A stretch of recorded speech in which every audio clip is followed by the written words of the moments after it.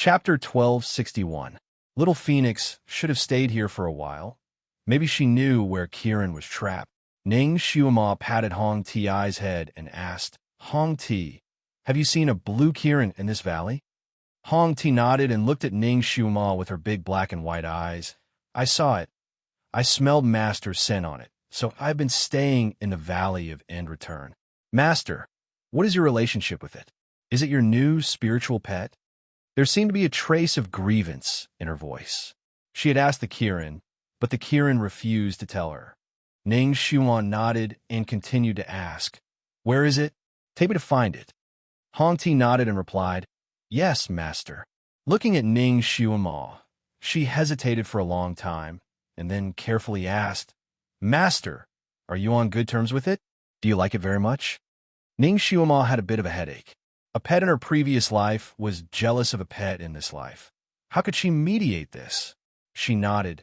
It is not only my spiritual pet, but also my friend. So Hong Ti, I have to save it. Hong Ti's small head drooped down.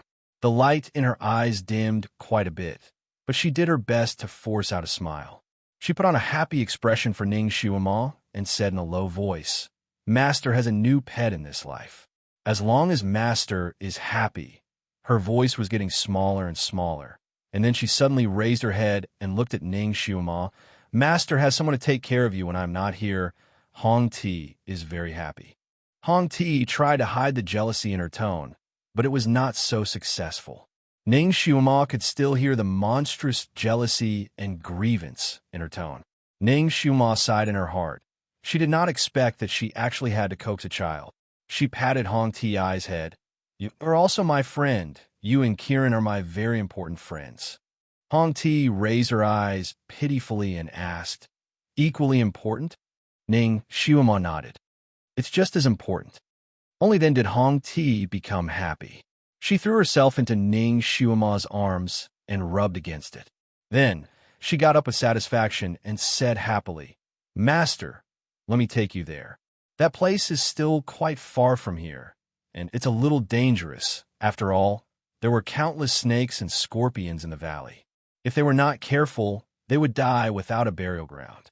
But after Little Phoenix came, he became the overlord here. It was so domineering that the poisonous creatures were scared witless when they saw it. Her figure rose up, and countless streams of light condensed, gradually transforming into a phoenix in midair. Master, come up. Ning Shuama jumped and rode on the phoenix's back. She grabbed its feathers and said, Let's go. The little phoenix let out a long phoenix cry, spread its wings, and flew forward. Ning Shuama sat on the phoenix's back and faintly saw that where little phoenix passed by, countless black things below scattered to both sides like a tide, just like Moses parting the sea. She suddenly thought of something, and the hand holding little phoenix's feathers slightly tightened. She asked, Hong Ti, did you see the person who was with me just now? Little Phoenix nodded. Countless streams of light scattered, and a clear voice sounded. Are you referring to the man in black? In order to be alone with Master, I trapped him outside the valley. He can't come in. Ning Shuama. This was a very possessive little Phoenix. She was wondering why she didn't see Shijua come in. It turned out that he was trapped outside the valley by Little Phoenix. Chapter 1262. It was safer outside the valley, and Shijue should be fine. After a while, the little phoenix spread its wings and glided toward a cave. While flying, it said, Master, that Shilin is inside. The cave was fiery red. After the little phoenix flew for a while, Ning Shuama saw Kieran on a big rock in front of her. It was sleeping on top of it with its tail drooping.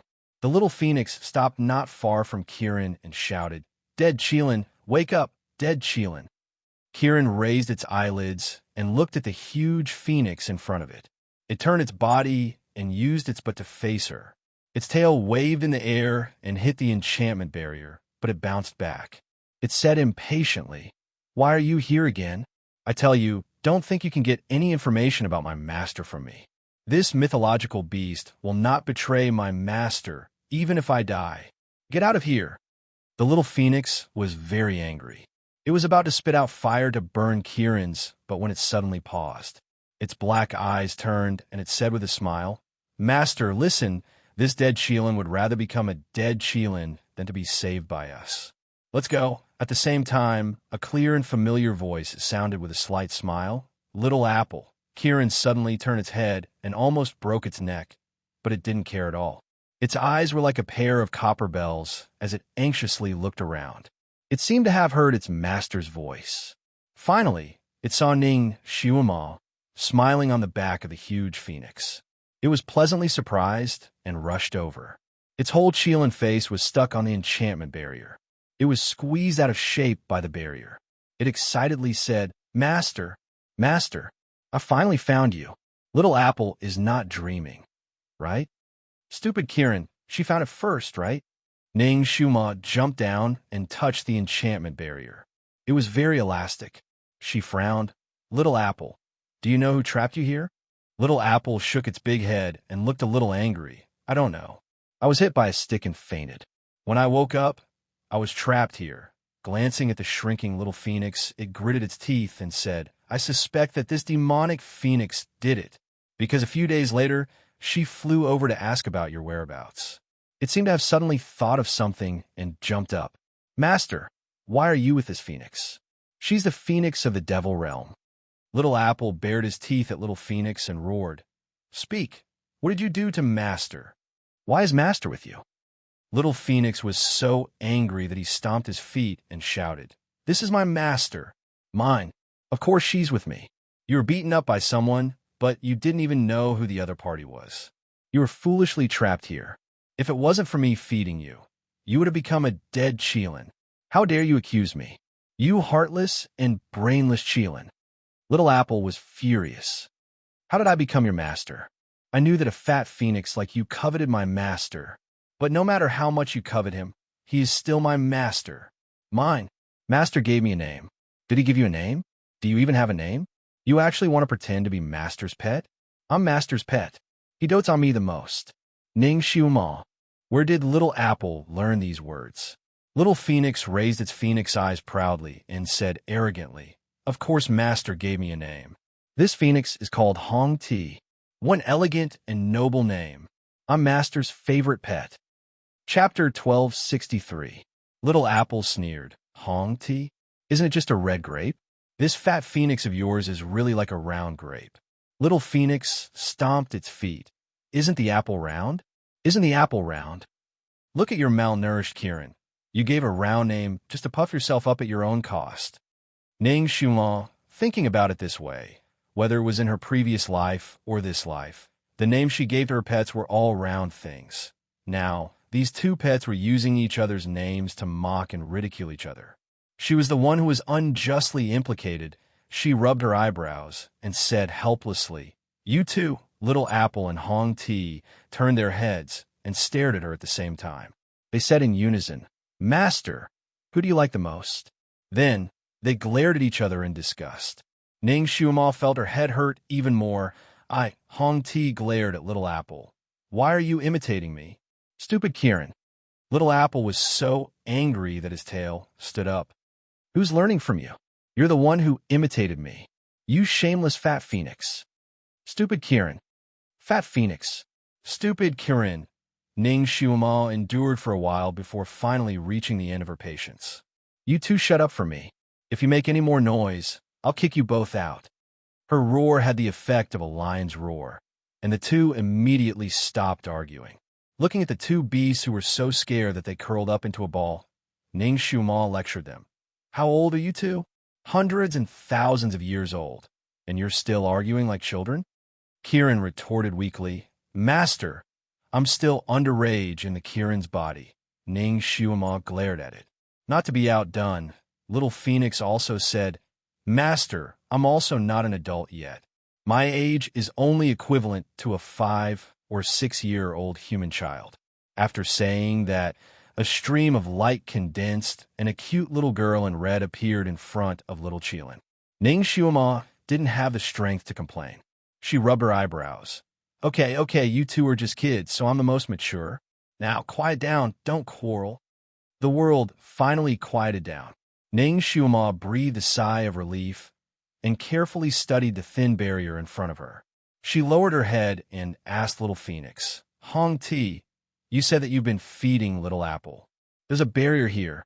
How did you throw the food in?" The little phoenix swaggered around like a victor as it disdainfully glanced at the little Qilin. It then turned its head to face Ning Shuama with an adorable smile. "Master, also don't know why, but this barrier seems to only allow entry and not exit.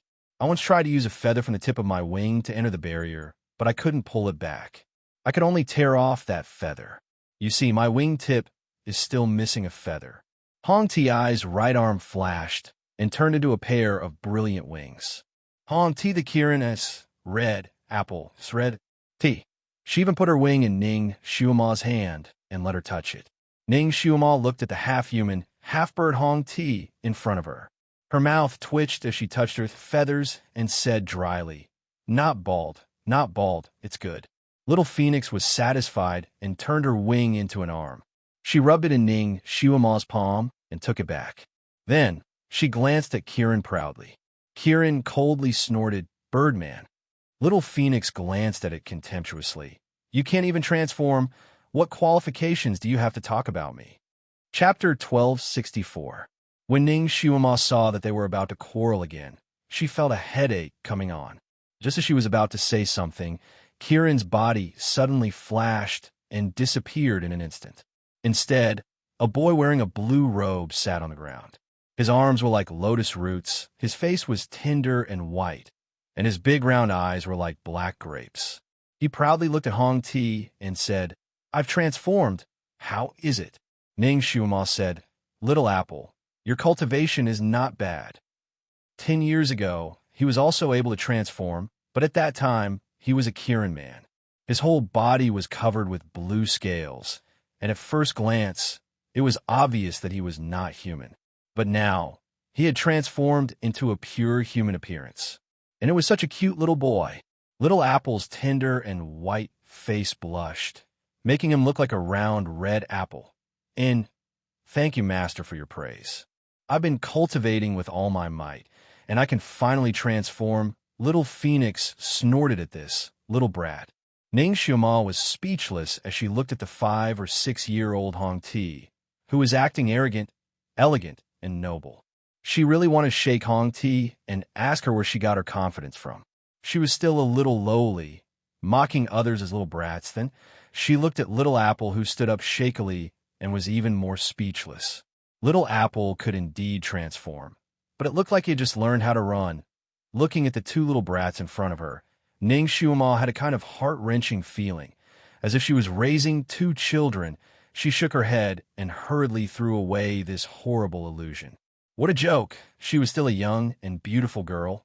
Where did these 2 big kids come from? She drove the messy thoughts out of her mind, and the expression on her face became serious as she carefully observed the enchantment. Little Apple and Hong Ti also knew that they should not disturb her, so they finally quieted down. Especially Little Apple. He did not even dare to breathe, for fear that he would scare away Ning Shuama's thoughts and make her unable to break this enchantment. God knows that he was trapped in this enchantment and was so bored that he could only count his scales for fun. Ning Shuama suddenly drew a complicated talisman in the air, which flashed with a dazzling golden light.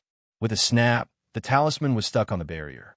As soon as the talisman came into contact with the barrier, it ignited with a whoosh, and in a moment, only ashes were left on the ground. It was useless.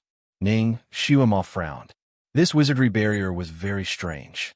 It contained an extremely high amount of psychokinesis. It could be seen that the person who set up the wizardry barrier must have an extremely high psychokinesis. This was where the conflict arose. Since that person's telekinesis was so high, defeating Kirin would be as easy as flipping his hand. Why would he want to trap Kirin here?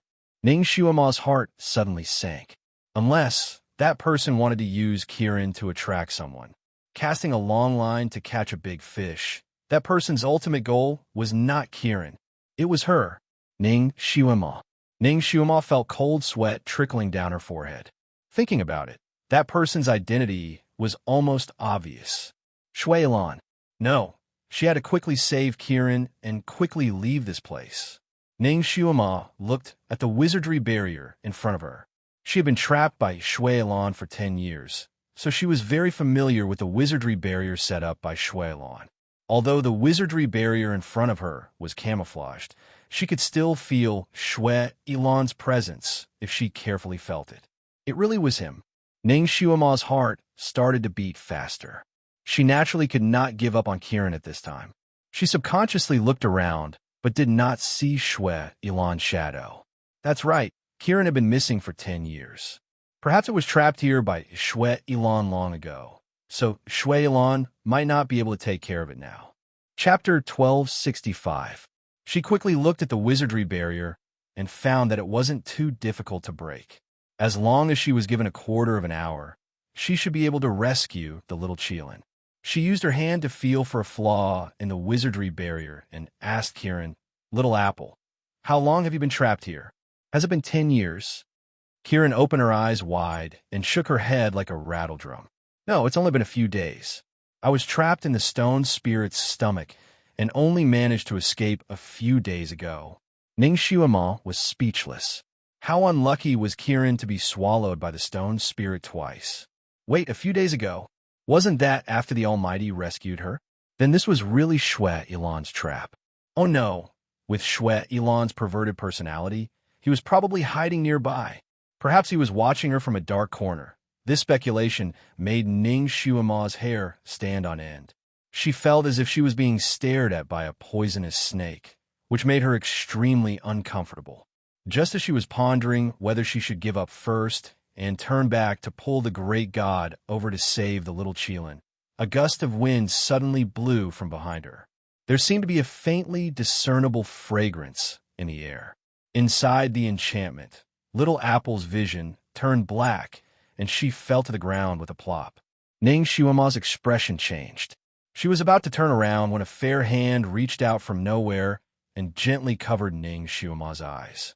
He whispered in her ear, "Momo, I caught you, Shui Elan." Ning Xiuma was extremely sad because she didn't check the almanac before leaving the house. Her body stiffened for a moment, and she raised her hand to remove his hand from her eyes. Not bad. Shui Elan's hand was easily pried open by her. Her figure shook as she retreated a few steps like moving clouds and flowing water. She then turned around to face him. "Sire, you've mistaken me for someone else." She was still in disguise and had the standard appearance of a man. Perhaps Shui Elan was just tricking her. Shui Elan stood there with his arms crossed. The heavenly wind caused his red robe to flutter in the wind. His gaze fell on Ning Xiuma's face, circling back and forth as if he wanted to see a flower on her face. Ning Xiuma tried her best to remain calm and looked up at him. Her expression didn't reveal anything. Shui Elan's beautiful eyebrows raised, and he smiled faintly. "You're really not Momo?" "Of course not." Ning Xiuma denied it. The moment she saw Shui Elan, even her voice became rough. It was a standard male voice, which was as different as heaven and earth from her original voice. "Oh, if you're not Momo, then why did you save this Kieran?" Shui Elan's eyes flashed slightly. "Kirins are ancient mythical beasts. Who doesn't want them?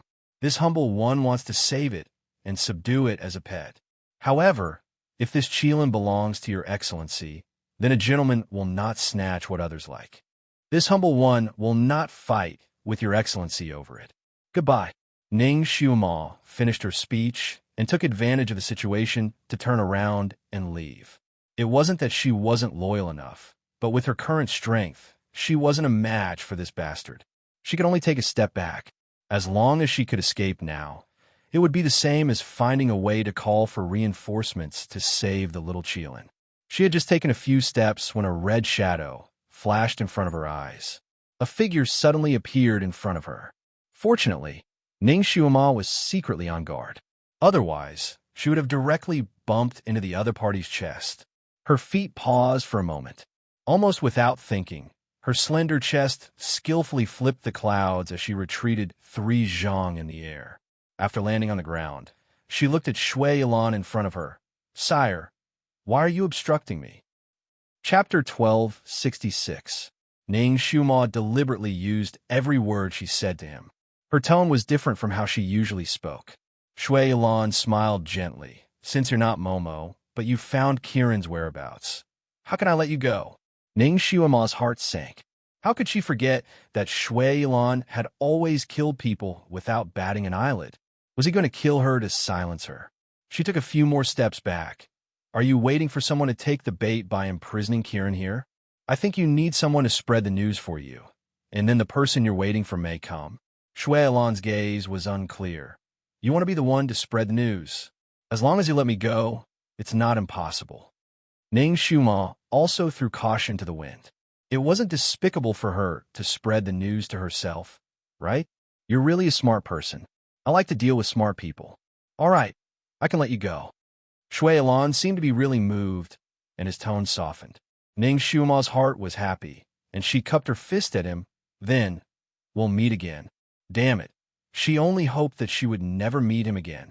She picked up the little phoenix that was poisoned by Shui Yilan, turned around, and walked away. 1 step, 2 steps, 3 steps, 5 steps, 10 steps, there was no movement behind her. Ning Xiuma's body was stiff, and she didn't dare to look back. She seemed to be taking big steps, but in fact her palms were sweating because of nervousness. Wait, Shui Yilan suddenly said behind her. Ning Xiuma, what was this bastard up to now? She could only look back. Is there anything else? Shui Yilan stood there with his arms crossed. He was only a few steps away from Kirin, who was inside the barrier. He smiled leisurely and said, I suddenly remembered something. The person I am waiting for is as cunning as a little fox. She might not believe you if you tell her empty words. Taking 10,000 steps back, even if she believed him, she would definitely bring powerful reinforcements. That would not be good. That's why we need something to intimidate her. Ning Xiuma's heart suddenly sank. She could vaguely guess Shui Yilan's next move. Her expression changed slightly. What do you mean? Shui Yilan smiled again. He had always loved to smile, and his smile was like a harmless and elegant young master. It's very simple. I can cut something from this little Qilin's body and let you bring it to that person. Then tell her to come in person. Don't bring anyone, otherwise he... Ning Xiuma was disgusted by his he. What do you want to cut from it? Shui Yilan looked at Ning Xiuma and then at Kirin, who was lying there. He then discussed with her, I'm afraid you can't carry it if I cut off too much. How about cutting off one of its hooves? This hoof is only a few dozen kilograms. It shouldn't be too difficult for you to carry it. After he finished speaking, he raised his hand and broke the barrier. Then he took out a sharp knife from who knows where and measured it against the little Qilin's body. Tell me, should I cut off its front hooves or its back hoof? Which hoof is more convenient to carry? Ning Xiuma. She really thought that cutting off his hand would be more convenient to carry. This bastard must have seen through her and was just teasing her now on the Tianyin Peak. The original format of the main hall and the side hall had changed. There was now a small 2-story building in the northwest direction. Its scale was similar to the side hall that Ning Xiuma lived in. However, its style and layout were not the same as the main hall. It looked a little lonely. Chapter 1267. Yunqi was living in this newly built building. This time, she moved in openly because she was injured. She was seriously injured. One of her arms had been crippled. It had been torn off by a ferocious monster. Fortunately, Shun Julie had acted in time and snatched her arm back from the monster's mouth. He had also used a spell to reattach it. Otherwise, she would have become a one-armed fairy. Although her arm had been reattached, the tendons and meridians inside had not been completely reconnected. Shun Julie had still needed to use a secret technique to nurse her health and unblock her meridians. Only then would there be hope for her arm to be reattached and return to normal. Shun Julie had done his best to heal her this time. After all, she had gotten injured because of him. She had even sacrificed her tracking bird and 2 precious silver canary sparrows for Shun Julie's mission. Although she had often come to Tianyin Peak, Shun Julie had never allowed her to stay overnight. No matter how late it was, he would always send her off. This was the only time she could finally stay. When Shun Julie had brought her back to Tianyin Peak, she had actually taken a fancy to the side hall where Ning Xiuma had stayed. Anyway, Ning Xuema had run away with Shi Jue. She had acted so ruthlessly at that time. Based on Shun Julie's character, he would most likely cut off all ties with Ning Xuema and expel her from the sect. Therefore, Ning Xuema probably would not be able to come back, unless that woman was thick-skinned enough to kneel down and beg Shun Julie for forgiveness. However, the possibility of that happening was not very high. Ning Xuema was too proud. Now that she and Shun Julie had become so tense, she would probably be too embarrassed to come back. Perhaps from now on, Shun Julie and Ning Xuema would no longer have anything to do with each other. Because of this, Yunqi thought that Shun Julie would naturally arrange for her to stay in that side hall. She had even secretly planned to quietly clear out all the things that belonged to Ning Xuema after she moved in. This would mean that she would completely remove that woman from Shun Julie's life. In the future, only Yunqi would be by his side. Her plan was good. She had even hinted that she wanted to stay in that side hall. However, Shun Julie only glanced at that side hall and said indifferently, "That place is not suitable for you." With a wave of his sleeves, he used a spell to build a small 2-story building and arrange for her to stay there. Shun Julie helped her treat the injury on her arm again. When he was combing through her tendons and veins, he seemed a little uneasy. When he channeled his psychokinesis into her body, he did not control his strength very well. As a result, one of the blood vessels on her arm almost burst. Fortunately, he noticed it in time and adjusted it for her. After he finished treating her, Yunqi made up her mind and threw herself into his arms with tears in her eyes. "Julie, I'm in so much pain." In the past, she had inadvertently seen the way Ning Xuema and Shun Julie interacted. Ning Xuema liked to hug Shun Julie's arm and act coquettishly. Occasionally, when she was injured, she would throw herself into his arms like a cat and cry out in pain. At that time, Shun Julie would always gently massage her sore spots. Although he looked helpless, his eyes were full of love. In the past, when she interacted with Shun Julie, she was too ladylike and could not let go. She always thought that he liked quiet and sensible girls. Therefore, she tried her best to be generous, sensible, gentle, and considerate. However, she did not expect that Ning Xuema would steal him away, which made her feel very frustrated. Chapter 1268. Now that she finally had a chance, she naturally didn't want to miss it. She wanted to learn from Ning Xuema and throw herself into Shun Julie's arms and act coquettishly. Julie would definitely slowly fall in love with her that way. Yunqi was sent flying. Yunqi had thought that Shun Julie would hug her and comfort her. However, she had never expected that Shun Julie would directly send her flying. She flew backward. Just as she was about to hit the ground, Shun Julie flicked his sleeve and tossed Yunqi into a chair. Yunqi really wanted to cry this time. She looked at Shun Julie with tears in her eyes, her expression full of grievance. Such a charming beauty was crying like a pear blossom in the rain. If it had been anyone else, they would have felt sympathy and wanted to hug her and comfort her. However, Shun Julie only glanced at her indifferently and frowned slightly. His voice was like flowing water as he said, "Have a good rest." Without looking at her again, he fluttered away. Yunqi was speechless. She bit her lip, her eyes full of unwillingness. However, she didn't dare chase after him, so she could only give up. Shun Julie returned to the main hall. After standing quietly for a while, he sat down quietly and started playing chess. Suddenly, a clear voice came from outside the hall. "Master, disciple Yelu Jing, and wishes to see you. Come in." A faint voice came from inside the hall. This was the scene that greeted Yelu Jing, and when he came in, the main hall was filled with the fragrance of tea. Shun Julie was fiddling with a chess piece for a long time. Judging by his expression, he seemed to be thinking about something. Yelu Jing, and didn't dare to guess why his master was distracted. He bowed respectfully. "Master." There was no reply for a long time, so Yelu Jing and could only bow quietly and wait. After a while, he heard a pa sound. He knew that his master had finally placed his chess piece. Shun Julie's indifferent voice was heard. "Get up. What's the matter?" He didn't even look at Yelu Jing, and as he picked up another chess piece. Yalu Jing and replied respectfully, "Master, disciple wants to make a trip to the Bright King Palace." Shunjili finally looked up. "What's the matter?" Yalu Jingan felt a little strange. In the past, her master had always given her leave without asking about the disciple's private matters. Why was he suddenly interested this time? However, he still replied respectfully, "The Bright King has invited me to preside over Crown Prince Shijue's wedding." The chess piece in Shun Julie's hand fell to the ground, but he didn't care about it at all. There was finally a slight fluctuation in his usually calm voice. "What?" Yalu Jing, and looked at the fallen chess piece, and his heart skipped a beat. He lifted his eyes slightly and quietly repeated, "The Bright King has invited me to preside over Crown Prince Shijue's wedding." After thinking for a while, he added, "If Master doesn't agree, this disciple will properly refuse."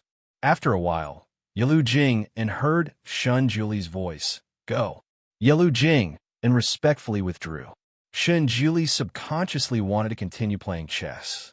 He picked up a chess piece and was about to place it down when he suddenly realized that the chess piece he had accidentally placed was blocking his life gate. Shun Julie, he sat there quietly, motionless. After a while, Shun Julie waved his sleeves, and countless chess pieces fell to the ground. He didn't even look at the chess pieces. In a flash, he transformed into a ray of white light and flew out. The Bright King Palace. Everywhere was a joyous red.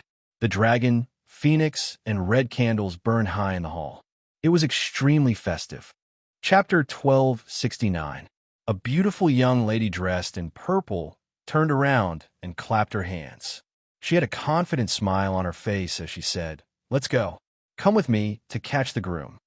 Outside the valley, Shijue couldn't tell the direction in the thick fog.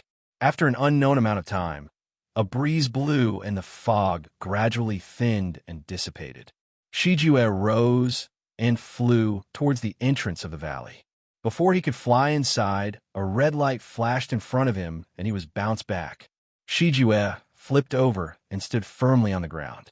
He looked at the faintly discernible red barrier in front of him, and his heart sank. There wasn't a barrier here before. He tried to break the barrier, but couldn't. Blue light condensed in his hand, and he planned to break the barrier with brute force. Suddenly, his waist tightened, and he flew back uncontrollably. His long eyebrows slightly wrinkled. With a flip of his hand, a sword appeared in his hand, and he directly slashed at the thing that was entangled with him. "Little brother, if you don't want your sword to be damaged, then stop." A lazy voice sounded. "Sister?" Shijue's body stiffened, and he looked at the whip at his waist. It was indeed his sister's soul-entangling whip. In such a short time, Shijue had already flown in front of Mingwan. The whip loosened, and Shijue subconsciously wanted to run. However, Mingwan's hand was faster. She pointed at a certain acupuncture point on his body, and Shijue's entire body stiffened.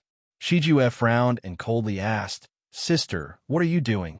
Mingwan glanced at him and patted his head with a smile. She simply said, "Sister has chosen a good marriage for you. Now, I'm going to tie you up and bring you back to get married." "What?" The anger in Shijue's eyes almost materialized. "I don't agree. The only one I want to marry is Shuama. I definitely won't marry anyone else." Unfortunately, Ning Shuama isn't someone you can covet, little brother. If Shuilan and the ancestor were to stand there, her little brother wouldn't be able to stand in line. Mingwan felt a headache and simply didn't explain. She waved her hand and domineeringly said, "Objection overruled. Men, bring the crown prince back." Shiju roared, "Even if you bring me back, I won't cooperate with the marriage. If you don't want to embarrass the Bright King Manor, then let me go." Mingwan looked at her worrisome brother, who was yelling at her. She gritted her teeth and suddenly revealed a sly smile. "Little brother, if you didn't mention it, I would have forgotten." Shijua looked at his sister's smile and suddenly had a bad feeling. Subconsciously, he wanted to retreat, but his body was frozen in place, unable to move. Mingwan's hand was as fast as lightning as she lightly tapped his body. Shiju felt the corners of his mouth rise uncontrollably as he smiled happily. Mingwan smiled and said, Little brother, marriage is such a joyous occasion. Do it well. Good. Laugh. Shiju, the bright king's crown prince's wedding was undoubtedly grand and extravagant. There were many guests and firecrackers in the hall. Countless young girls who adored the crown prince felt their hearts shatter. Looking at this dreamlike wedding, countless young girls were green with envy. She wondered which family's daughter was so lucky to be able to marry the handsome and powerful crown prince of the Bright King Manor. Shiju was also very curious about this. His acupuncture points were sealed by his sister, so he could only listen to her orders stiffly. With a silly smile on his face, he walked into the hall with the bride. He looked at the bride beside him, who was dressed splendidly with a veil over her head. A trace of unwillingness flashed across his eyes. Chapter 1270. The only person he wanted to marry was Ning Xiuma. But now, he was being forced to marry a woman he had never met before. Shijue felt as if his entire body was burning. He wanted to turn into a ray of light and get as far away from this damned wedding as possible. But his body was uncontrollably standing next to the bride, and he even held the bride's hand stiffly. The guests were full of praises, thinking that the bride had married into a good family. Countless unmarried young ladies looked at the two's intertwined hands, then looked at Shijue's joyful smile, and finally, their gazes towards the bride were filled with envy. Shijue fiercely looked at his intertwined hands with the bride, wishing he could chop it off. Mingwan sat at the top of the great hall. She was graceful and had a graceful smile on her face. However, there was a hint of warning in her eyes when she looked at him. Yalu Jing'an's calm voice had a hint of a smile as she followed the steps and calmly presided over the wedding. First, bow to heaven and earth. Yalu Jing'an's voice sounded. Shijue's body involuntarily bowed, his heart almost sinking into the water, and his gaze towards Mingwan was filled with unwillingness and anger. Mingwan sighed inwardly, but maintained a faint smile on her face all along. Second, bow to your parents. Shijue fiercely looked at the bride beside him, wishing that a gust of wind would blow her away and never come back. Perhaps Shijue's resentment was too strong. A strong wind suddenly blew in the main hall, causing everyone to be unable to open their eyes. In the whistling wind, Shijue opened his eyes wide, and then he was incomparably happy to see the bride's body uncontrollably fly out like a gust of wind, instantly disappearing without a trace. Blown away, blown away. It seemed that the heavens really heard his inner prayers. They really blew away that eyesore of a bride. That's great. It couldn't be any better. Shijue really smiled this time, a smile from the bottom of his heart. Without the bride, he wanted to see who his sister would force him to marry. When everyone could open their eyes, only Shijue was left standing there alone in the main hall, and the bride was nowhere to be seen. The hall was suddenly in a state of chaos. Some ran out to find the bride, and some stood there to watch the show. They exchanged words with their eyes. It was a mess. Mingwan's face was as calm as water. She looked at Shiju coldly, as if asking, "Did you do it?" Shiju maintained his smile and replied to his sister with a calm gaze, "No." Yalu Jing looked at the door, smelling the familiar fragrance in the air, deep in thought. He was wondering why his master would steal someone else's bride. Thinking about it was one thing, but he definitely wouldn't expose this point. Looking down at the increasingly noisy hall, he waved his hand and was just about to say something when he suddenly paused. A gust of wind blew, and a red shadow flashed at the door. The bride flew back into the hall with the wind and slowly landed on the ground. Shiju! Yalu Jing and all the guests. Mingwan was stunned. She looked at the bride and seemed a little confused. But since the bride was back, the wedding could continue.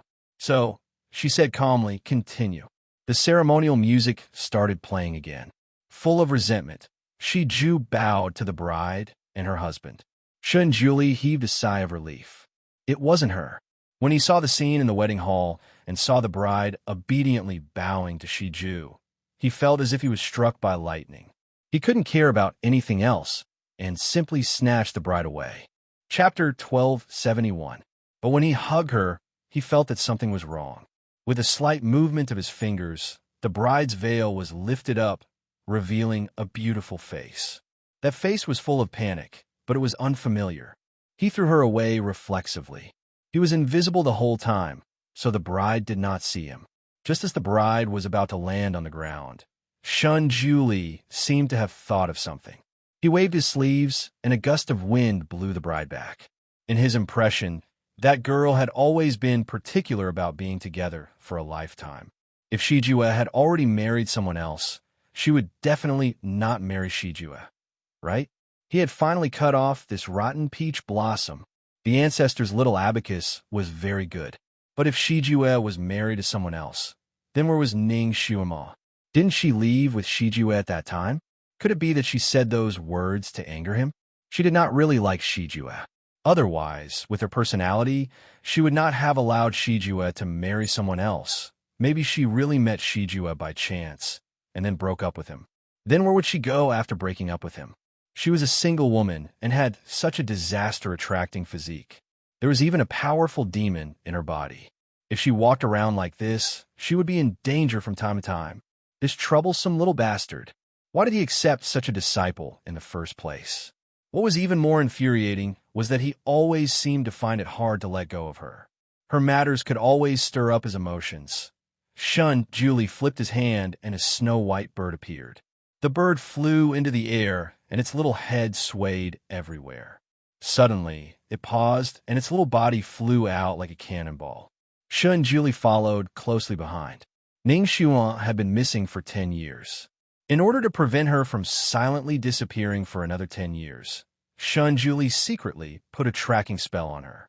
When he heard about Shijue's wedding, he flew over like lightning and actually forgot about the tracking spell. Ning Xuema turned around to face Shuilan. Shuilan, you're really haunting me. She said this with her original voice, which was very clear and pleasant to the ear. Shuilan smiled. Momo, you finally know that you can't escape from me, nor can you hide from me. For you, I can do anything. He looked extremely satisfied. His fingers waved around as if he was pointing at the mountains. Momo, do you like the name of this place? I specifically chose this place, Zhongguo Valley. You will be returned to my side in the end, because you will be mine for all eternity. Pervert. He couldn't stop taking the medicine. Ning Xuema simply wanted to give him a bowl of medicine to wake him up. However, since she was willing to risk everything and reveal her identity, she naturally had to achieve her goal. All right, now that you've lured me here, shouldn't you release the little Qilin? Shuilan glanced at Kirin, who was inside the enchantment. Momo, you're very attentive to it. Of course, it's my friend. Ning Xuemo replied without hesitation. Now, the little Qilin wasn't just a simple friend of hers. She already regarded it as her family. Shuilan's eyes darkened. She treated a pet better than she treated him. Was this woman's heart made of iron? He had done so much for her, but she was still repulsed by him. And what did this stupid Kirin do for her? What else could it do besides being a hindrance? And she treated it so well. Chapter 1272. Shuilan's fingers slowly clenched, and the barrier next to him also began to shrink as if it was being clenched. Kirin, who was inside, was about to be squeezed by the barrier. Once it was squeezed, it was likely that Kirin would be squeezed into a pile of skin. Shuilan, stop. Ning Xuema's complexion changed, and she rushed over. Shuilan raised his hand and took advantage of the situation to twist her arm and push her back against the barrier. He leaned over and looked down at her. Momo, you don't even recognize me right now, so what qualifications do you have to ask me to stop? This position was too embarrassing. Ning Xuema subconsciously wanted to push him away, but in the end, she stopped and steeled her heart, allowing him to embrace her.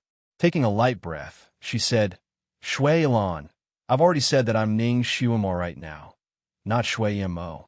I don't want to be anyone's substitute, even if it's a substitute from my previous life. If you always treat me as her, I'll feel very uncomfortable. This sentence seemed to have the meaning of admitting defeat. Shuilan's eyes slightly lit up. Momo, if I don't treat you as her, will you accept me? Accept my ass. He clearly treated her as Shuiemo. If he didn't treat her as Shuiemo with his temperament, how could he be so submissive in front of her? Moreover, she didn't like his temperament, so no matter how well he treated her, she didn't feel anything. There was also a strange point. Ning Xiumo was obviously someone who cared about appearances. She had always been very polite to handsome men, but when it came to Shui Alan, facing such a rare and super handsome man, she didn't have the slightest feeling. Not only did she not have any feelings, it seemed that from the first time they met, she had a strange feeling towards him. It was like disgust, like disappointment. That complex feeling was something that even she couldn't describe. However, every time she saw Shui Alan, she couldn't help but feel annoyed. She didn't want to be nice to him. Hong Ti had already fainted when Shui Alan appeared, but she was after all a devil realm phoenix who had cultivated for 100 years after Nirvana. At this moment, she finally woke up. When she saw her master being held in the arms of a red-clothed person, she instantly exploded. "You pervert! Let go of her!" Shui Alan seemed to have just noticed Hong Ti, and a murderous aura flashed through his eyes. He raised his hand and gathered a red light, wanting to send Hong Ti on her way. Ning Xiumo grabbed his sleeve and raised her eyes. "You can't." Shui Alan raised his eyebrows, looked at Hong Ti, and then looked at Ning Xiumo. He teased, "Why? This is my child, but this seems to be a phoenix. Kid, you big head." Nothing had happened between her and Shui Alan. So where did this child come from? Ning Xiumo leaned on Shui Alan's arms and secretly gave Hong Ti a look, telling her to quickly fly out and spread the news. As long as she spread the news, it would be fine. Hong Ti was indeed her battle pet in her previous life. Their minds were very connected. With just one look from Ning Xiumo, Hong Ti knew what she meant. Her figure rose up and instantly turned into a phoenix, flying out of the cave like lightning. Shui Alan chuckled, and with a backhand, a red light followed behind. Hong Ti was hit the moment she flew out of the cave. She let out a mournful cry and couldn't fly anymore. She fell to the ground powerlessly, struggled for a while, and fainted. Ning Xiumo's heart sank. She struggled forward. Hong Ti, Shui Alan pulled her back and patted her head. He faintly sighed. "Momo, this phoenix is too naughty. It's useless to keep it. How about we give birth to a little snow flood dragon?" Chapter 1273. Ning Xiumo secretly rolled her eyes in his arms. Who wants to have a snow dragon with him? She doesn't care about that. The snow shark king that she met in the ice field popped up in her mind. That giant head, that ferocious face, those dense fangs. Then she looked at Shui Alan again. Her body stiffened, and all the amazement disappeared. No matter how beautiful he was in his human form, his original body was so ugly. It was really disillusioning, okay? "Momo, what are you thinking about?" Shui Alan looked down at her and felt that she was looking at him strangely. After a pause, he seemed to have guessed something. "Momo, have you seen a snow shark before?" Ning Xiumo was expressionless. "Yes, I have. It was very mighty and majestic. Its fangs were very thick and strong, and its eyes were very bright." Shui Alan, was she describing a snow shark?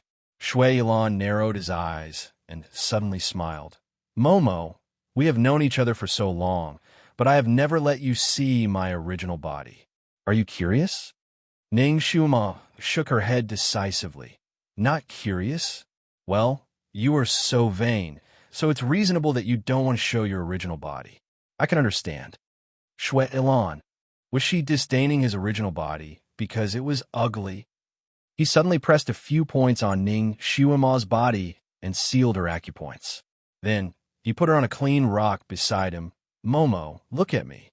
This is the original appearance of your future husband." A faint golden light flashed from his body and covered his whole body. When the golden light dissipated, a snow-white flood dragon appeared on the spot. Its body was long and streamlined, and its silver scales were shining like snow. Its head was a little like a dragon's, but it lacked a horn. The horn was in the middle of its head, and it was as exquisite as crystal. Its branches were shaped like antlers, but they were much sharper than antlers. She had a pair of slanted phoenix eyes, and the shape of her eyes was extremely beautiful. Coupled with her long eyelashes, when she turned slightly, she was overflowing with radiance, like the rippling waters of a lake. Its 4 paws were on the ground, and it stood there with its head held high. The end of its tail was in the shape of a flame, and there was a pair of snow-white wings gently flapping on both sides of its body.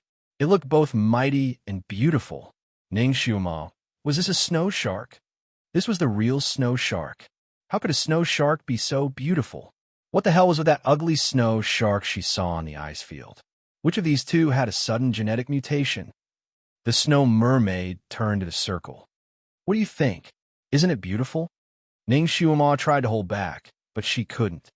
Shui Lan, your snow shark's genes are mutated, right?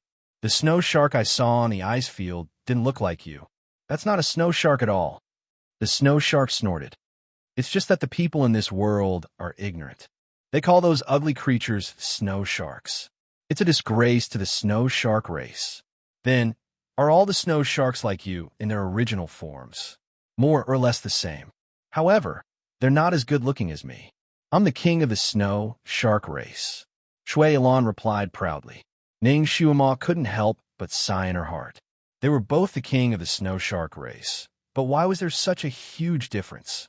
The flood dragon moved to Ning Xiuma's side and rubbed its head against the corner of Ning Xiuma's clothes. Its eyes were as clear as water in autumn. Momo, after seeing my original form, do you think you can marry me? Ning Xiuma. Chapter 1274. Ning Xiuma was speechless. She didn't want to marry a beast, however, she really didn't expect that Shui Ilan's original body would be so beautiful. It was even more beautiful than Kirin and Little Phoenix.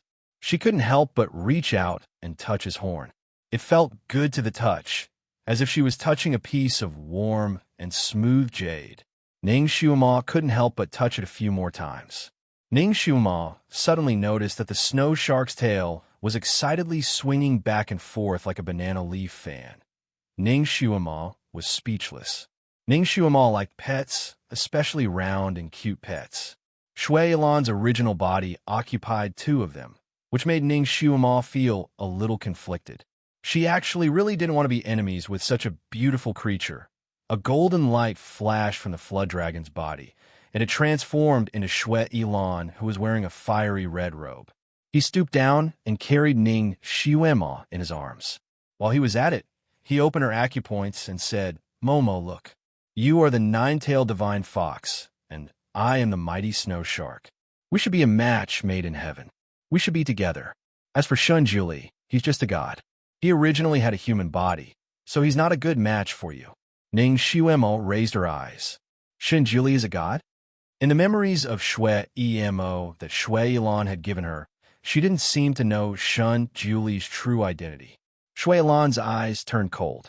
Yes, he's the only god left in the ancient times, the only god alive in this world.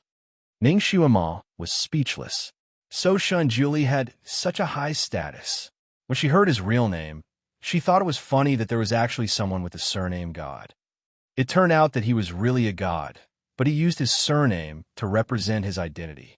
She already knew that the system of this world was divided into humans, beasts, demons, devils, immortals, and gods.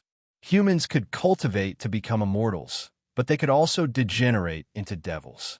Beasts could cultivate to become demons, immortals, or devils. Only gods could not be promoted just by cultivating. They were born from the heavens and earth. They had no parents and were above all other species. It had always only existed in legends. She didn't expect it to be real, and she even met one. She really didn't know if this was her fortune or misfortune. No wonder he said that he had no parents and made her think that he was an orphan whose parents died early. It turned out that he was a god. Looks like I wasn't wrong to call him Great God. The image of him and Yunshi holding hands flashed across his mind, and his heart twisted.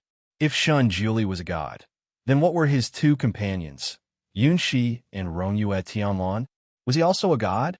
At this moment, her thoughts drifted far, far away. When she came back to her senses, Shui Ilan lifted her chin forcefully. His eyes darkened, and there seemed to be a trace of red light flashing past. His voice was still as gentle as water, but the strength in his hand was almost crushing Ning Xiuma's bones. Momo, answer me. Answer what? Ning Xiuma raised her eyebrows and looked at him. She was distracted just now, so she didn't hear what he said at all. Also, she hated it when people pinch her chin. She raised her hand and slapped it down. "You're hurting me." Her palm hit his wrist unceremoniously, and she could almost hear the soft sound of his bones breaking. Shui Alan didn't have any intention of letting go, but he loosened his grip a little. "You haven't answered me yet." No matter what he asked her to answer, it definitely wouldn't be anything good. It was nothing more than forcing her to marry him. Chapter 1275. Whatever he wanted her to answer, it was definitely nothing good. It was nothing more than forcing her to marry him. Ning Xiuma smiled faintly. "Little Lan Shan, you've only reincarnated once, and you've already learned to force me like this?" Shui Lan's movements seemed to stiffen. Finally, he let go and hugged Ning Xiuma even tighter. He put his chin on her neck and whispered, "Momo, I just missed you. How much of your memories have you recovered?" "Momo, I don't think you should treat me like this." Ning Xiuma faintly sighed and didn't say anything. Some of the memories that Shui Ilan had instilled in her, she felt as if she had personally experienced them. Whenever she thought of them, she would feel distressed. Some of them, however, seemed to have nothing to do with her. It was like reading a book and remembering the contents of the story, but she didn't feel the same way. Moreover, she didn't want Shui Imo's memories at all. Therefore, as soon as those memories surfaced, she would slap them away in the Mariana Trench. Her face was forced to be buried in his chest, so he couldn't see her expression. "Momo, don't sigh. My heart will ache." Shui Ilan stroked her long black hair and buried her even tighter in his arms. Ning Xiuma didn't say anything. She just stood there quietly, letting him hug her tightly. Shui Ilan smelled the quiet fragrance in his arms and felt the warmth of the soft jade in his arms. His heart suddenly felt incomparably peaceful and satisfied. In fact, what he had always wanted was for Shui Imo to quietly be buried in his arms like this. The two of them would hug each other until the end of time. He whispered in her ear, "Momo, do you know how much your heart ached when Shun Julie took away your virginity? I desperately wanted to take you back. I didn't hesitate to open the gates of hell, a method that could kill 1,000 enemies but also injure 800 people. I really used all the methods I could think of, but I still couldn't defeat him. When I was seriously injured, I didn't feel any pain. However, when I saw your indifferent expression, my heart really hurt. It hurt so much that I wanted to dig it out." There was a trace of hurt in his voice. Ning Xiuma's heart sank as she listened to his words. Shui Ilan was indeed sincere to her, and she was also very moved, but if he didn't love her, it was useless for him to force it. She might have loved him in her previous life, but in this life, she really had no feelings for him. She had once felt apologetic towards him, but after being imprisoned by him for 10 years, this apologetic feeling had vanished into thin air. His love was too crazy. She couldn't afford it, nor did she want it. Ning Xiuma lightly sighed before finally spitting out those words. "Lan Shan, I'm sorry. I'm sorry. I can't return your affection. I'm sorry, but in order to escape, I have to kill you." She placed her hands on his back and hugged him, returning his embrace. He secretly chanted an incantation to summon the Amei Piercer, intending to deal a fatal blow to Shui Ilan. She knew what she was doing was despicable, but she had no other choice. If she didn't do it, Shui Ilan might just lock her back in the Demon Palace and never let her out again. She was unable to accept Shui Ilan, and even more unable to accept his twisted feelings. So if she wasn't locked up until she died, then he would die. Shui Ilan didn't seem to notice her small movements. His body slightly stiffened as he lowered his eyes to look at her. This was the first time she had apologized to him. Did she finally regret it? Did she regret leaving with Shun Julie? He turned her face over and stared at her. "Momo, let's get married, okay?" The Amei Piercer inched closer and closer to Shui Ilan's back.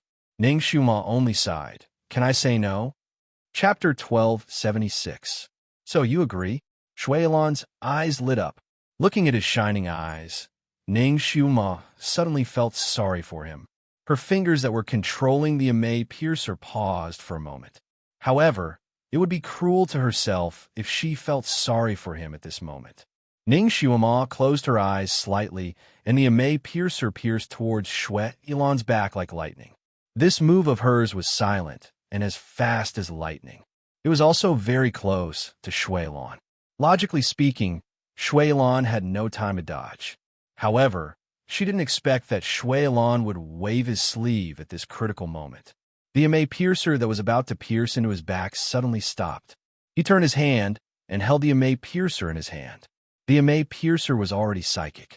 Naturally, it didn't want to fall into other people's hands. It struggled fiercely in his palm. Shui Ilan sneered and chopped down with his palm. A golden light flashed, and the slender Amei piercer broke in half. Half of it fell to the ground, while the other half was still in Shui Ilan's hand.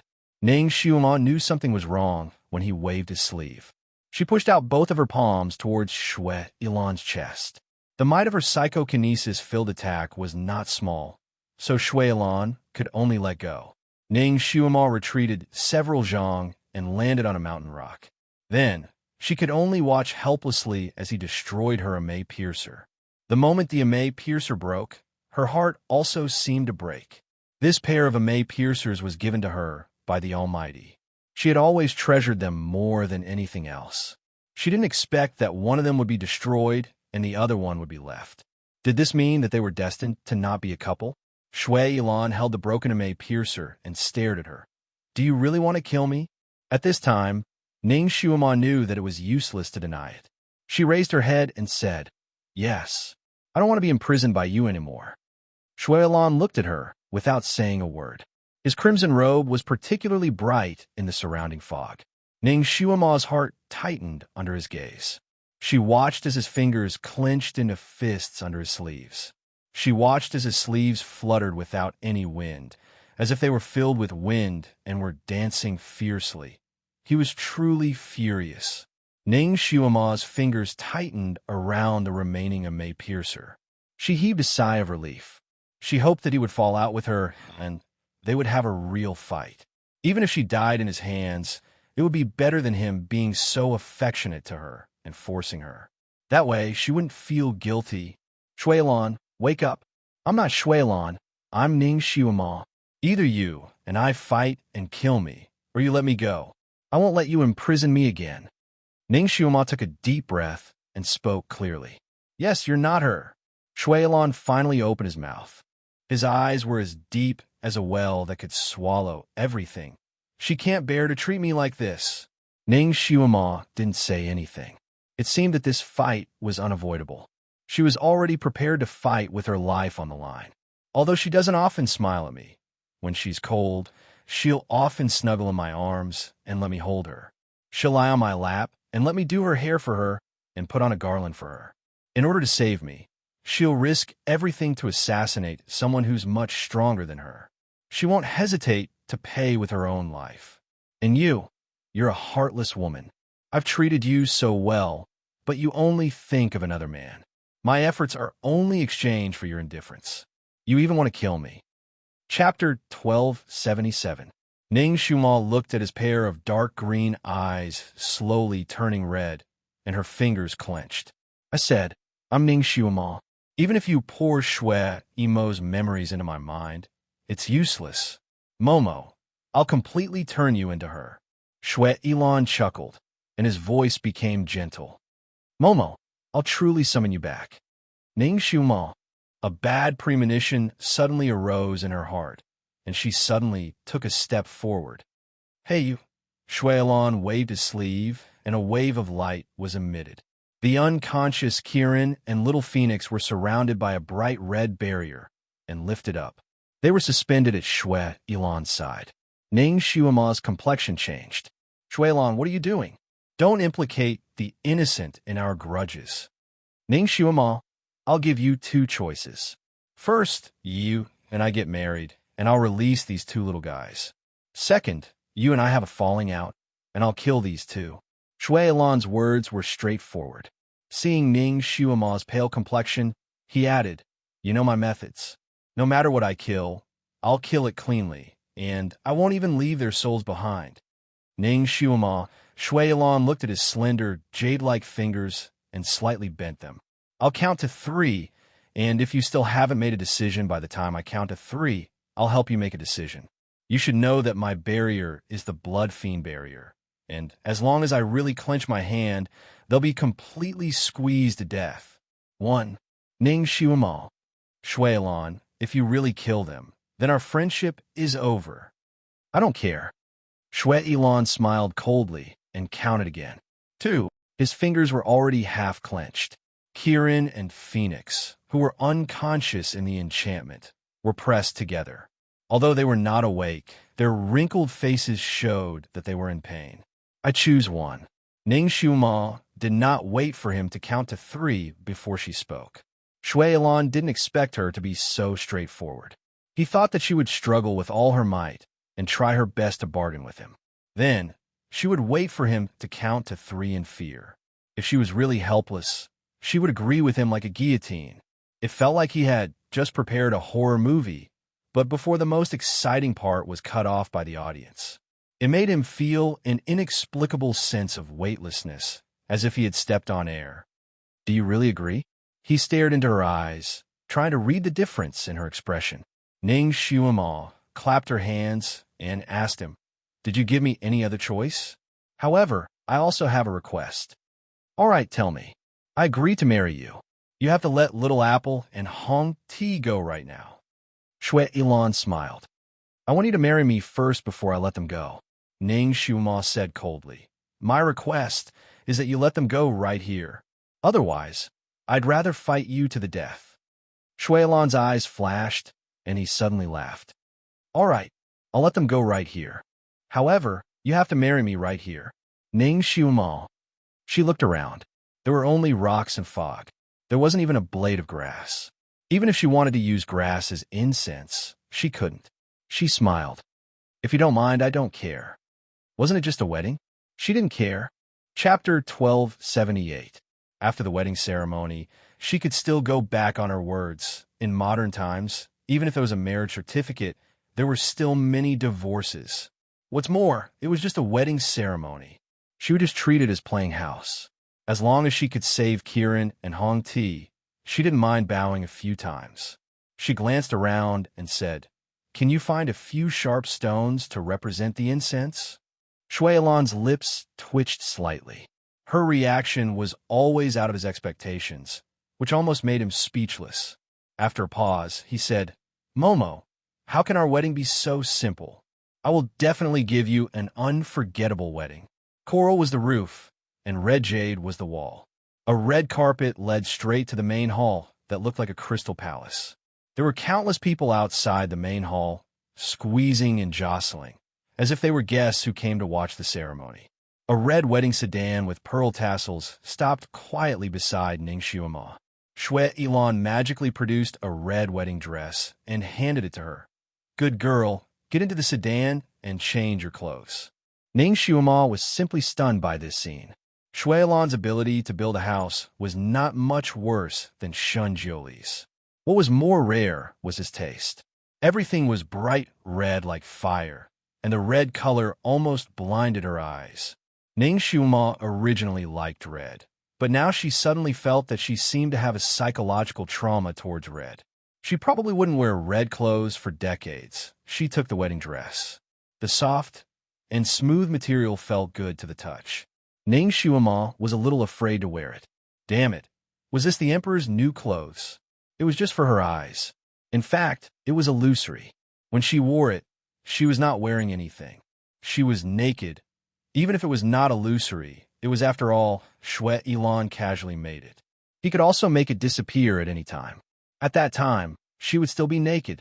Although Ning Xiuma had always been thick-skinned, she still found it hard to accept this. Shui Ilan was really considerate. He immediately understood Ning Xiuma's unspoken concerns. "Don't worry. I prepared this wedding dress for you long ago. It's not an illusion. You can wear it without worry." "Fine." Ning Xiuma held the stack of clothes and waved her hand, setting up a milky white barrier around her. Who would change their clothes in a wedding sedan? It's unlucky. This wedding sedan was also made by Shui Ilan. She didn't know what kind of perverted mechanism was installed in it. Perhaps when she was changing her clothes inside, the 4 sides of the sedan would scatter and she would be exposed again. It wasn't that she had too many misgivings, but that Shui Ilan was too abnormal. She had to be on guard. The enchantment she set up was as white as snow. This technique was taught to her by the Almighty, and it had a faint celestial aura. When she stood inside, Shui Ilan couldn't even see a corner of her clothes. He looked at the enchantment, and his eyes flashed with a touch of anger. There were too many imprints of Shun Julie on her body. How could he completely remove them? Momo, in fact, you don't have to do this. Sooner or later, I will see your body. After the wedding ceremony, we will consummate our marriage. Shui Ilan's voice slowly came in. Consummate your sister. Ning Shuama cursed in her heart. She slowly changed her clothes inside, trying to delay the time. When she was talking to Shui Ilan a moment ago, she secretly used her gossamer psychic power on Little Qilin and Little Phoenix to detoxify the poison in their bodies. Once the poison in their bodies was completely eliminated, they would be completely awake. After that, they would be able to run away. Chapter 1279. With her current martial arts, she could probably stop Shui Ilan for half an hour. This half an hour was enough for the two beasts to run very far away.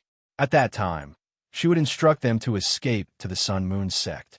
Although Sean Julie had a falling out with her, he probably wouldn't reject the two beasts too much and might even take them in. That way, she wouldn't have any worries and could do what she wanted to do. A quarter of an hour passed. Shui Ilan was a bit impatient. Momo, are you still not done? What's the rush?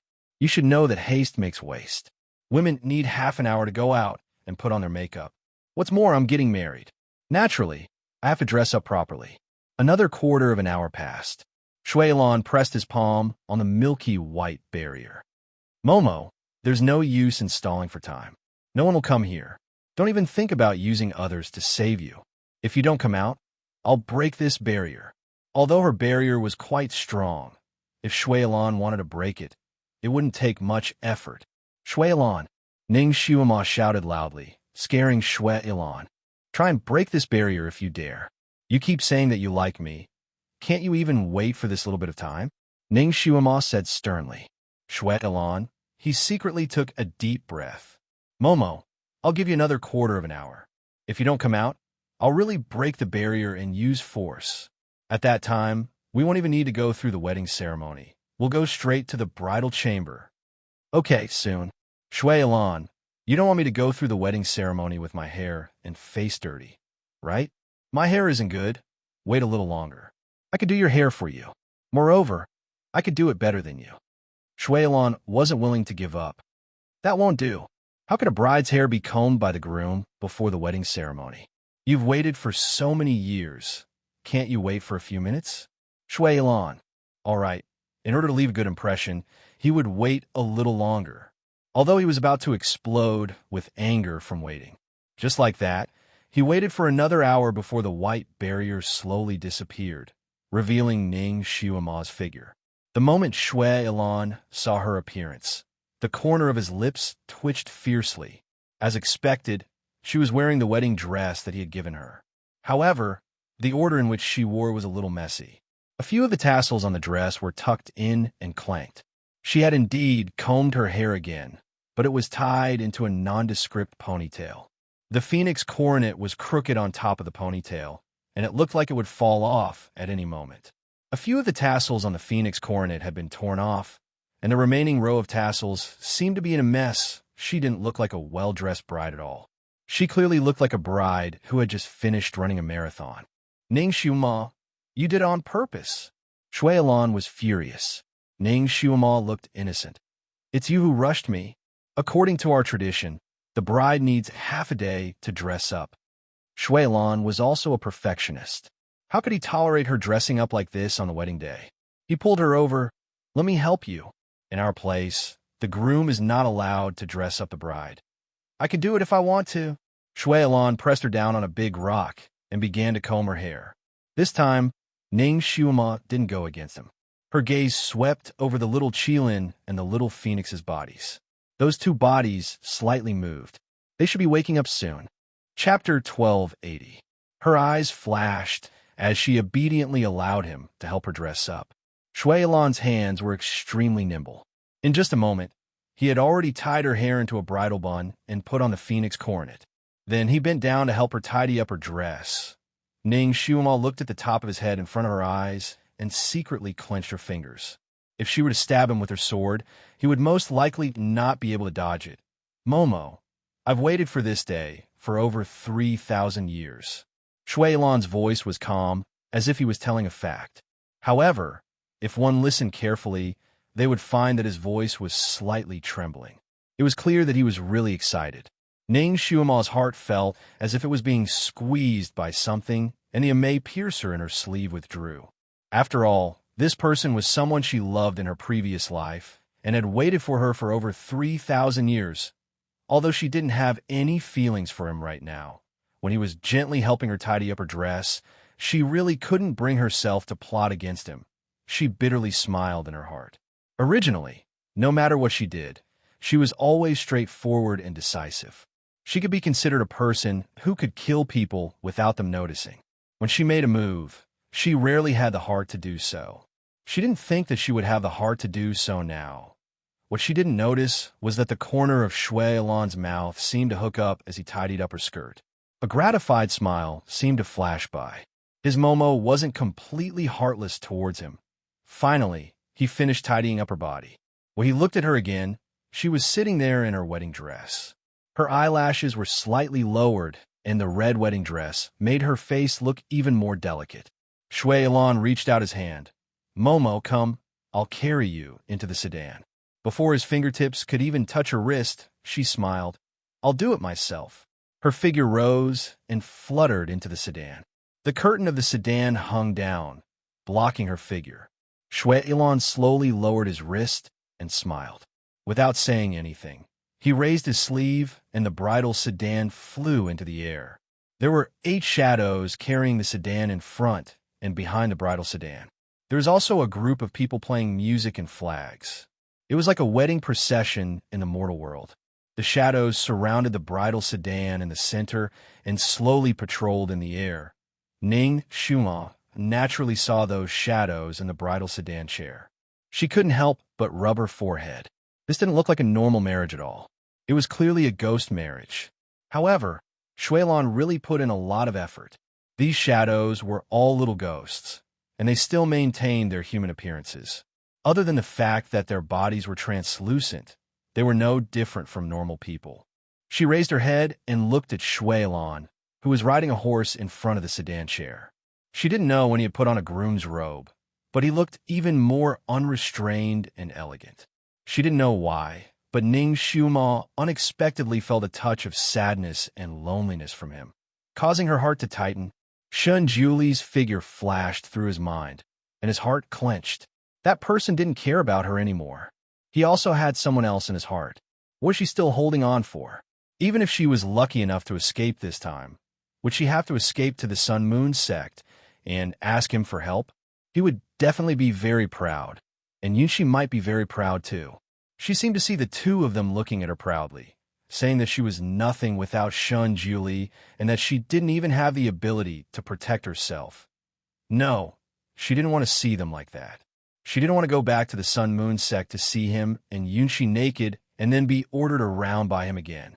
However, if she escaped, where else could she escape to if not the Sun Moon sect? Shui Lan was like a ghost that wouldn't leave. As long as she was alone, he would easily catch her.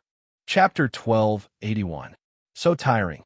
It was really tiring for her to be the young lady of the Marquis Mansion. She was so tired that she didn't want to do it anymore. If only she had returned to the modern world when she woke up. While she was lost in thought, the bridal sedan chair had already circled around the nearby sky. There was a faint, joyous sound in the air, which was quite like it was. The bridal sedan chair slowly descended to the ground. The curtain was lifted and a white jade hand reached in. Momo, get off the sedan chair. According to the rules, Ning Xiuma should be supporting him to get off the sedan chair, but she preferred to rely on herself at this time. Her figure rose up, floated out of the sedan chair, and landed on the ground. Then she strode towards the red carpet. Let's go. Shui Lan's hand was frozen in place. Watching her stride forward, the blue veins on his forehead jumped. Such a maverick bride was really rare.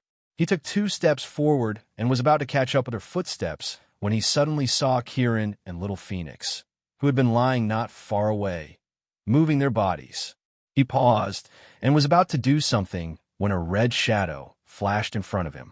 Ning Shumo landed beside him and held his hand. "Why are you walking so slowly? Shouldn't you be holding my hand to go in?" Her red figure blocked his line of sight when he looked back at Kieran and Little Phoenix. Her small hand was holding his hand tightly. This was the first time she took the initiative to hold his hand. Shuilan couldn't bear to get rid of her hand. He was a little distracted when he heard a strange sound behind him. His heart was moved. Just as he was about to slightly pull Ning Shumo away to take a look, Ning Shumo's body suddenly tilted and fell into his embrace. Hugging a soft, warm, and fragrant body, his sweetheart even took the initiative to throw herself into his arms. Shuilan's entire body stiffened. He couldn't help but raise his arms to hug her. "What's wrong? Our custom is that the groom should carry the bride into the wedding hall." Ning Shumo looked at him with a pair of round eyes. She sighed bitterly in her heart. In order to save those two goods, she even used this trick to ask for a hug. From the corner of her eye, she saw that Kieran and Little Phoenix had slowly stood up from the ground. "Both of you, get lost. Hide in the sun-moon sect. Don't drag me down." Ning Shumo transmitted her voice to Little Phoenix and Kieran. After all, the Little Phoenix was a child that had undergone nirvana, so its social experience was shallow. When it saw that Ning Shumo had fallen into Shuilan's arms, it subconsciously wanted to shout, but Kieran quickly covered its mouth and said, "If we leave now, it would be the biggest help to Master." She pulled the Little Phoenix and flew away. "Where are you going?" Shuilan naturally sensed the movements of the two beasts. He moved his sleeves and was about to shoot out something. Ning Shumo suddenly hugged his arm. "You're not even willing to hug me at this time?" There was some anger in her voice. Shuilan's heart softened. He pursed his lips and lifted his arms to carry her. When he looked at Kieran and Little Phoenix again, they had already disappeared into the thick fog. Shuilan looked down at her, who was like a little bird in his arms. He knew that she had thrown herself into his arms in order to save those two, but he was still slightly drunk. All he wanted in this life was to be able to hug her as he wished, to hold her, to see her smile at him, and to rely on each other like this for a lifetime. In his previous life, he had exhausted all his schemes, and all he wanted was this day. However, he used the wrong method and caused her to die miserably and reincarnate. Now, she was finally going to go through the wedding ceremony with him. After the ceremony, she would be his. No one could take her away from him. Chapter 1282.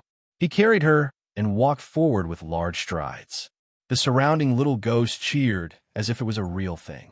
The red crystal palace was filled with countless crystal lanterns hanging high up in the wedding hall. There were even more guests in the wedding hall, and it was as lively as a raging inferno. There were even little ghosts as ceremonial officials. When Shuilan carried Ning Shumo to the altar in the middle of the hall, the little ghost immediately shouted, "First bow to the heavens and earth." Shuilan held Ning Shumo's hand and bowed down. Ning Shumo secretly calculated the time it took for the two to escape. It seemed like only 10 minutes had passed. It seems like she had to bow to the heavens and earth, second bow to the devil god. The little ghost shouted again. Ning Shumo stopped bowing and asked, "Isn't it the second bow to the elders?" Shuilan smiled and said, "Momo, we are devils, so we naturally have to bow to the devil god. The devil god is equivalent to our elders." "I'm not a devil. I'm a human." Ning Shumo tried to stall for time. She had a bad feeling in her heart, as if she bowed down, something would be irreversible. "Momo, you were a devil in your previous life, and I have always been a devil. Even if you're a human now, you are married to the devil empress. Naturally, you have to bow to the devil god." Shuilan explained to her, "Are you telling me to follow the chicken after marrying the chicken, or dog after marrying the dog?" "Shuilan, I was once your master, and you want me to follow you?" Ning Shumo gave a smile that was not a smile. She seized every opportunity to stall for time and argued with Shuilan. Shuilan said a few words to her in a soft voice. In the end, he became impatient and coldly smiled. Momo, if you don't bow to me, I will immediately capture those two and execute them. Although they've been running for a quarter of an hour, it's still a piece of cake for me to catch them. I forgot to tell you that I've set up a barrier around the entrance of the valley. Do you think they can break out of that barrier now? Ning Xiuma. This bastard actually did things so flawlessly. While she was in a daze, Shuilan had already grabbed her hand and pulled her to his side. He pulled with a lot of strength. Ning Xiuma was caught off guard and fell in his arms. Shuilan took advantage of the situation to hug her and kiss her forehead. Momo, don't delay the time. 2 more bows will be enough. The imp next to him shouted again, second bow to the god fiend. Ning Xiuma also secretly accumulated psychokinesis in her palms and made up her mind to attack him twice when he lowered his head. Shuilan was just about to bow down when he suddenly heard a faint cracking sound from outside. His expression changed. Ning Xiuma took the opportunity to ask, "What's that sound?" "Nothing. It's your 2 silly pets that bumped into the barrier. Come, let's bow down." Shuilan grabbed Ning Xiuma's wrist and pulled her into his arms. Then he forced her to bend down. Whoosh. A gust of wind suddenly blew. The wind was so strong that it blew apart the wedding hall that Shuilan had painstakingly created. The fragments spun in the wind, and in the blink of an eye, they turned into thousands of sharp objects and shot towards Shuilan. Shuilan's expression changed drastically. He couldn't care about anything else and wave his sleeves to set up barriers. However, the barrier that he had hastily set up was obviously no match for these things that were blown towards him. Only a series of popping sounds could be heard as the fragments smashed through the layers of barriers like a mighty dragon. Shuilan could only desperately retreat. He didn't even have time to grab Ning Xiuma and retreat together. Chapter 1283. His body flipped a few times in the air, and he finally got rid of the debris. He landed on a piece of bluestone, and when he looked up again, he suddenly clenched his fists. Shun Juli. It's Shun Juli again. Is this god's soul still lingering around? Shun Juli's white robe fluttered as he stood not far away. His face was as calm as water, and his eyes were like the dark sea. Although he looked calm on the outside, there were turbulent waves inside. When Ning Xiuma saw him, her heart beat wildly. She opened her mouth, and the words "Great God" almost escaped her mouth. After letting out a sigh of relief, she was filled with joy, excitement, sadness, anger, resentment, all kinds of emotions intertwined in her heart, and even she couldn't tell what she was feeling at that moment. She stood there, and for a moment, she forgot how to react. Shun Juli glanced at her. His gaze was as cold as ice, and it made Ning Xiuma shiver. Half of her joy and excitement disappeared. Shun Juli, what are you doing here again? Are you here to witness our wedding? After the initial shock, Shuilan finally reacted. Where is the wedding? Shun Juli asked coldly. Shuilan, the wedding hall that he had meticulously decorated had been blown to pieces. Shun Juli, so what if you destroyed my wedding hall? She and I have already gone through the wedding ceremony. She is already my wife. Shuilan raised his hand, wanting to pull Ning Xiuma over. Before Ning Xiuma could react, Shun Juli flicked his sleeve, and before Shuilan could pull the string, Ning Xiuma's arm was cut off at the waist. Ning Xiuma also took a step back. When she heard Shuilan's words, she frowned. She was about to say that he was spouting nonsense, but when she looked up, her eyes met with Shun Juli's. Ning Xiuma, you went through the wedding ceremony with him? Shun Juli's voice was as cold as ice, and it made one's heart turn cold. Especially when he said the words, Ning Xiuma. It was cold and without any warmth. The image of Shun Juli and Yunxi cuddling together flashed in Ning Xiuma's mind. Her heart felt stifled of it, and she crossed her arms and leaned against a large rock without a word, ignoring of Shun Juli's question. Who she went through the wedding ceremony with Shun Juli. Shun Juli's face looked even worse. He of the wedding hall, of the wedding, of the wedding, of the wedding ceremony. It had only been a few days since they last saw each other, But she almost went through a wedding ceremony with two men. Couldn't she be more obedient? Shui Yilan's sharp senses sensed the undercurrent between the two of them, and he was delighted. Momo, come here. You're already my wife. You don't have to be afraid of him anymore. Ning Xuema glanced at Shun Juli. His face looked like it was about to rain. The sky became even gloomier, and the surrounding fog became thicker. She's not your wife. The disciple of I, Shun Juli, will never marry a devil. Shun Juli said word by word. Suddenly, he waved his sleeve, and Ning Xuema, who was watching from the side, was suddenly covered by a cover. Huh? What's this? In that instant, Ning Xuema felt as if she had been locked in a transparent bottle. She was stunned for a moment, and she subconsciously touched the surface of the cover. It was as slippery as a bottle. Let her go. Shui Yilan was furious. He pounced over, and a dazzling golden light smashed into the cover. Poof! With a muffled sound, the golden light disappeared, and the cover remained motionless. Shun Juli, we've already gone through the wedding ceremony. Even if you don't admit it, she's still my wife. You can't break us apart. Shui Yilan was furious. Chapter 1284. What responded to him was Shun Juli's big move. Shun Juli's cold and indifferent voice sounded, I don't approve. Shui Yilan was speechless. He really didn't expect that Shun Juli, who had existed since ancient times, would actually say such shameless words. While dodging Shun Juli's killing move, he sneered, Isn't God the most impartial and unbiased? How can he say such shameless words? Shun Juli's white clothes fluttered in the cold wind. In response to Shui Yilan's reprimand, he only replied with one sentence, You have misunderstood God. Shui Yilan was speechless. First of all, he could not find a way to stop Shun Juli. Second of all, Shun Juli was obviously trying to kill him. Shun Juli's attack was so powerful that he could barely breathe. If he was distracted for even a moment, he would be in danger of being chopped into pieces. Two figures, one red and one white, were fighting in the air. The two of them had fought more than once. Shui Yilan also boasted that he had some understanding of Shun Juli's kung fu. The last time he fought with Shun Juli, he had fought for more than 100 moves.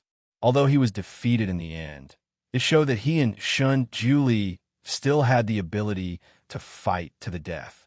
Since that time, in order to quickly improve his skills, he even used forbidden techniques during his cultivation. His kung fu had improved very quickly during this period of time. He had already risen from Heaven Rank Level 2 to Heaven Rank Level 3. He thought that this time he would definitely be able to have a real bloody battle with Shun Juli. Even if he couldn't win, he would be able to injure him or something. What he didn't expect was that Shun Juli's kung fu was far beyond his expectations. The last time they fought, Shun Juli didn't show his real kung fu at all. He didn't use his full strength either. His purpose that time seemed to be to force Shui Yilan away and test his kung fu. Therefore, Shui Yilan was able to fight with Shun Juli for more than 100 moves. But this time, Shun Juli really wanted to kill him. Every move he sent out was like a landslide or tsunami. It forced Shui Yilan to defend himself, let alone fight back. The protective enchantment, protective barriers, and other things he set up were quickly broken when they came in contact with Shun Juli's moves. It was as easy as crushing dry weeds and smashing rotten wood. But after 10 moves, Shui Yilan had already suffered a series of dangerous moves. He was shaken to the point that he spat out several mouthfuls of blood. No, he was no match for this great deity at all. Shui Yilan painfully recognized this point. He was only the king of monsters. Including his previous life before he was sealed, he had lived for less than 10,000 years. But Shun Juli was a god that had existed since ancient times. He didn't know how long he had lived. Even Shun Juli himself didn't know how long he had lived. Shun Juli's kung fu had probably already surpassed the heaven realm and entered the legendary god realm. He and Shun Juli weren't on the same starting line at all. Inside the bottle, Ning Xuema watched the battle unfold. Her heart was palpitating with fear. She remembered that when Gong Gong and Zhu Rong were fighting, the world collapsed. Mountains and rivers collapsed, and a big hole was poked in the sky. Niwa was forced to refine stones to mend the sky. She always thought that it was just an exaggerated legend. She didn't expect to see the real version here. Sand and pebbles were sent flying, and the ground beneath their feet cracked open one after another. Large rocks were tumbling all over the ground, and the entire valley had completely changed. Ning Shuama was glad that Shun Julie had locked her in this bottle in advance. Otherwise, she would definitely be affected and hit by the sky full of stones. Chapter 1285. Suddenly, she seemed to have thought of something, and her expression changed. Oh no! She didn't know if Kieran and Little Phoenix had escaped from the valley or not. Shijue was definitely waiting outside the valley. Would they be affected? Would they be injured because of this? Or even lose their lives because of this? No way. She couldn't implicate them anymore. Seeing Shun Julie forming another ball of light in his palm, she was also someone who knew what was good for her. She knew that once he released another move that could destroy heaven and earth, she didn't care whether Shuelan would be injured or not. However, she was afraid that the entire valley would be turned into fine powder. Shijue and the two beasts outside would also be annihilated. Stop! She slapped the wall of the bottle and shouted. Her whole body was almost lying on the wall of the bottle. After a few minutes of effort, the large stones and trees that were flying in the sky finally landed on the ground. There was still dust in the air. Shuelan had disappeared. Shinjuli stood there with his sleeves slightly drooping and his face faintly pale. Ning Shuama's shout just now was very effective. It made Shun Julie subconsciously pause, and that move that could destroy heaven and earth was not released. Shuelan, who was forced to the point of having nowhere to go, took the opportunity to escape. In the blink of an eye, he disappeared without a trace. Shun Julie didn't chase after him. His gaze fell on Ning Shuama's face in the cover, and there seemed to be an undercurrent in his eyes. Ning Shuama was frightened by his gaze. It was the first time she saw Shun Julie reveal such an expression. God's coercion. Under his coercion, Ning Shuama's heart tightened into a ball and her scalp went numb. Why was he looking at her like that? She didn't do anything wrong. Ning Shuama took a deep breath and hit the wall of the cage in fear. Let me out. Damn it. She felt like a fly trapped in a glass bottle, unable to fly out no matter how hard she tried.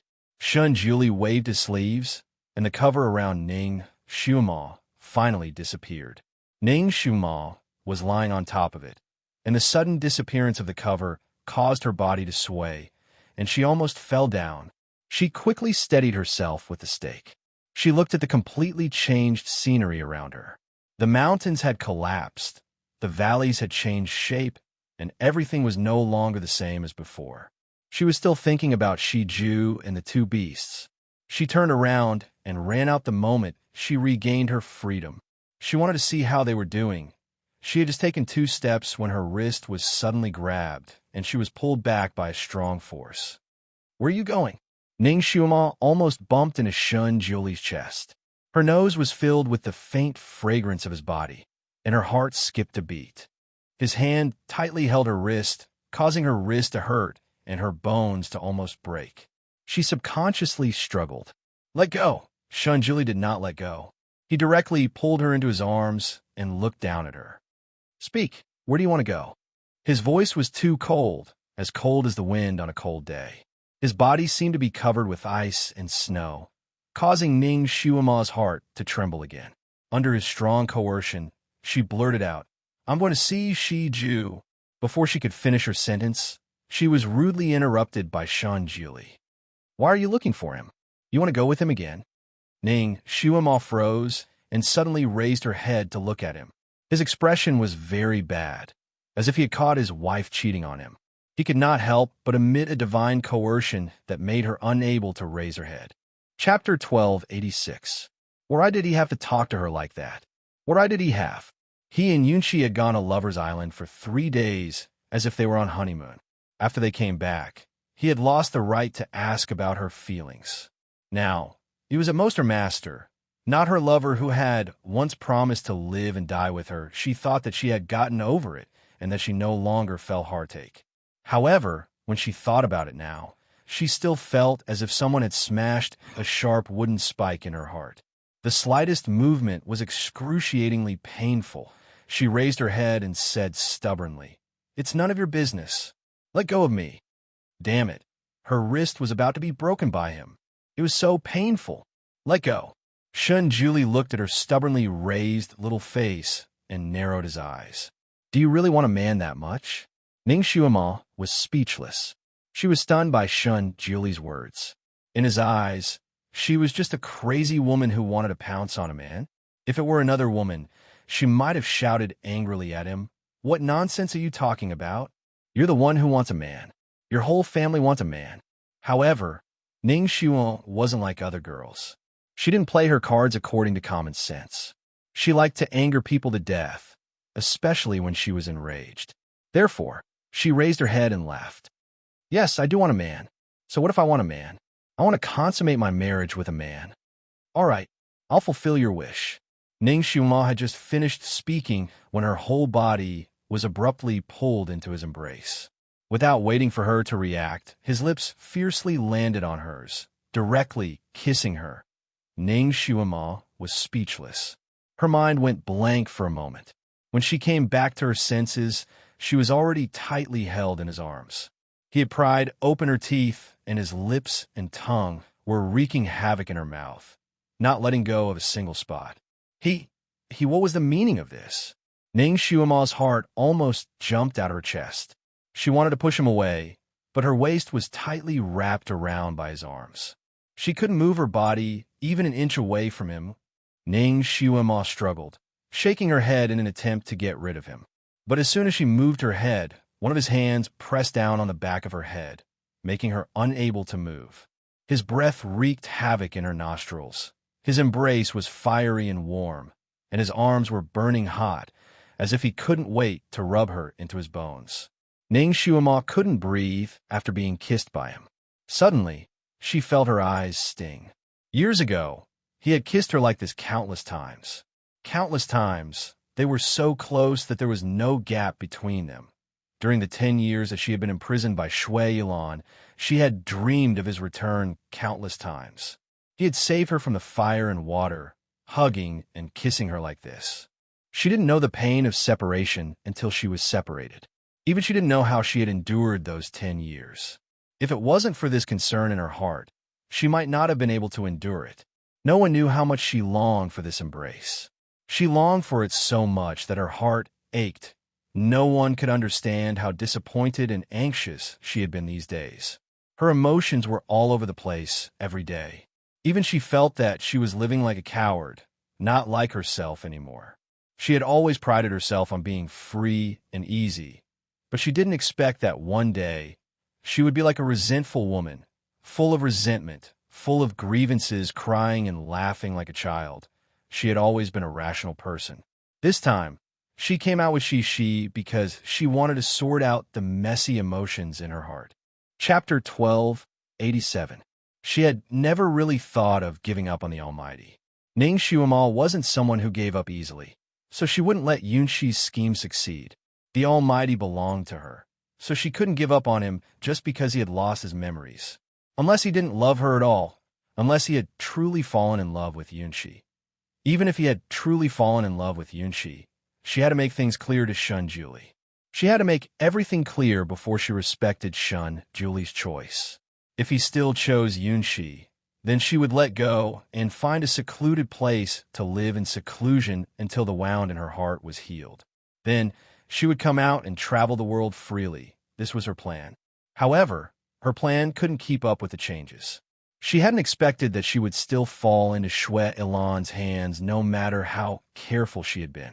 She hadn't expected that Shun Julie would come at this time.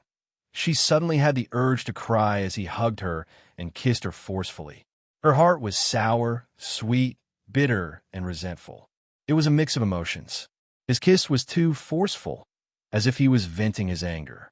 It was also as if he had finally found a way to vent his 1,000-year-old desires. Shun Julie felt like he was going crazy. From the moment he had met her, everything had seemed wrong. The trajectory of his life had seemed to have been distorted. He had learned from Yunxi that he had taken in many disciples. When he had returned to the Sun-Moon sect after waking up, he had quietly taken in all of them. When he had seen them, he hadn't felt anything. He had only felt that he had a good eye for disciples. All of them were extremely intelligent and top-notch. Furthermore, their temperaments and personalities were quite similar to his then. Yalu Jing and had apologized to him and said that she hadn't taken good care of her little junior sister, which had led to her tragic death. Although Shan Jiuli had lost all his memories, he still knew his identity as a god. Since he was a god, he wouldn't really have much to do with humans. The birth, aging, illness, and death of humans were just a form of reincarnation. To him, it was like floating clouds, so he wouldn't really take it to heart. Therefore, he softly grunted, indicating that he understood. However, when he occasionally went to the side chamber, he had a strange feeling in his heart. It was as if he had lost something and couldn't find it. He had lost a lot of things in his life, and many of them were things that he once loved. But after a long time, he no longer loved them and casually threw away many of them. Occasionally, in the middle of the night, when he thought about the things he had lost, he would feel a sense of loss. Therefore, he didn't take it to heart. His days were as peaceful as water. To him, time in a mortal world was just a blink of an eye. It wasn't worth remembering anything. However, he did not expect that after meeting Ning Xiuma, his state of mind would undergo a wonderful change. At first, he felt that this person should be his, but she was always going in and out with a devil, which made him unhappy, so he planned to snatch her back. When he held her in his arms, he actually felt like he had regained what he had lost. Knowing that she was his disciple, he felt that it made sense. He had snatched his disciple back confidently, so there was nothing wrong with it. However, he hadn't expected that this disciple would act so unconventionally. Not only had she dared to talk to him, but she had also dared to give him a hard time. This had greatly challenged his authority as a master, so he had punished her. Chapter 1288. He had punished his other disciples even more harshly, but he had never felt that there was anything wrong with it. However, when he punished her, his heart would ache from time to time, and the strange feeling would grow stronger and stronger. This disciple had a stubborn temper and even had strange feelings for him. According to his logic, this disciple should be expelled from the sect. However, he couldn't bear to do so. The pain and loss that occasionally appeared in her eyes caused ripples in his usually calm heart. He couldn't bear it and started to give in. Seeing her happy made him happy as well. He didn't know what was wrong with him. Why would he have such feelings for his disciple? Moreover, there was nothing wrong with it. After knowing that she liked him, he didn't feel the slightest bit of disgust. In fact, he even felt gratified in his heart. Yunqi probably sensed the slight abnormality in his emotions. During a game of chess, she accidentally mentioned that he had accepted a female disciple a few hundred years ago. Not long after that female disciple entered his sect, she said that she had been his lover in his previous life and came to find him.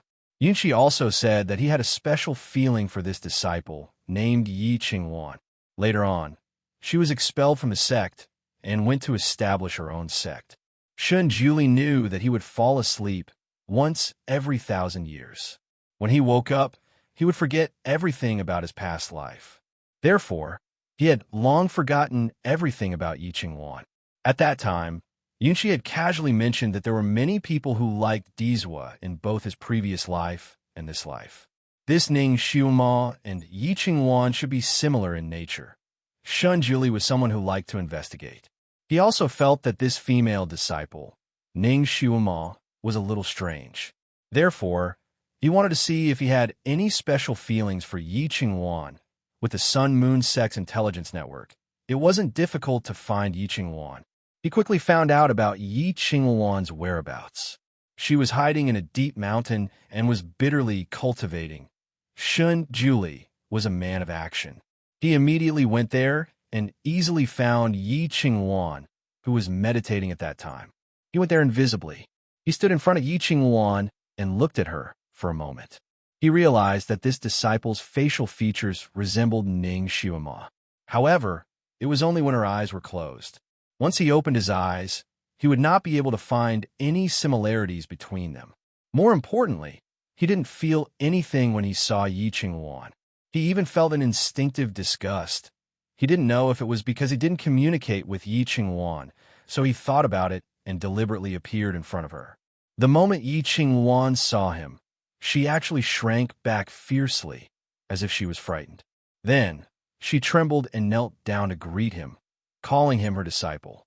Her words made Shun Juli feel even more disgusted with her.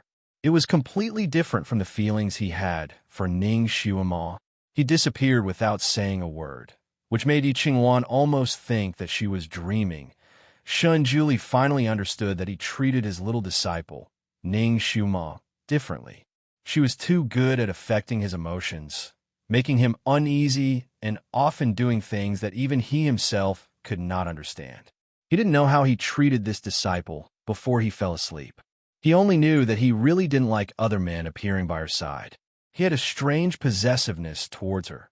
Because Ning Xuema was like a little porcupine, the master and disciple didn't get along well. Shun Juli wasn't good at starting a conversation, so he felt that he probably wouldn't be able to get anything out of Ning Xuema.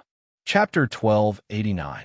He had the ability to read people's memories, but that person had to be awake. He couldn't do it while they were asleep.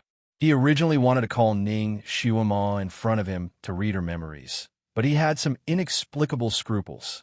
It was as if he had promised someone that he wouldn't use this ability again. Therefore, this thought only appeared in his mind for a moment before he threw it aside. In order to understand the truth before he fell asleep, he called Yelu Jing over and asked him a few questions. Yelu Jing didn't know much, so he only said what he knew. But Shun Juli found out from these little clues that he treated this disciple very differently.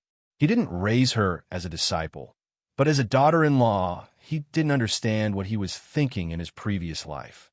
Since he raised her as a pillow, why did he take her in as a disciple? He didn't think he had this kind of taste, but he didn't understand and didn't want to bother about it. Because he had slept too much, he had forgotten too many things. Therefore, every time Shun Juli woke up, he only paid attention to the current life he was in. He did not care about his past life. He found that he liked this female disciple, so he started to think about how they would get along in the future. It was also at this time that he found the demon in her body. He worked hard for her and made many connections, but he didn't expect this girl to secretly meet with another man. She even whispered to him that she wanted to leave with that man, making him lose face. He angrily left, but when he heard about Crown Prince Wang's wedding, he couldn't hold it in anymore. It wasn't easy to find out that Shi Ju's wife was another daughter, so he was relieved. But he didn't expect that when he found Ning Xuema again, she was actually married to Shui Ilan, this big demon. For the first time in his life, Shun Juli, who was always calm, had the desire to vomit blood. He also really wanted to kill. If it wasn't for Ning Xuema's shout, Shui Ilan probably would have been killed here. Shun Juli did not expect that Ning Xuema had the intention of saving Shui Ilan. She was even thinking about another man. Shun Juli could no longer suppress the anger he had been suppressing. Blood rushed to his head. He locked her tightly in his arms and kissed her fiercely. The more she struggled, the angrier he got, and the tighter he held her. Didn't she want a man? Didn't they want to consummate their marriage? Very well, he would fulfill her wish. 10 years ago, Ning Xuema had kissed Shun Juli countless times, but she had never seen him so ferocious. He sucked on her tongue until it was numb. He was probably punishing her for struggling, so he bit her lips. She let out a muffled groan. Her lips were burning, and there was a hint of blood. He actually bit her. Ning Xuema was also angry. Unwilling to be outdone, she wanted to bite back. Unavoidably, she sucked on his lips and fiercely bit him back. It was strange. His lips were soft and beautiful, but she could not bite them until they bled. Unwilling to give up, she wanted to change to another place to bite. Suddenly, her body was carried by her waist. Ning Xuema's heart skipped a beat. Princess Carrie. This was Shun Juli's favorite way to carry her 10 years ago. She did not expect him to carry her so easily now. However, before she could react, her body was lifted into the air again. She was actually thrown out by him, just like that. She jumped in fright, thinking that he was going to throw her to the ground. She wanted to flip over, But before she could do it, she fell into a pile of bedding. Bedding? Chapter 1290. She remembered that this place was filled with rocks. Where did the bedding come from? She opened her eyes and looked around. She was stunned. She was in a luxurious house, black and white were the main colors. Whether it was the bed curtains with tassels or the obsidian screen at the door, she couldn't be more familiar with them. This was clearly a miniature version of the Almighty's bedroom. Ning Xiumo wanted to jump up. However, just as she moved, his tall body pressed down on her. She was pressed under his body and couldn't move at all. Only her heart was beating wildly. Didn't you want to consummate your marriage? I'll fulfill your wish. Shunjili bent down and looked at her. His blue eyes seemed to have a whirlpool. Was he serious? Or is this some new trick? The image of him and Yunshi together flashed through her mind. She felt a sharp pain in her heart. She didn't want to sleep with him without knowing why. She couldn't help but push him. No, get up first. No. Shunjuli's eyes became deeper and seemed to be gathering anger. He raised his hand and stopped her. Didn't you want to consummate your marriage with someone else? Ning Xiumo was also angry. She blurted out, I don't want to consummate my marriage with you. Even if they wanted to consummate their marriage, it shouldn't be in such a messy situation. Her words were simply adding fuel to the fire. Shunjuli's aura suddenly turned cold. This is not up to you. He would never allow her to marry Shi, Ju, or Shuilon. He waved his sleeve. Ning Xiumo only felt a chill on her body. The man's robe that she was wearing was instantly removed from her body. Ning Xiumo's expression changed. Hey, you can't. She didn't have time to finish her sentence because his lips kissed her again and sealed her mouth. Ning Xiumo was speechless. He was very skilled at kissing. In addition, he was determined to win this time. Every deep kiss almost sucked her soul out. At the same time, his hands weren't idle either. His fiery fingertips wandered all over her body. Ning Xiumo suddenly felt a lump in her throat. 10 years ago, they were also this intimate. At that time, there was no gap between them. Unlike now, he didn't know when her stiff body had softened, but she was trembling slightly under his body. She no longer had any strength in her palm to push him away. Shunjili could clearly feel the subtle changes in her body. His kisses also changed from a wild storm to a gentle drizzle, bit by bit, as if he was trying to soothe the knot in her heart. He kissed her eyebrows, her eyes, her nose, her lips, her chin, her collarbone, and then slowly moved downwards. Ning Xiumo's body trembled slightly. She didn't know if it was because she was nervous or something else. Her rationality wanted her to push him away, but 10 years of yearning made her yearn for his kiss, his embrace. She wanted to hug his waist tightly and cry, but she also wanted to bite him a few more times to vent her anger. It was as if there was a pot of boiling water in his chest, boiling endlessly. She glanced around and suddenly saw her own set of clothes. Her body stiffened. God, she still had the appearance of a man. She still had the appearance of a very ordinary man. She had the appearance of a man, but she was pressed down by him. This scene was so beautiful no matter how she thought about it, especially when he was so beautiful that even the heavens would be angry. Ning Xiumo was shocked by this scene. She couldn't help but push him again. You? Get up. Not now. She didn't want to have sex with him like this. It would leave a psychological shadow. Chapter 1291. She used a lot of strength this time, and Shunjili was almost pushed over by her. He held his breath and grabbed her hand again, looking into her eyes. Because she had the urge to cry just now, her eyes were still a little misty, as if there were tears gathering. His heart tightened, as if it was hit hard by something. Did she not want to be with him that much? His eyes darkened, and with a flick of his finger, Ning Xiumo's self-made singlet flew away without a trace. Why not? His voice was slightly hoarse, as if he was bitterly suppressing something. At this time, his clothes were also wide open, revealing his firm, jade-like skin. When Ning Xiumo raised her eyes, she looked at him with eyes full of spring. His body was the legendary golden ratio. Half of his clothes were taken off, and his body was faintly discernible. It was simply tempting to commit a crime. His black hair hung around her like a curtain, and when he looked at her deeply, his eyes were burning with fire, as if he wanted to swallow her whole. Ning Shuima's heart was beating fast, and, at the same time, she felt even more miserable. She gritted her teeth and said, "I still have the appearance of a man." Facing her like this, could he really swallow her? Did he have such a good appetite? Shun Juli was stunned, and he looked at her without saying a word. Ning Shuima's rationality, which had almost been kissed away by him, was showing signs of coming back. Besides, she really did not want to sleep with him without knowing why. 10 years ago, he said that he would give her a clear answer when she reached level 8, but he had lost his memory. Shun Juli's gaze was too deep, and it made Ning Shuima's heart beat fast, and her scalp tingled. "Now is not the time," she said as she raised her hand to push him. "Not the time. Excuse, if she and Shui Ilan got married, wouldn't they be in the bridal chamber now? Did she also think that it was not the time?" Shun Juli pursed his lips into a thin line as he recalled the scene of the two people hugging and bowing down to him. He didn't say anything. Instead, he flicked his finger on Ning Shuima's face.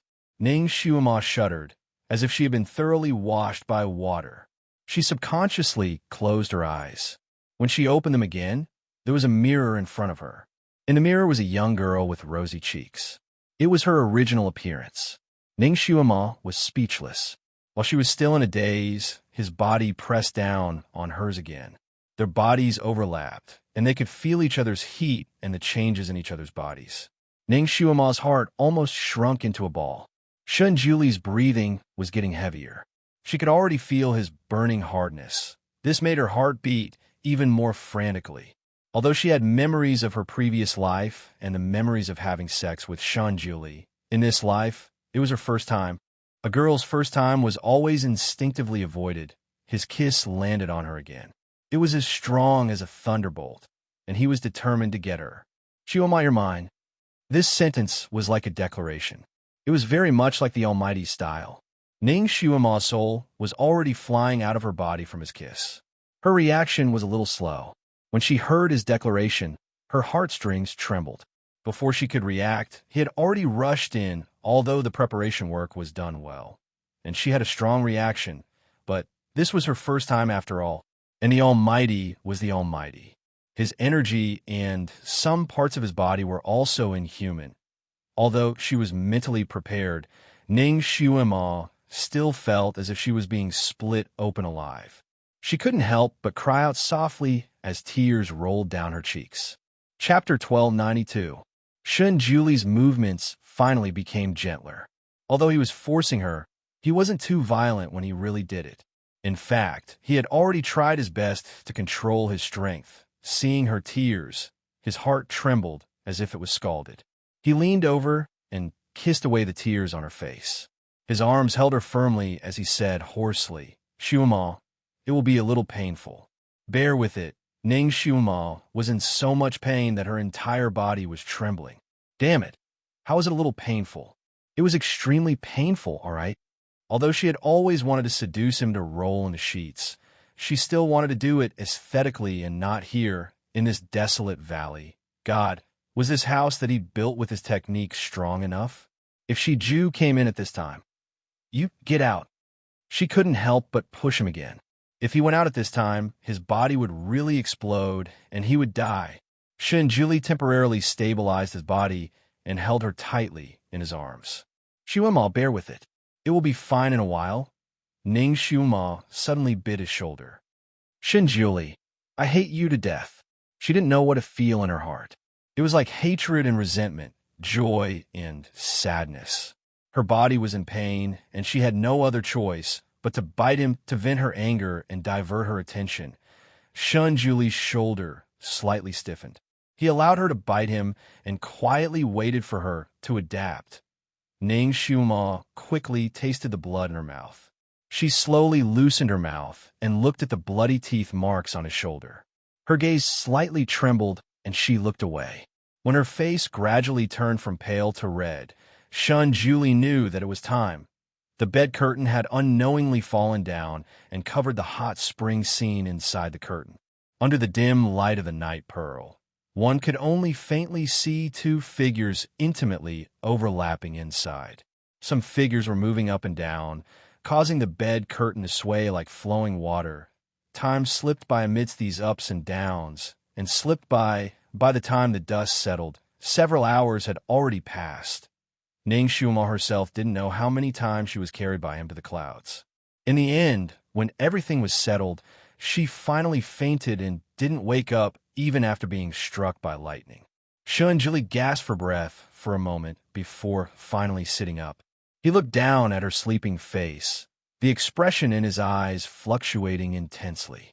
Ning Xiuma, Shui, Emo, it was her in both lives. Shun Jili didn't expect that after the peak of passion, he would vaguely recall some memories from 3,000 years ago.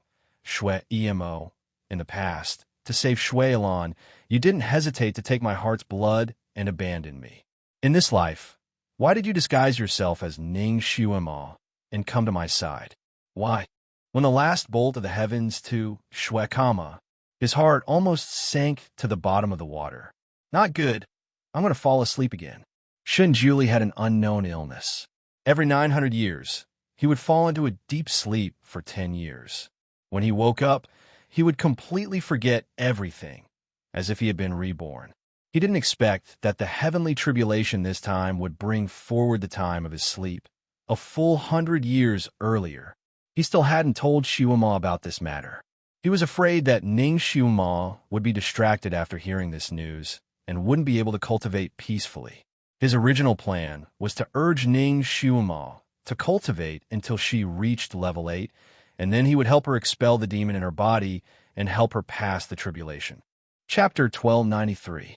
His original plan was to urge Ning Xiuma to cultivate to level 8. Then, he would help her get rid of the demon in her body and help her pass the calamity. Of course, he would also marry her. Then, he would let her cultivate to Heaven Stage Level 1 within 50 years. Then, she would be able to accompany him forever. It wouldn't be too late to tell her his actual situation after she reached Heaven Stage. By then, she would already be his wife. Naturally, she would stay by his side and wait for him to wake up to tell him everything that had happened. His plan was very good. It was planned for both of them, but he didn't expect that the period of coma would be brought forward. Now, it was a huge mistake. She was still waiting for his return at home, and he was destined not to return for the time being. She would probably be anxious to death. She would probably desperately search for him all over the world with her strange fate. If she were to leave Buddha Lotus Mountain, she would probably meet with a great calamity again. What would happen to her without him by her side? Waves of darkness shrouded him. He couldn't hold on any longer. His body slowly fell down and fell into the flames. What was worse was that when he was close to the period of coma, he would make preparations for it. For example, he would find a clean room, call Ronyue Donlan, write some reminders for him to know when he woke up, and give it to Ronyue Donlan so that he could pass it to him when he woke up. Every time he woke up, even if he didn't recognize anyone, he could still recognize his own handwriting. But now, he didn't do any of these preparations. And the place where he was going to sleep was a forbidden area that could burn his body at any time. He held on to his last bit of consciousness and took out a pure gold sound transmitting talisman. He dripped a drop of blood on it and connected. Ronyue, come to the forbidden land of melting fire. Before he could finish his sentence, he was completely shrouded in darkness. When the special sound transmitting talisman on Ronyue Tianlan's waist lit up, his expression changed greatly. This sound transmitting talisman was special. It could only be connected when the emperor was about to fall asleep. Usually, it was just a decoration. The last few words that the emperor spat out after he connected made Ronyue Tianlan dare not delay for even a second. He flew up. Dizwa, why did you go to that godforsaken place? Wasn't your period of coma 100 years later? Why was it so much earlier? There were countless questions in his heart, but no one answered for him. Dizwa, you have to hold on. Before he lost consciousness, Shun Jili desperately tried to hypnotize himself.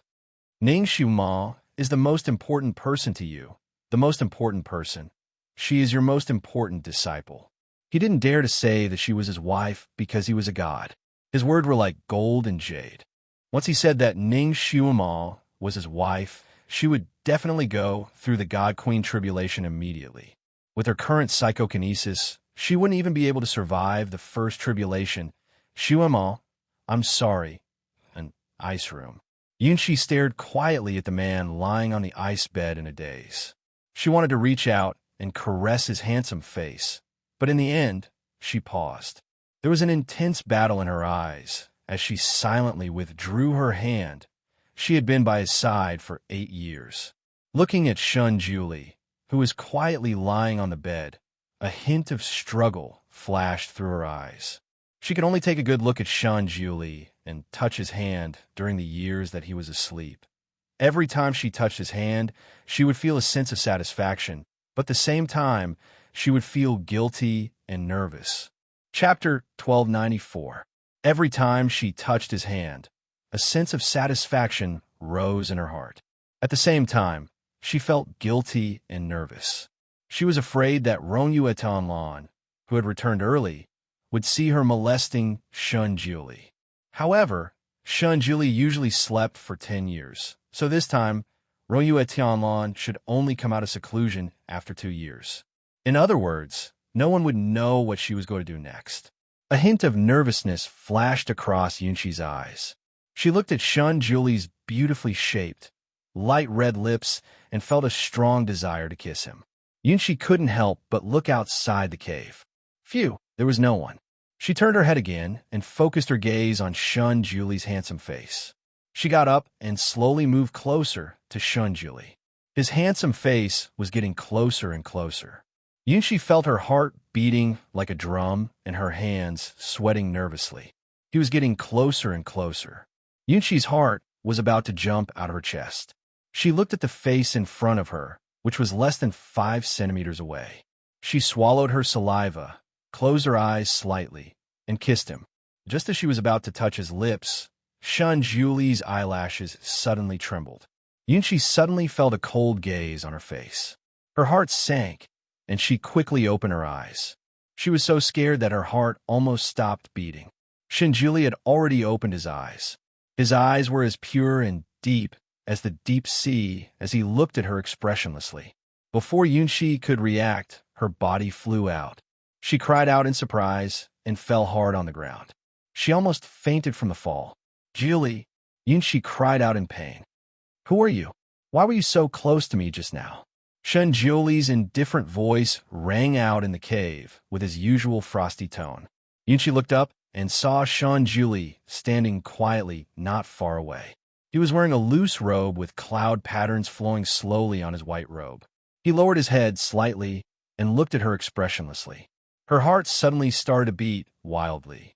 Shun Julie doesn't remember anything now. You should believe whatever I say, right? In the past, she had stayed by his side with Rongyue Tianlan, waiting for him to wake up. She was too embarrassed to say anything, so she could only tell Shun Julie that she was his good friend.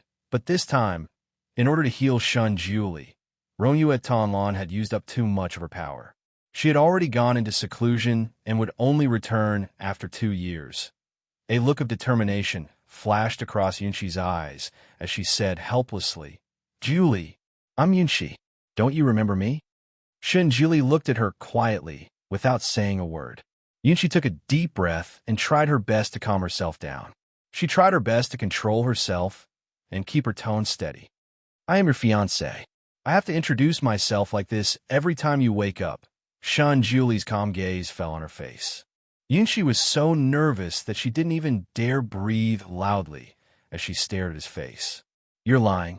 Shun Julie's voice was as indifferent as water with the coldness of early spring. Yunshi only felt her heart sink. Could it be that he didn't lose his memory because he woke up early this time?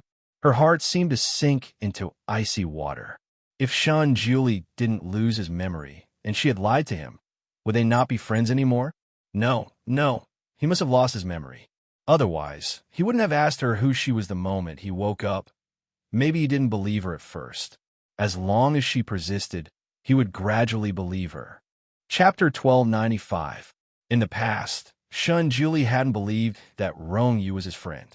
Every time he woke up, he had to fight with Rong Yu Tianlan to slowly believe it. That must be the case. He just didn't believe it subconsciously. She just had to persevere a little longer. This was a great opportunity for him to acknowledge her and get closer to her. She definitely couldn't miss this opportunity. She didn't want to be his friend for life. She just wanted to be his wife and be on equal footing with him. She tried her best to squeeze out a natural smile and said calmly, "Julie, I'm really your fiancé? You just forgot." Shun Julie frowned slightly. His indifferent gaze had a tinge of scrutiny as he sized Yunxi up from head to toe. Something was wrong. Something still felt wrong. Shun Julie glanced at Yunxi and said indifferently, "Do you have a keepsake?" "A keepsake?" Shun Julie had never given her a keepsake. Yunxi's palms were sweaty. She didn't know what to do for a moment.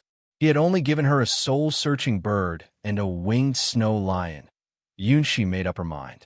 A light flashed in her hand, and a small, snow-white bird appeared in her palm. She held the soul-searching bird with both hands and looked up at Shun Julie. "Julie, this is the soul-searching bird you gave me. You said that I could find you through it." Shun Julie glanced at the soul-searching bird in her palm and felt that something was wrong. If Shun Julie had given his fiancée a keepsake, why would he have given her a bird? He glanced at Yunxi but didn't say anything. When Yunxi saw that his face was still indifferent, her heart sank. There was a hint of bitterness in her voice as she said, "Julie, do you really not remember me?" Shun Julie finally spoke. His voice was still indifferent and emotionless. "Did I personally admit that you are my fiancé?" Yunxi blushed and bit her lip. She lowered her eyes and said shyly, "Yes." Shun Julie's voice was cold as he said, "Yunxi, you are lying."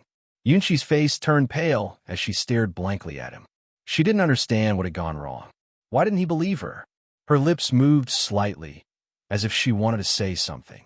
Shun Julie's clear and cold voice rang out. "If I personally admit that you are my fiancé, you will definitely experience the divine queen tribulation." However, Shun Julie glanced at her indifferently. Yunxi felt as if his gaze had the power to see through everything, as if he could see through all of her thoughts. "There are no traces of tribulation on your body," Shun Julie said faintly. Divine queen tribulation? He had never talked about this before. She had also never known about this matter. When his wife was about to undergo the divine empress tribulation, heavens, she had no idea that her lie had such a fatal flaw. Yunxi had bitten her lips until they were white. Her mind was blank, and she was extremely flustered. What should he do now? He had seen through her. Yunxi wanted to run away from his oppressive gaze. What should he do? Yunxi was as anxious as a cat on a hot tin roof. Shun Julie's gaze on her was getting colder and colder, but she couldn't think of a way out.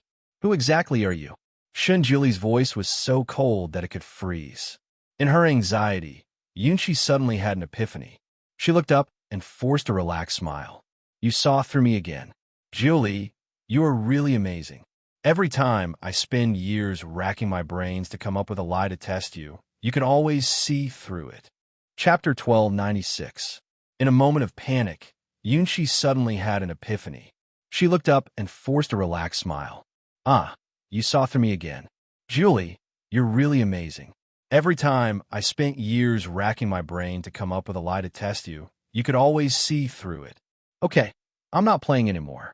I'm your friend. Every time you fell asleep, you would inform me and roam you at Tianlan to watch over you." She hurriedly explained the situation at that time and even took out a few pieces of evidence. Shun Julie finally looked at her with a less cold gaze.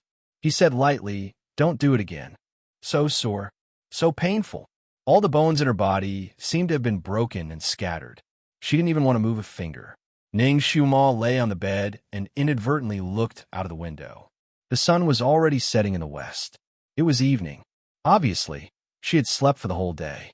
She didn't know why, but she remembered what Shun Julie said to her 10 years ago when she misunderstood that Shun Julie had slept with her. "If I really did it with you, do you think you would still be able to get out of bed? Would you still be alive and kicking?" At that time, she was indeed alive and kicking. She even had one foot on the chair to increase her aura. Now she finally understood what he meant when he said those words back then. Last night's craziness for her seemed to flash through her mind like a movie.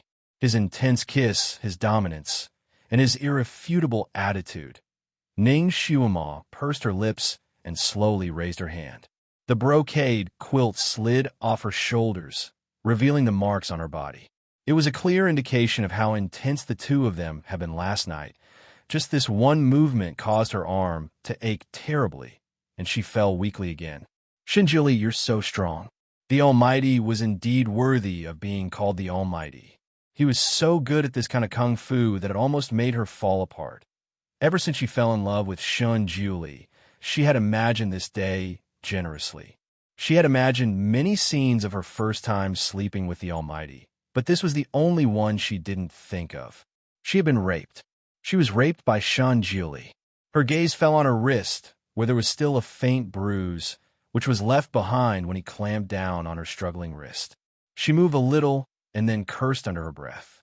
Her waist felt like it was about to break, especially that place. It was burning with pain. Shun Jiuli, you beast!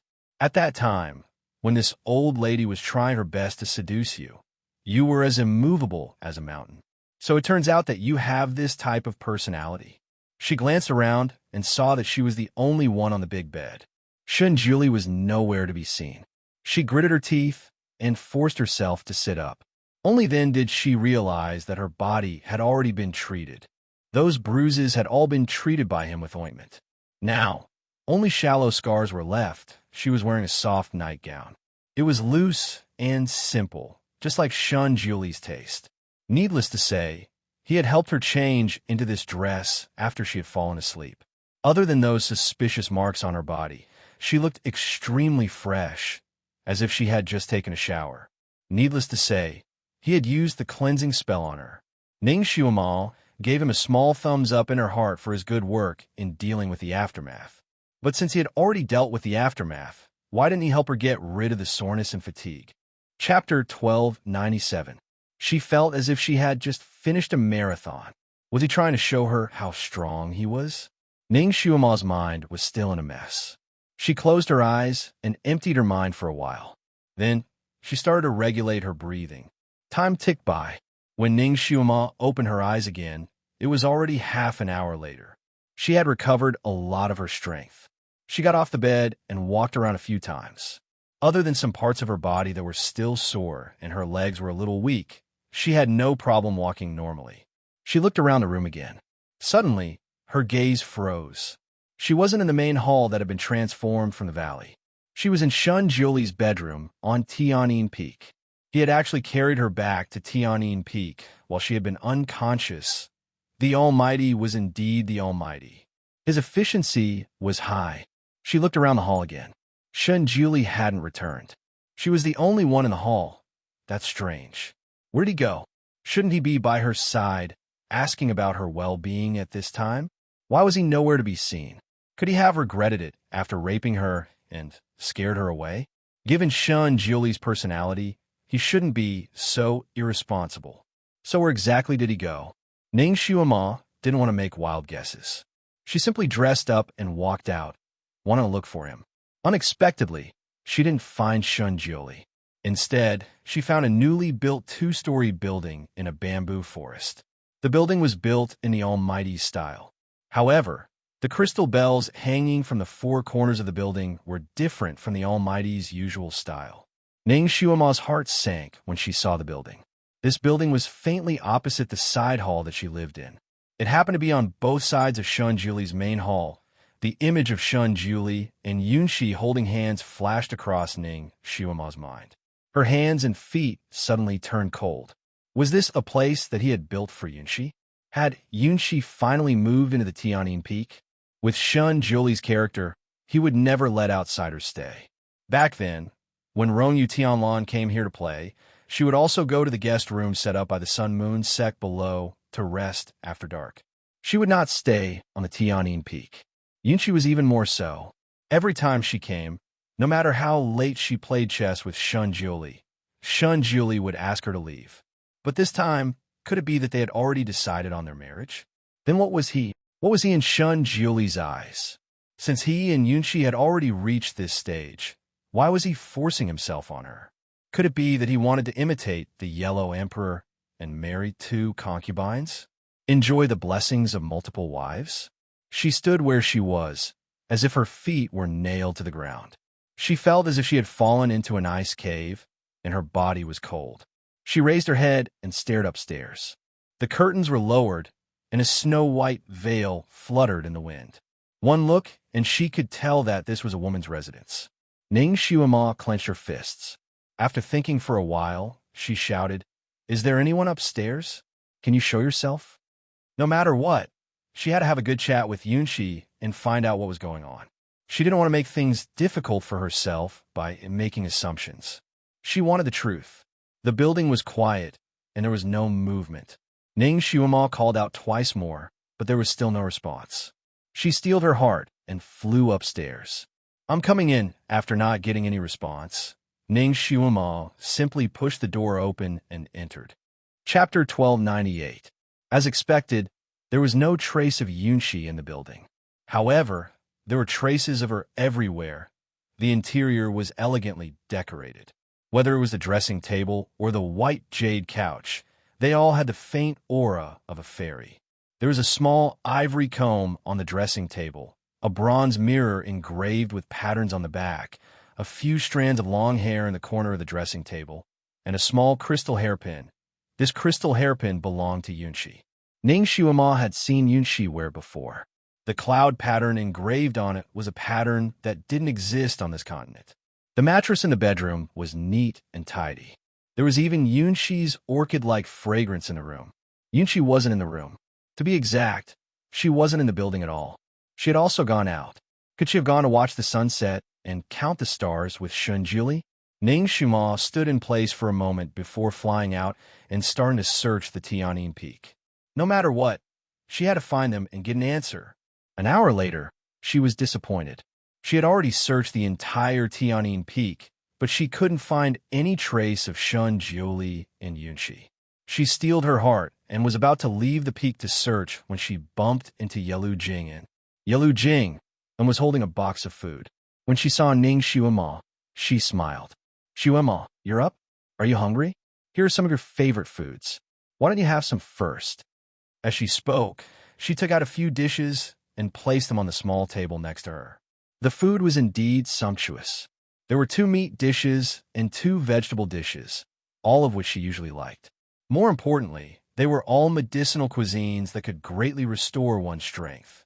One of them even had the effect of reducing swelling and pain. If it had been any other time, Ning Xiuma would have felt a little warm inside when she saw these dishes. However, she felt like she had been slapped in the face. The special soreness in her body made her feel humiliated. "Did the great master ask you to send these?" Ning Xiuma asked after taking a breath. "Master instructed me to send them to you at this hour." Yelu Jing and didn't hide anything and smiled. "Ning Xiuma, what about him? Master only instructed us to do this. He didn't tell us his whereabouts. Did he sneak away again? Had he gone traveling with Yunshi again? Or was it because he had raped her on a whim and felt sorry for Yunshi, so he had coaxed her?" Ning Xiuma could only feel the fire in her heart rising. What was this? Daring to do it, but not daring to admit it. What did he take her for? She suppressed the anger in her heart. What else did he say? Yelu Jing glanced at her and could already see that her mood wasn't good. Moreover, the way she addressed her master was also a bit strange. She kept saying, even omitting the word master. Master didn't say anything else. "He only told me to tell you that you have to train hard and eat well these few days." Ning Xiuma. These few days? Did that mean that he would be missing for a few more days? She suddenly felt like laughing. Nothing good ever happened whenever he went missing. Plus, he had gone missing with Yunshi, Yelu Jing, and chatted a bit more with her and then left. Ning Xiuma slowly sat down at the table. Based on Yelu Jing's tone, he didn't know about her actual relationship with the Great Master. He had already rolled in the sheets with her and had no intention of explaining their relationship, let alone marrying her. Did he want her to follow him without knowing the reason? Disciple and lover? Or did he still want her to be a concubine? Chapter 1299. Fairy Yunshi as the main wife? Shinjuli, I'm telling you, don't even think about it. She looked at the dishes on the table and took a deep breath. With a wave of her sleeves, she smashed the plates and cups onto the ground, smashing them into pieces. Shinjuli, now that things have developed to this point, you have to give me an explanation. Don't even think about making me follow you around without knowing anything. You want to disappear for a few days, right? Fine. I'll wait for you to come back. I'll wait for you to give me an explanation. If you really have feelings for Yunshi, I won't agree even if you kneel and beg me to be your main wife, let alone a concubine. I'll completely cut off all ties with you. Ning Xiuma didn't expect to wait for 8 days. During these 8 days, Shinjuli didn't come back even once. Of course, Yunshi didn't come back either. On the other hand, Yalu Jing'an's food was delivered on time. Twice a day, the food was different every time. How could Ning Xiuma have the appetite to eat? Moreover, she had already cultivated the Anidia technique, so it didn't matter if she didn't eat. During these 8 days, her body had already returned to normal, and her movements were like a gust of wind. She cultivated as usual. Perhaps it was because of the injustice in her heart, but the demon in her body became more and more arrogant. Almost every time she closed her eyes, the little Loli's voice would ring in her ears, making all kinds of noise and urging her negative emotions. For example, he must be regretting it. He loved you so much in his previous life, but once he didn't love you anymore, he could still be so cruel to you. Now that he has lost his memory, he must want to abandon you again. He and Yunshi must have gone to play hand in hand, right? After all, he has been very close to Yunshi since he lost his memory. Momo, what are you waiting for? Are you waiting for him to marry you? Stop dreaming. Look at the entire Sun-Moon sect. Does it look like they're holding a wedding? He doesn't even plan to have a showdown with the Sun-Moon sect disciples. The little Loli's every word was like an iron nail, hammering into Ning Xiuma's heart, making her frustrated and making her want to go berserk. She felt as if she was going crazy. Half of her wanted to destroy everything, and the other half was filled with negative emotions. The other half of him kept telling himself to be rational and not to go on a rampage like a madman. That way, she wouldn't be her, and she would be degrading herself. She was Ning Xiuma, the straightforward Ning Xiuma. She wanted to wait for an answer before deciding whether to stay or leave. At the very least, even if he had to leave in a carefree manner. He couldn't let anyone see him as a joke. She decided to wait for Shinjuli for another 2 days. If he didn't come back by then, she wouldn't wait any longer. She would leave on her own. He would never appear in front of him again. She loved him, she liked him, but she would not let her love be too humble. She also had her pride. So what if they had rolled in the sheets? She could still happily let go and wander the Jianghu happily, without being tied down by anyone or anything. Love was not everything in this world. Other than love, she actually had many things to do and many things to attract her attention. Love is a bastard. Once the old one is gone, maybe a new one will come. Time slowly passed by in the hourglass. Another 2 days passed.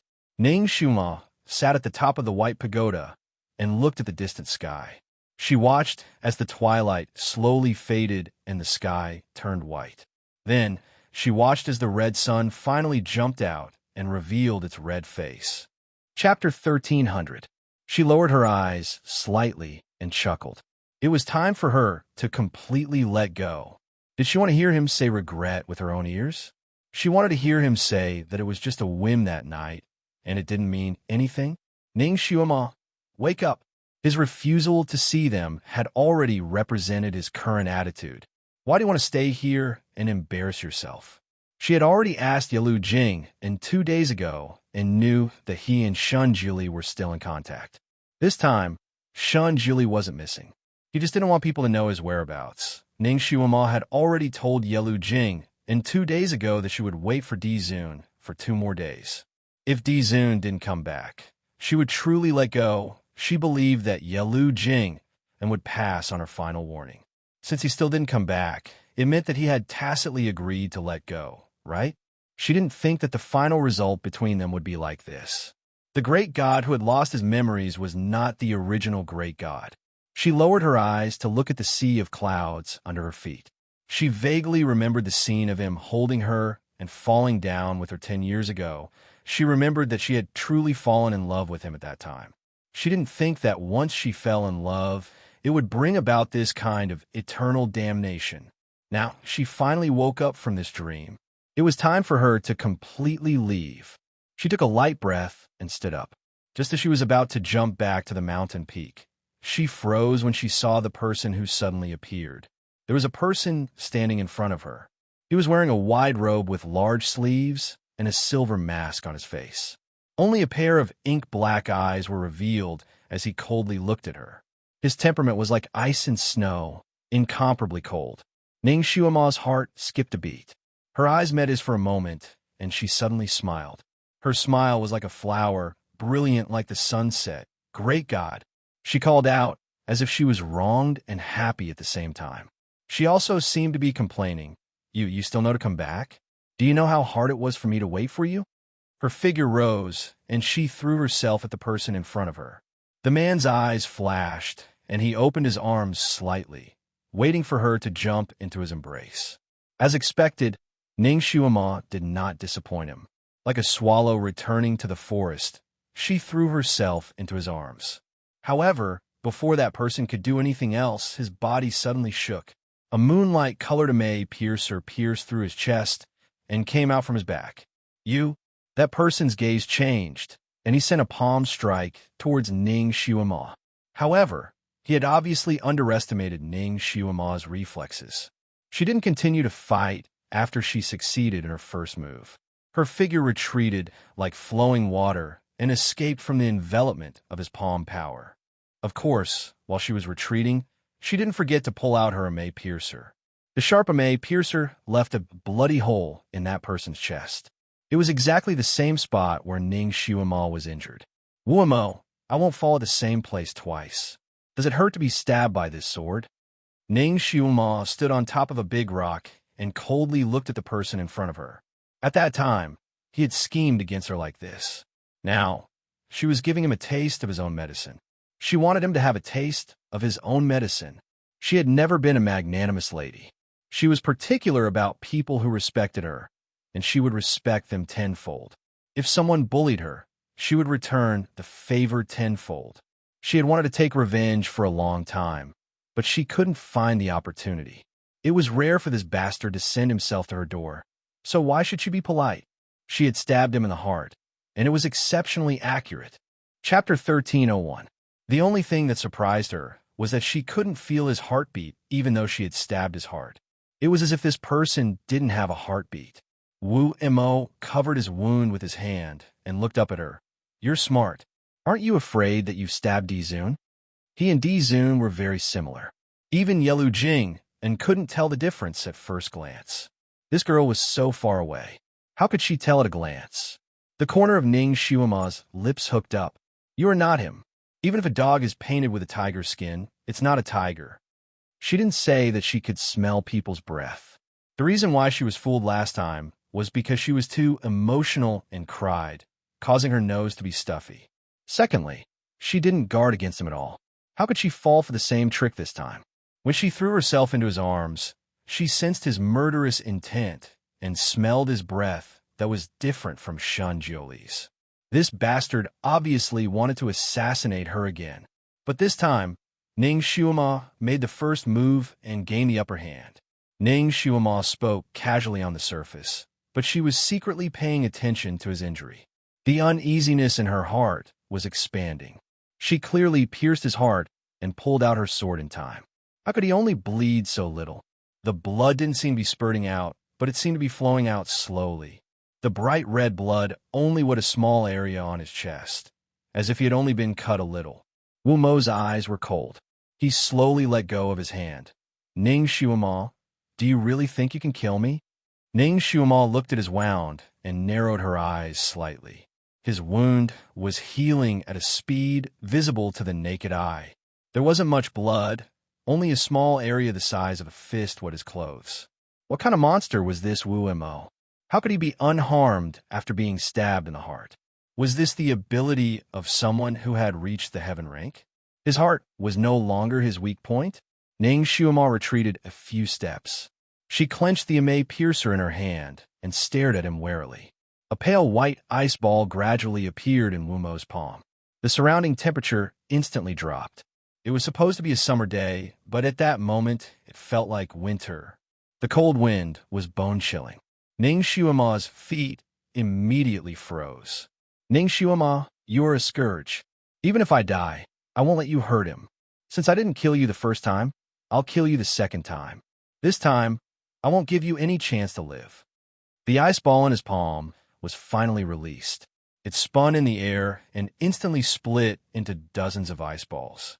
They were all aimed at Ning Xiuma.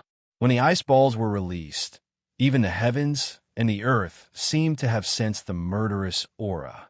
The white clouds in the sky spun crazily. When the clouds collided, there was a series of thunder that almost blinded people's eyes. Wherever the ice balls went, even the air was frozen. The surrounding vegetation instantly withered and turned into ice needles. Under the guidance of the other ice balls, these ice needles also flew out continuously. They made a sharp whistling sound and attacked Ning Xiuma. Ning Xiuma's expression changed slightly. She recognized this move. She had seen Shinjuli use it when he brought her to the ice field. Wherever it went, not even a blade of grass would be left. It could cut off the vitality of all living things. She didn't expect Wu Mo's first move to be this move. If she was hit by one of his ice balls or ice needles, she would immediately turn into a lump of ice and then explode with a bang. She wouldn't even have a piece of flesh left. Chapter 1302. At such a critical moment, Ning Xiuma did not dare to be careless. She raised her hand and released a circle of fire shield to protect herself. Those ice balls and ice needles hit her fire shield and made a harsh sound. Then, they turned into snow mist and dissipated. The vibration only made Ning Xiuma's arms slightly numb, but it did not cause any real harm to her. Ning Xiuma was secretly relieved. Although Wu Mo's kung fu was very similar to Di Zun's, the power was still much weaker. Furthermore, she was no longer the same Ning Xiuma from 10 years ago who could be trampled upon by others. Currently, her martial arts had already reached Earth Realm Level 8. The power she could display could reach Earth Realm Level 9.5. In the Tianxi continent, it was already rare for her to meet an opponent. Therefore, she could fight against Wu Mo. The two of them fought again. All kinds of moves emerged one after another. Wu Mo's moves were very similar to Shinjuli's. Ning Xiuma had seen almost all of his moves before. After fighting with him for dozens of moves, she had a basic understanding of his martial arts and was able to counter his moves. After the real fight, Ning Xiuma found that Wu Mo's moves were more conventional. It was more like a pre-programmed robot. Although it was very powerful, it was not very flexible. Ning Xiuma had always been witty in fighting. She relied on her outstanding reaction and improvisation. She could adjust the moves at any time to achieve the best effect. She knew that Wu Mo was very familiar with the Sun Moon Sect's Kung Fu. So, she simply mixed in the Kung Fu that she had learned before. In Wu Mo's view, every move of hers was specious. However, it was very accurate. Whether it was the moves or the angle, they were very tricky. It was impossible for him to guard against them. It was obvious that Wu Mo really wanted to kill her. The two of them fought, causing sand and rocks to fly everywhere. Every time their weapons collided, it was like a series of thunder. The movement was very loud. After such a big fight, and for such a long time, no one came from Tianyin Peak. No one was willing to come up and take a look. It was obvious that Wu Mo had set up a wizardry barrier around her before he attacked her, so that no sound could be heard. Wu Mo had already cultivated to Heaven Rank Level 2. Since the birth of his memories, this was the first time he met such a troublesome opponent like Ning Xiuma. He had always appeared as an emperor, and there were very few people in this world who dared to fight against an emperor. Therefore, he only occasionally made a move to establish his might. Often, his first move would be able to shock everyone to the spot, making them even more obedient than little chicks. There was almost no chance for him to make a move, and even less of a chance for him to truly fight with someone. Although he was much older than Ning Xiuma, when it came to actual combat experience, he was still inexperienced compared to Ning Xiuma. If it wasn't for the fact that his level was much higher than Ning Xiuma's, perhaps he would have been defeated after exchanging a few blows. It was obvious that he had underestimated her this time, and the result of underestimating him was only one word: death. Ning Xiuma, you want to kill me? Wu Mo said in the midst of the battle.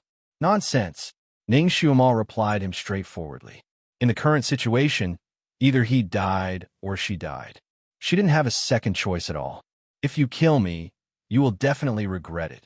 Wu Mo's voice was as calm as flowing water, but the words he said were full of weight.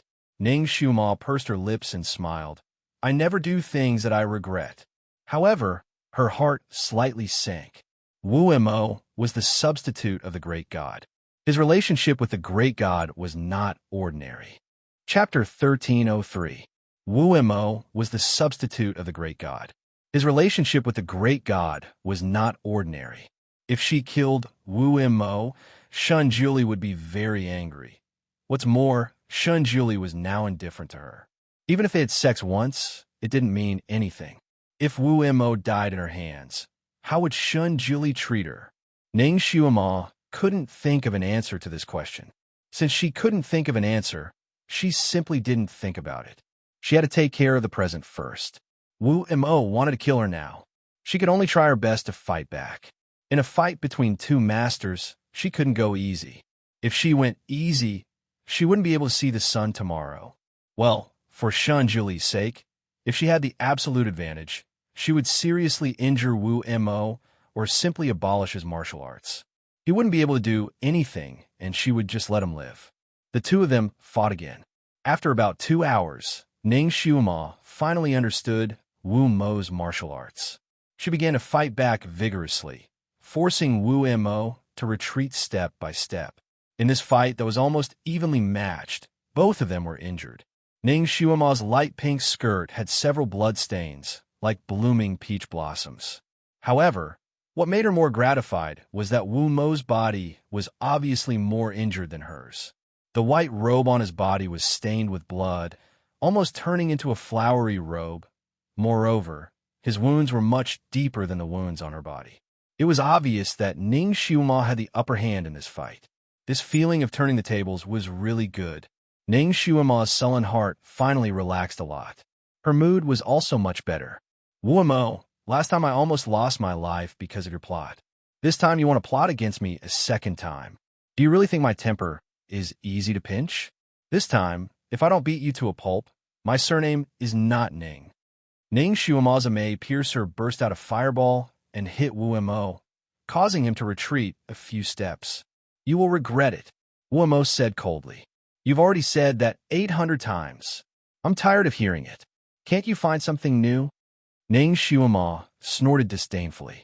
After dodging his ruthless attack, she smiled brightly like a spring flower, and the move she sent out became even fiercer. A new wound was added to Wu Mo's white robe. If she didn't teach him a bloody lesson, he wouldn't know why the flowers were so red. The fresh blood on his body made Ning Xiuma excited for no reason. Her eyes were faintly red. One move after another, she almost didn't give Wu Mo a chance to breathe. You're a witch. Ning Xiuma, I won't let you succeed this time. Wu Mo's voice was cold and ruthless. Although he was already at a disadvantage, he had no intention of retreating. Ning Xiuma wanted to laugh. Conspiracy? She just wanted to fall in love and have a good time. How did it become a conspiracy? What a joke. Wait a minute, he said she was a witch. Could it be that he knew about her past life? He knew about Shui Mo? She simply asked, You know Shui Mo? Wu Mo snorted. Of course. How much do you know? Everything. Ning Xiuma. It seemed that this Wu Mo had been by Shun Juli's side for a long time. He even knew about the things that happened more than 3,000 years ago. However, she was no longer Shui Mo, but Ning Xiuma. Even if the two of them had the same soul, she didn't need to pay for the things of her past life. Shui Mo, even if you change your name and body, you're still you. Chapter 1304. Shui Mo, even if you change your name and body, you're still you. An unscrupulous and ungrateful witch. Isn't it enough that you tricked him once? Do you want to trick him again? I won't let you succeed again. Wu Mo's calm eyes flashed with killing intent. As long as I'm here, I won't let you succeed again. What a dignified reason. Ning Xiuma laughed and deliberately angered him. Won't succeed again? Do you think you can stop us?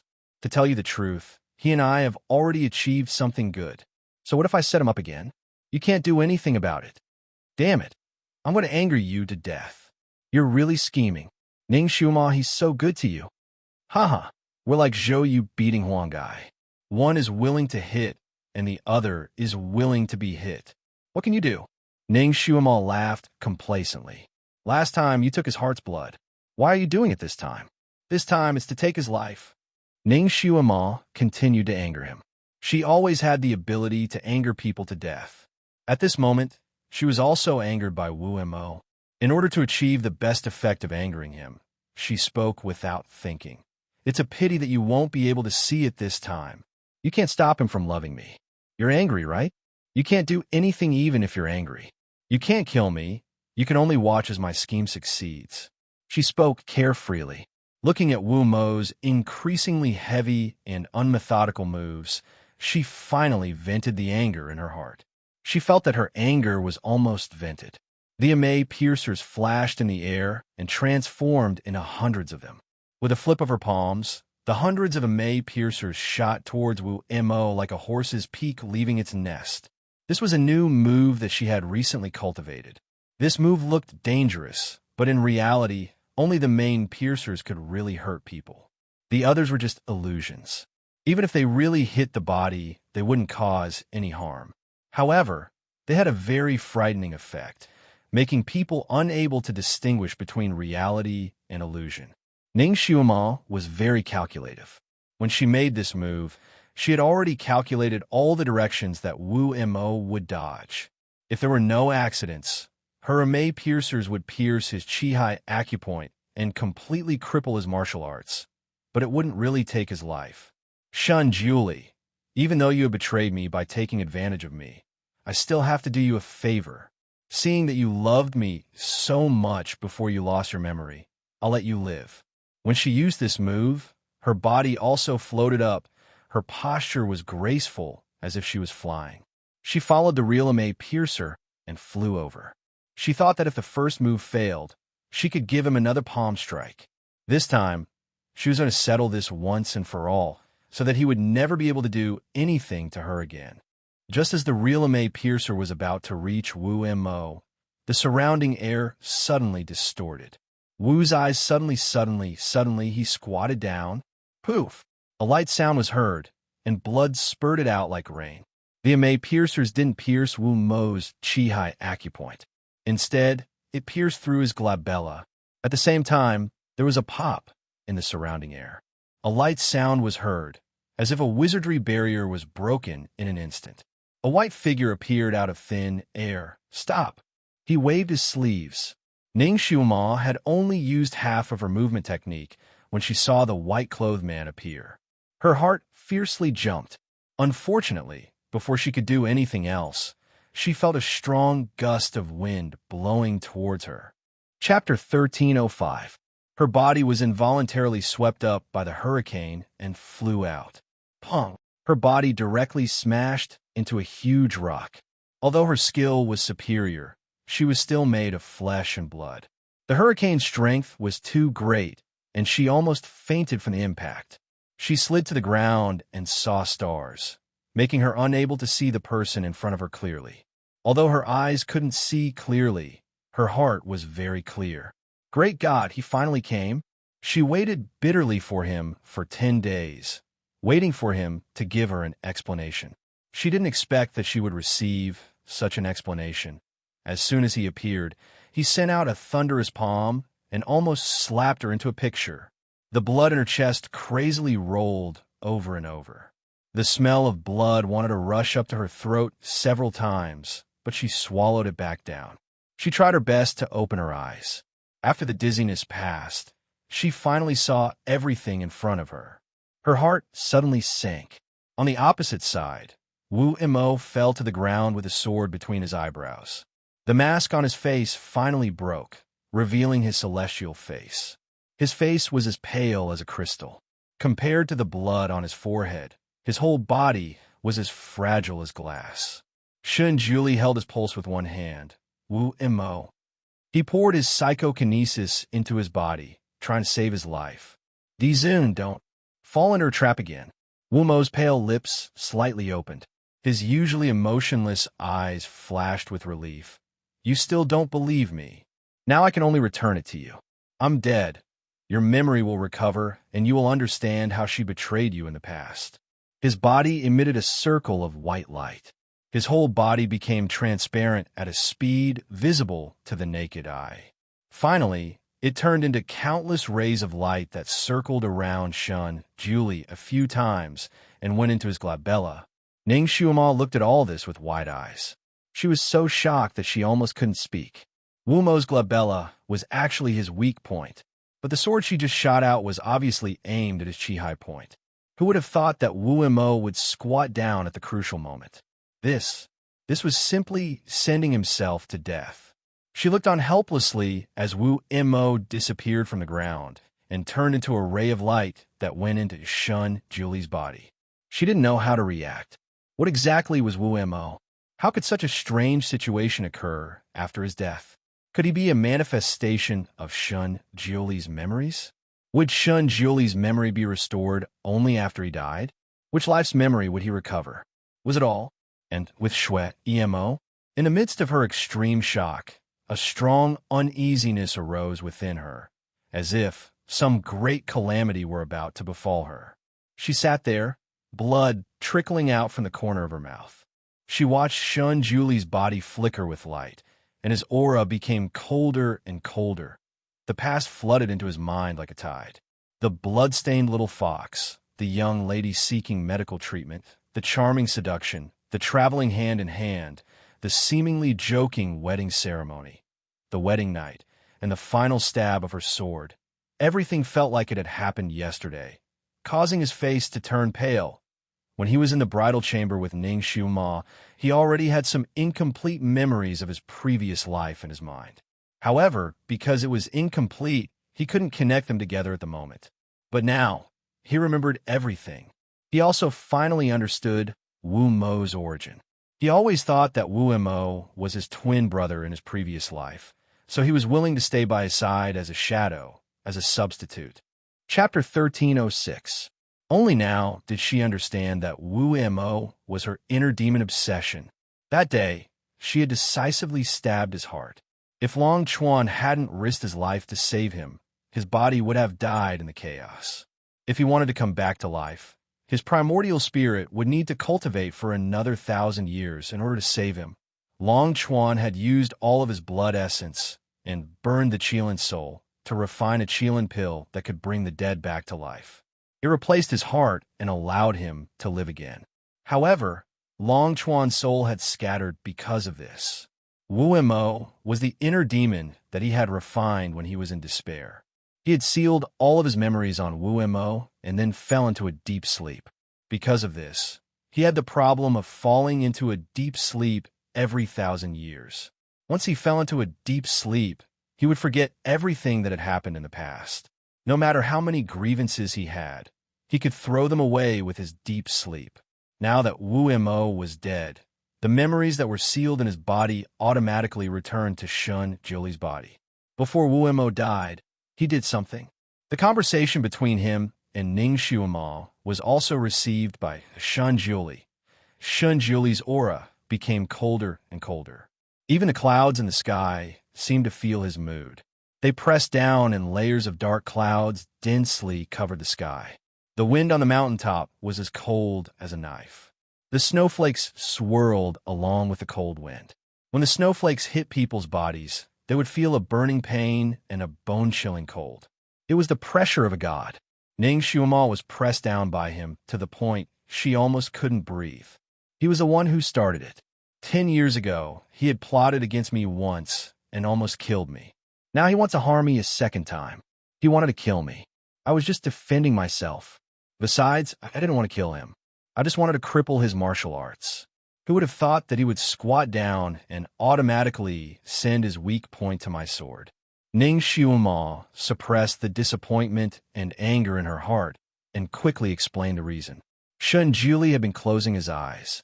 Now, he slowly opened them. His pair of icy blue eyes shot at Ning Xiuma. It was deeper and colder than the dark night. Ning Xiuma felt a chill in her heart under his gaze. She couldn't say anything else. Shui Mo, I didn't think that I would be defeated by you twice. However, do you think you can succeed this time? Shun Juli spoke word by word. His voice was as cold as ice, almost freezing Ning Xiuma's heart. He called her Shui Mo. Could it be that he had recovered his memories from his past life? You? Ning Xiuma was about to refute when Shun Juli flicked his sleeve. Ning Xiuma's acupoints were sealed. Not only could she not move, but she could not even speak. She stared at him in disbelief, and her lips turned pale. Shui Mo, you will pay the price for your actions. Shun Juli coldly threw out these words. With another flick of his sleeve, Ning Xiuma felt her vision darken, and her body weakly collapsed. Shun Juli looked at the unconscious Ning Xiuma, a complicated look flashing through his icy eyes. With a slight movement of his fingers, a strong wind carried Ning Xiuma away. Cold, so cold. In the darkness, Ning Xiuma only felt a bone-piercing chill seeping into her bones. It was so cold that she couldn't help but curl up into a ball. She slowly opened her eyes. It was as if she was in the Ice Age. Wherever her gaze landed, there was a piece of sparkling and translucent ice. The cold wind was bitterly cold, and the wind was so strong that it almost flipped her over. The wind was mixed with frozen snow, causing her face to hurt.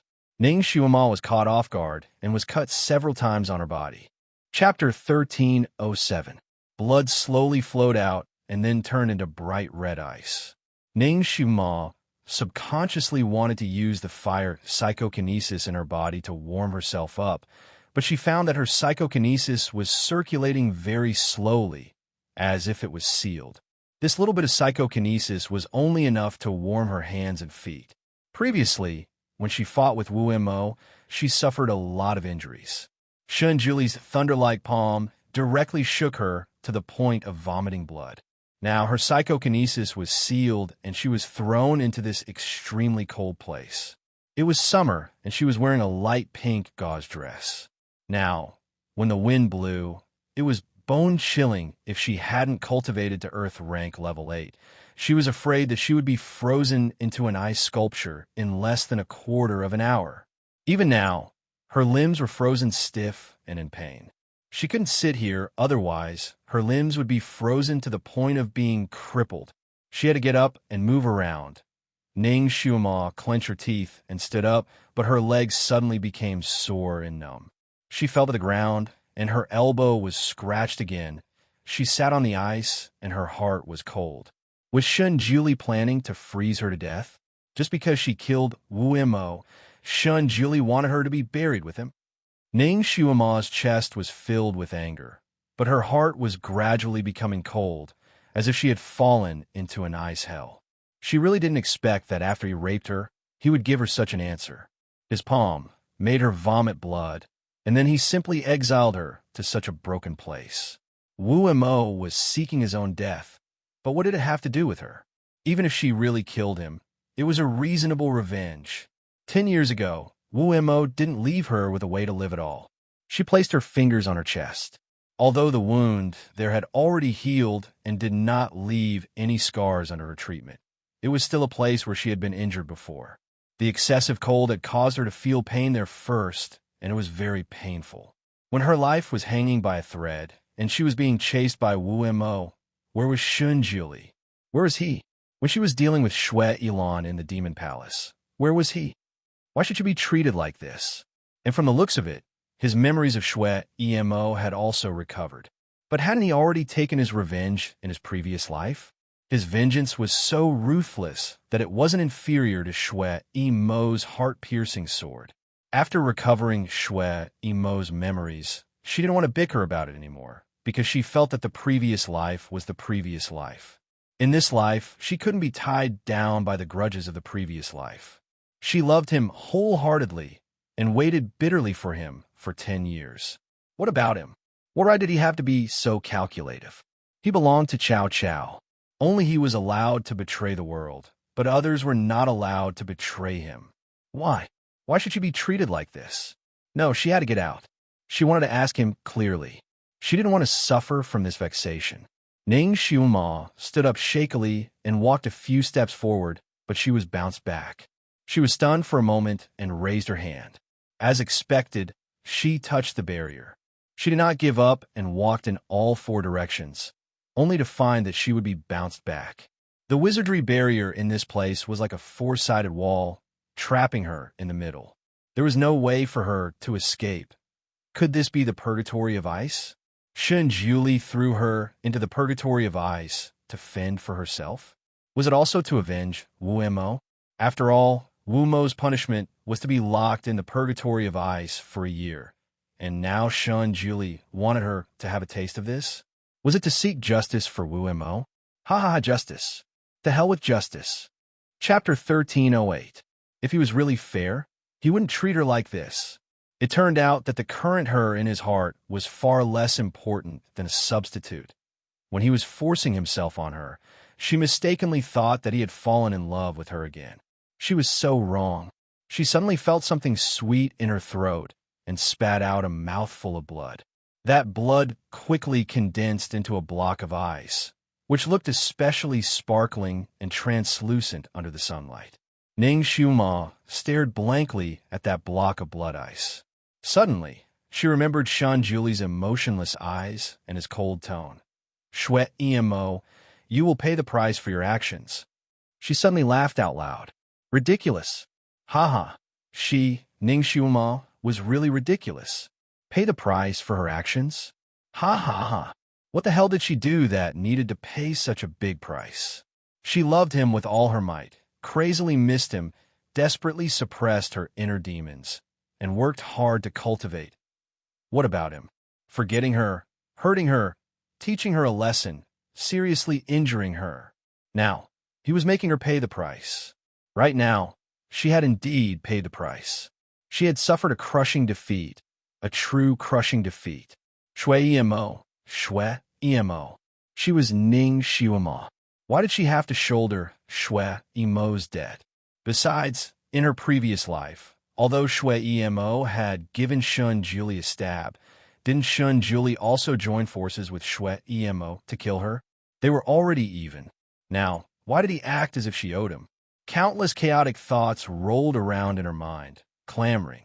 Ning Xiuma laughed out loud and spat out a mouthful of blood, which sprayed onto the ground. Tianyin Peak, main hall. Shun Juli was minding his own business, playing chess. However, the time he spent in a trance was obviously longer than the time he spent playing chess. He had already recovered the memories of his previous life. However, he had only recovered the memories of his first life. After that, his memories were still blank. Shui Mo had killed him in his previous life. In this life, she had approached him with ulterior motives. Every word she had said to Wu Mo during their confrontation had been heard by him. In this life, she wanted to take his life?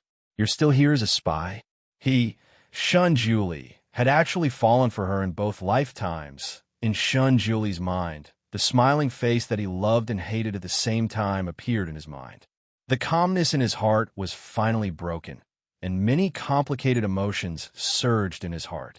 His fingers clenched the chess piece so tightly that his fingertips turned white.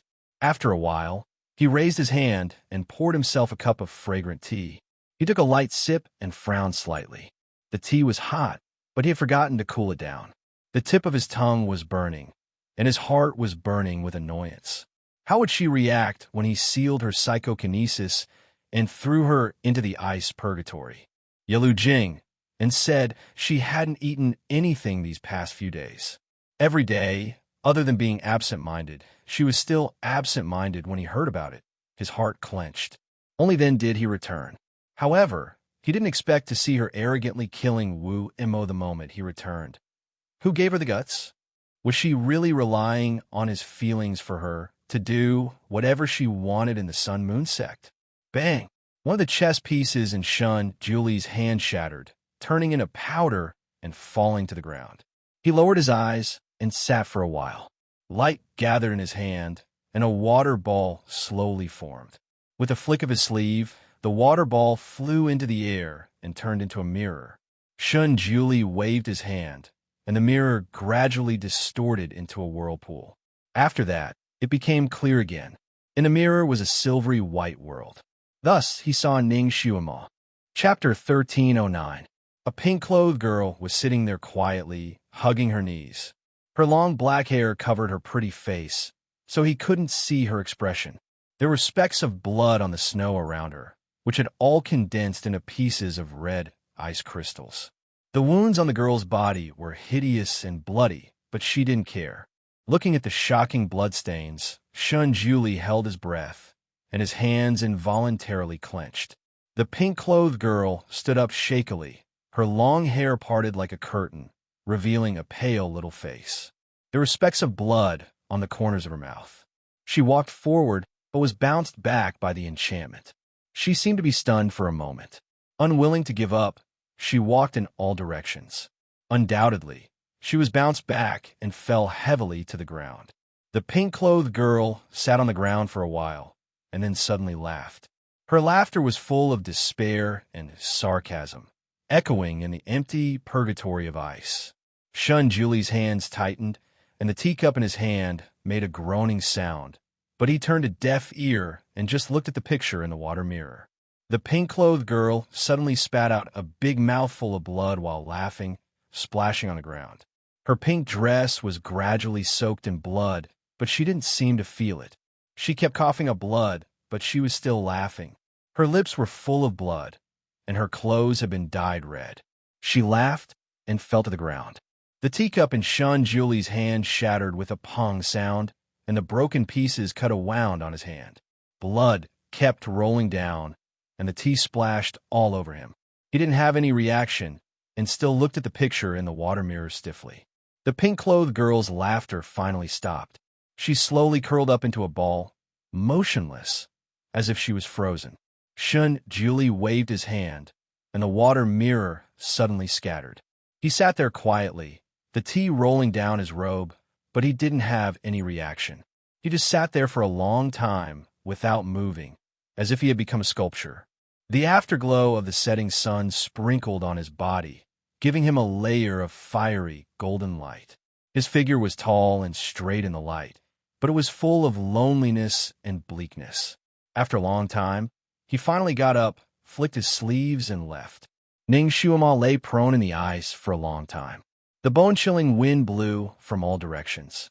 She was trapped here with nowhere to run. His body felt hot and cold at the same time. His head also felt dizzy, and he was seeing double. If this continued, she would die here. The last bit of reason in her mind told her that she should be meditating and recuperating instead of letting herself freeze like this. However, she didn't want to move at all. She just wanted to sit there quietly. It was almost as if she was torturing herself. She exposed herself to the cold wind and let the temperature in her body drop by drop. Her vision became darker and darker, and the sun also split into two. She tried her best to open her eyes, but the darkness surged like a tide, and she finally fainted. Before she fainted, she mocked herself. Ning Shuima, are you counting on Shun Julie to pity you? Her lips curled into a sarcastic smile as she closed her eyes. What greeted her was a long darkness. After being unconscious for a long time, Ning Shuima finally woke up. She was still the only one in the vast ice field. The cold wind whistled and swirled around her, as if it wanted to take away everything that had heat. Ning Shuima lay on the ice, silently looking at the cold moon in the sky. Chapter 1310. Her clothes fluttered in the cold wind, and she could no longer feel any heat from her body. The cold air from the ice entered her body, and her hands and feet were numb from the cold. But she just laid there motionless. The cold moon was covered in frost, and the cold moonlight flowed over her body. The ice purgatory was even colder in the dark night, almost freezing people from the inside out. Under the moonlight, her face was as white as snow, and the blood on her clothes had frozen into ice crystals. They were hard and emitted a hazy light under the moonlight. There was no trace of blood on her cherry blossom-like lips, and her eyes that were always as bright as stars were dark without a trace of light. It was as if even the most dazzling light was swallowed by the darkness and couldn't enter her eyes. She quietly laid there for the entire night. She had never thought that she would have a time like this. Lying alone on the ice field, watching the morning sun tear through the darkness and slowly rise through the cracks. A ray of sunlight fell on her body and onto her pale face. Her body was gradually covered in a layer of golden light. Her entire body was dazzling on the ice like a shining angel. But in her eyes, there was a coldness that couldn't be compared to last night's cold moon. The sunlight became stronger and stronger, but Ning Xiuma couldn't feel a trace of warmth. The cold air had already entered her body like she was terminally ill. Now that the sunlight had arrived late, it didn't have the slightest effect. Ning Xiuma looked at the clouds in the sky for a long time before finally closing her eyes. Ever since she transmigrated, she had always strived to survive. No matter how difficult it was, she had never felt despair. But now her heart was filled with despair. Pong! Another teacup broke. Yalu Jing and didn't know how many times he had cleaned up the broken teacups these past few days. He looked at the ancestors' increasingly gloomy expression, and an ominous feeling flashed through his heart. But there were some things he didn't dare to ask and couldn't ask. So after he respectfully cleaned up the broken teacups, he silently left. Shun Julie's expression became worse and colder. At the same time, the anger in his heart became stronger and stronger. When he sealed her spiritual force, he didn't use too much force. As long as she put in a bit of effort, she could break it open and meditate to resist the cold. But she didn't do anything and just laid there on the ice. What was she doing? Was he seeking death? Looking at her body buried in the snow, his heart couldn't help but clench into a ball. When Ning Xiuma woke up again, it was night again. However, this time, the night was completely dark. The cold moon from last night was nowhere to be seen. She had given up on herself for 2 days, and her body was almost stiff. Ning Xiuma's heart finally calmed down. There were no more waves in her heart. She only felt tired, extremely tired. It didn't seem like a bad idea to just rest here forever. For the past 2 days, she had been lying motionless on the ground. The snow had almost buried her, leaving only her pale and bloodless face exposed. Ning Xiuma made up her mind to sleep forever. Perhaps she would be able to go back to her own world when she really couldn't wake up. She would no longer care about this world. So after looking at the sky for a while, she fell asleep again. This time, she had a dream. In the dream, it was a distant past life. It was that unruly and unrestrained secret agent boss, Ning Xiuma. Ning Xiuma stood quietly to the side. Looking at her majestic and confident past life, she suddenly felt a sense of absent-mindedness in her heart. It had only been 10 years, but Ning Xiuma felt that she had aged a lot. Chapter 1311. Looking at herself at that time, she only felt that she was young and frivolous. How did she end up like this? Why did she become like this? Even Ning Xiuma was disgusted with herself. Perhaps everyone in the world had to face a tribulation. If they passed, they would live. If they didn't, they would die. Shun Julie was the biggest tribulation in her life. If she could get through this, she wanted to fly far away. From then on, she would be far away from him, to the ends of the earth, and they would never cross paths again. If she couldn't pass it, she would be buried under the snow. From then on, she would have nothing to do with this world and would sleep forever. On the third day, Ning Xiuma finally sat up and meditated quietly. She thought that she must break through this ice purgatory and sever her relationship with Shun Jiuli. Then, she would leave and never come back. The psychokinesis that had been stagnant for 3 days began to circulate and break through the frozen blood vessels. This process was like thousands of ants gnawing at her heart. It was very painful. Ning Xiuma bit her lower lip hard to prevent herself from making a sound. She was already pitiful enough. If she cried out, wouldn't she be even more pitiful? She, Ning Xiuma, did not need to be pitied.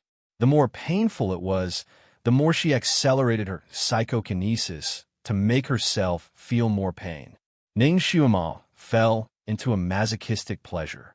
She was in so much pain that she almost fainted. However, she tried to stay awake. There was only one thought in her mind. Ning Shuama, this is the price you have to pay for falling in love with Shunjuli. The price you have to pay for falling in love with a god. The more painful it was, the more awake she was. Cold sweat broke out all over her body. Her clothes were soon soaked. When the cold wind blew, her clothes froze again. They stuck tightly to her skin and almost froze her whole body. She circulated her energy for a day and a night and finally unblocked all the frozen blood vessels. Her psychokinesis was active again. However, she was in too much pain. As soon as she stopped circulating her energy, all the pain came up. She was in so much pain that she rolled on the ground. Cold sweat kept flowing down. Her vision was blurry and dark. Her muscles were twitching unconsciously. Finally, she fainted from the pain. Shunjuli looked at the unconscious pink dress girl in the mirror, and his hand slowly tightened. She had been unconscious for a day and a night. Even when she was unconscious, her muscles would often twitch unconsciously. Then, she would tighten into a ball, like a baby in its mother's womb, tightly protecting herself and isolating herself from the outside world. The pain of forcefully opening one's blood vessels was not something that an ordinary person could endure. However, not only did she endure it, she did not even make a sound. Even though she was rolling on the ground in pain, she didn't make a sound. The girl's body in the mirror suddenly emitted a golden light, which gradually grew stronger. Shunjuli's expression changed, and he stood there stiffly. A moment later, his figure flashed, and like a bolt of white lightning, he suddenly rushed out. Ning Xiumal was woken up by the sharp pain. She felt like she was about to explode. Psychokinesis was running wildly in her body, constantly expanding and suppressing her blood vessels. Was he possessed by the devil? Ning Xiumal was in so much pain that her face was pale. She wanted to shout and roll on the ground, but it was as if she was fixed in place and could not move. She could only watch her inner world collapse bit by bit and fall apart. She had never experienced such intense pain. It was even worse than the time when Yi Qingwan used the soul-beating whip to scatter her soul. Ning Xiuama did not know what was wrong with her. She watched as her skin cracked inch by inch. It was transparent and emitted a dazzling golden light from the cracks. It felt like a porcelain jar that was cracked all over. Chapter 13:12. She felt like she was a porcelain jar that was cracked all over. The countless cracks on her body shot out rays of golden light, and the golden light was gradually expanding. The psychokinesis ran amok in her body. Her blood vessels were broken into pieces by the psychokinesis, and her internal organs were also cracking. The psychokinesis ran amok in her body. Her heart and lungs were like a hornet's nest, and there were holes everywhere. The overwhelming pain made her want to faint, but she couldn't. She could only endure the heaven-defying pain. She tried to control the psychokinesis that was running amok in her body, but she could not control it at all. The moment she tried to control it, it ran amok even more. Cold sweat kept flowing down her body, and her clothes were soaked in an instant. It even melted the snow under her body. Ning Xiuma felt that she was going to die this time, and her soul was going to scatter. Half of her body was already transparent. When the sun came out, would she turn into ashes? The golden light grew bigger and bigger, and Ning Xiuma's entire body was covered by the golden light. The moment the sun came out, Ning Xiuma's body suddenly exploded with a bang. Countless rays of golden light flew out, and she scattered into countless rays of light. The sun finally tore through the darkness and shone on the earth.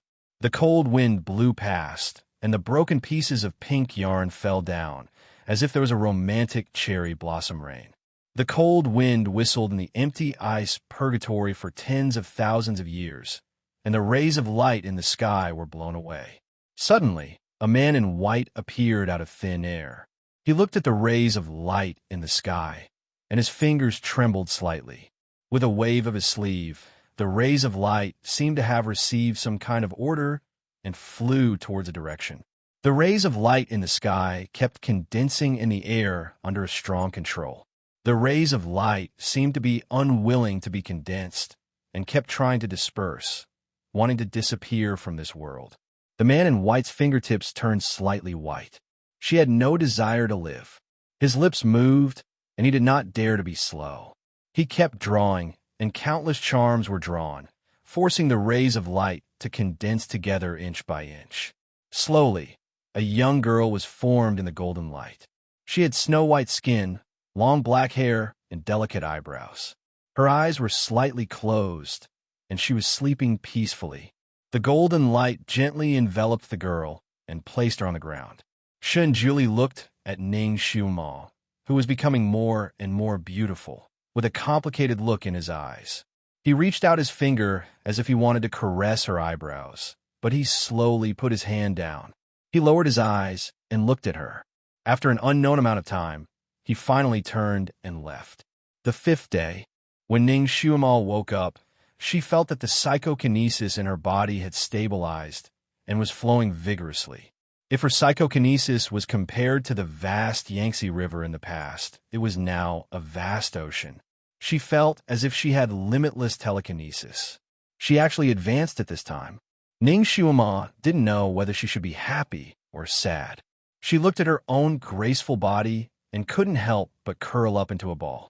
Looking at the countless pieces of pink gauze scattered around her, her eyes moved. With a slight clench of her hand, the pink gauze flew into the air and quickly assembled into her gauze dress. Ning Xiuma put on the gauze dress and felt a lot more at ease.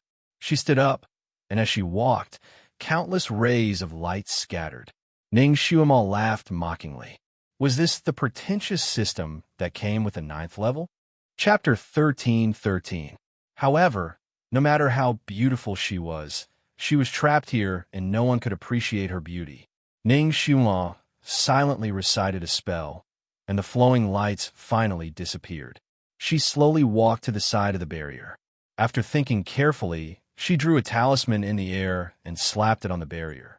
The barrier only shook a little, but it didn't move. She tried several methods in succession, from sunrise to sunset, and from sunset to sunrise. She used all the methods she knew. The barrier was firmly erected there, imprisoning her freedom and her heart. Even though she was already at Earth rank level 9, she would still be trapped here until she died. The most frightening thing was that she had a lifespan of thousands of years. This meant that if Shunjuli was ruthless, she might be imprisoned here for thousands of years. She had tried every means to escape from Shui Yilan and return to his side.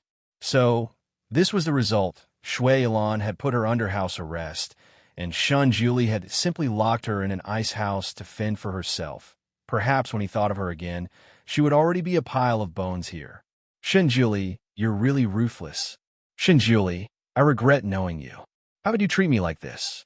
I waited bitterly for you for 10 years, and this is your reward? If she continued to be so quiet, was he planning to lock her up until the end of time? She suddenly slapped her palm on the barrier. Shunjuli, let me out. I'll let go and let you and Yunshi be together. Let me out. There was only the biting cold wind around her, and no one answered her. Shunjuli, let me go. From now on, we'll be far apart. I swear I'll never appear in front of you again. Let me go. She shouted again and again until her voice was hoarse. She slapped the barrier again and again, and the skin on her tender hands was broken and dripping with blood. Shunjuli sat at the top of the white pagoda on the Tianyin Peak. The clouds in front of him spread out like a mirror, and Ning Xiuma's figure was reflected in the mirror. He looked at her shouting those words, and his fingers clenched again. The mountains are high and the rivers are far away, and we will never meet again. She had spent so much effort to come to his side, but she had to give up before she achieved her goal. Let him and Yunshi be together? There was nothing between him and Yunshi. At most, they were just good friends. Was there a need for her to help him? His gaze paused on her bleeding palm, and he suddenly exhaled. With a wave of his sleeve, the cloud mirror disappeared and returned to the white clouds. He lowered his eyes and meditated again, but his heart was still uneasy. After venting for a while, Ning Xiuma finally gave up. The corners of his lips curled up in a mocking smile. Perhaps he already wished that he was dead. Naturally, he wouldn't let her go. Even now, she still couldn't give up on that ridiculous and foolish thought that he would be soft-hearted towards her. Ning Shuima, he was no longer the great god who treated her so well. He was a high and mighty god. She was probably just a pet in his eyes. When he was happy, he would stroke her fur and tease her. When he was unhappy, he would simply throw her out to fend for herself. The various thoughts in her mind were too tangled, so she simply stopped thinking about them. When she was in danger, she had a great god to rely on. When this great god brought her the greatest calamity, who else could she rely on? She could only rely on herself. She finally sat down to cultivate. If she broke through a few more levels, perhaps she would be able to break this barrier? Chapter 13-14. Her psyche power began to circulate, and her body became warmer and warmer. There was a faint golden enchantment around her, which blocked a lot of wind and snow for her. On the sixth day, Ning Shuima stood up and habitually tried to break the enchantment, but she still couldn't break it. She had been disappointed again and again. She had been disappointed so much that she didn't feel anything anymore. She was about to go back and continue practicing when she suddenly found that there was another person in front of her. It was still the same wide white robe that fluttered in the wind. His face was as handsome as a god's, and his icy blue eyes looked at her quietly. Seeing her turn around, a complicated look flashed through his calm eyes. The moment Ning Shuima saw Shan Julie, her body stiffened, and she took a step back reflexively. Her emotions were in a mess now. Joy, anger, disappointment, grievance, and hatred all came together and almost buried her. On the first day, she was full of grief and anger. If Shan Julie had come at that time, she would have shouted at him and vented her anger on him. She would only feel grievance and resentment, but she wouldn't hate him on the second day. She was in a self-inflicted coma. Although she tried to say that the more pain she felt, the more awake she would be. But in her heart, she secretly hoped that he would come in and see her now. After so many days of coldness and pain, she didn't want to say a word to him anymore. Shan Julie had thought of her countless reactions. She would throw herself into his arms or kill him with a sword. But he didn't think that her first reaction would be to retreat when she saw him. Shan Julie's heart tightened, and there was a pain spreading in it. The two of them were silent for a long time. They weren't standing very far away, and they could touch each other in a few steps. But in reality, they were separated by thousands of miles. Ning Shuima's eyes were indifferent and emotionless. Finally, Ning Shuima broke the deadlock. She looked at Shan Julie calmly. "Are you here to let me go?" Shan Julie didn't say anything. His eyes were so cold that no warmth could be seen. Ning Shuima made up her mind and said, "Shan Julie, let me go. You and I will never cross paths again. I promise that I will never bother you again. In the future, we will have nothing to do with each other. Green mountains and clear waters. Let's not meet again." Shan Julie remained silent, but the aura around him became even colder. His thin lips were pressed tighter and tighter. Ning Shuima was stunned. She raised her eyebrows and looked at him. "You don't really want to take me as your concubine again, do you? Why don't you marry Yunshi?" "It has nothing to do with Yunshi. I will not take you as my concubine." Shan Julie finally opened his mouth. Strange, he didn't release her, nor did he force her to become his concubine.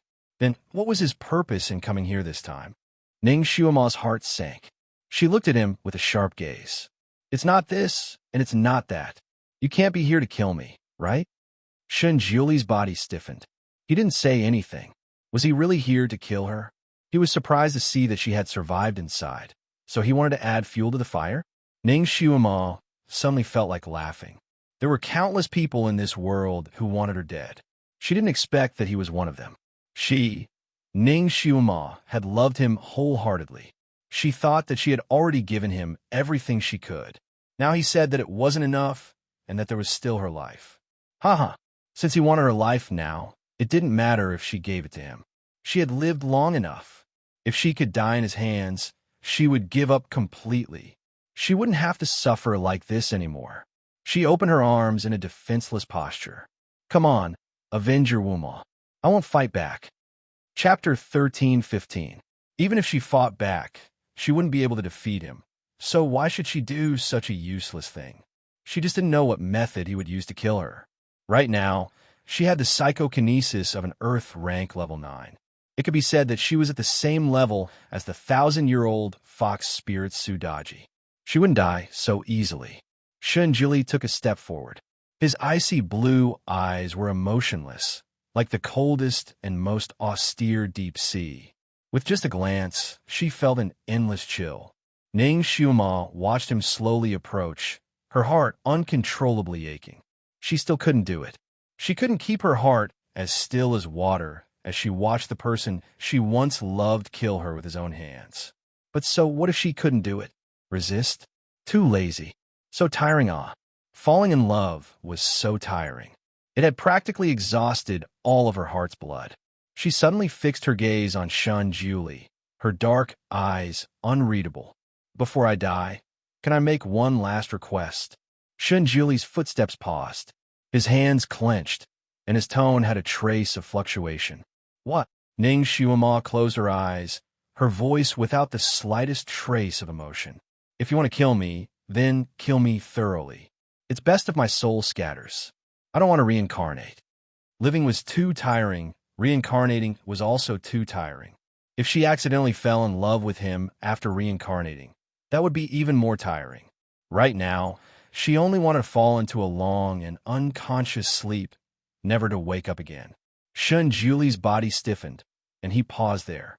After a long while, his hands slowly wrapped around her delicate neck.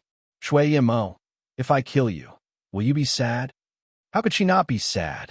He hadn't done anything yet, but she was already so distressed that she wanted to dig her heart out. If he did, Ning Xiuma let out a low laugh.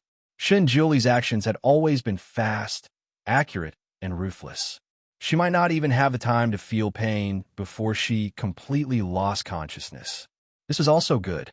Ning Xiuma opened her eyes and looked at the handsome face in front of her. She smiled and stared into his icy blue eyes, pausing between each word. I'm not sad, because I never loved you, no matter if it was the previous life or this life. Her heart was throbbing with pain, but she insisted on finishing her sentence as if she was torturing herself. Shun Juli's body suddenly stiffened, and a hand around her neck tightened. There seemed to be a touch of pain in his icy blue eyes. But Ning Xiuma didn't care anymore. She closed her eyes again and said indifferently, Do it. The force on her neck grew stronger and stronger. Ning Xiuma felt her vision darken. She was losing oxygen bit by bit. Her pretty face was flushed red, but as she said, she didn't resist at all. The force on her neck suddenly disappeared, and a large amount of oxygen was sucked in. Ning Xiuma choked and coughed. Shun Juli's icy eyes were hard to decipher. Seeing her raise her head to look at him, he sighed. With a flick of his sleeve, Ning Xiuma's vision went black, and she fell limply into his arms. Shui Imo, this seat really wants to strangle you to death like this. His voice rang softly by her ear. When Ning Xiuma woke up, she found herself lying on a soft bed. Her neck still hurt a little. She wanted to raise her hand to rub it, but found that she had been fixed in place. Shun Juli's back was facing her. His tall and straight figure stood quietly in front of a huge cauldron. Gurgle! Gurgle! There was a raging fire burning under the cauldron. The heart of the fire was a rich purple. It was the free true fire that could burn everything. Something was placed inside the cauldron. It was bubbling and at the same time emitting a rich medicinal fragrance. It floated and wandered in the air. Chapter 13:16. The entire room was filled with smoke, but the strange thing was that the smoke was not choking. Instead, it made people feel refreshed and invigorated. This was the alchemy room. As if he had expected her to wake up, Shun Juli turned around and lightly said, You're awake? The flickering flames gave him a layer of fiery golden light, but his eyes were as cold as the deepest sea and the darkest night. Ning Xiuma looked at his ice-blue eyes, and her heart filled with an ominous feeling. Why did he bring her into the alchemy room? Was he feeding her medicine? Impossible. He really did not hold back when he strangled her. He wanted to kill her right now, so why would he treat her? Ning Shuama looked at him with vigilance and did not say a word. Shun Juli walked over step by step and looked down at her. His eyes were filled with complex emotions. With a gentle wave of his sleeve, Ning Shuama's pink dress was torn apart again. Was he trying to force himself on her? He had already forced himself on her once. Did he want to do it a second time? Ning Shuama's charming face turned black, and she coldly said, "Shun Juli, don't make me look down on you." Her voice was still a bit rough. It was probably because he had used too much strength when he had strangled her that her vocal cords were a bit damaged. Shun Juli only looked at her, and his eyes darkened. Ning Shuama wished she could curl up into a ball.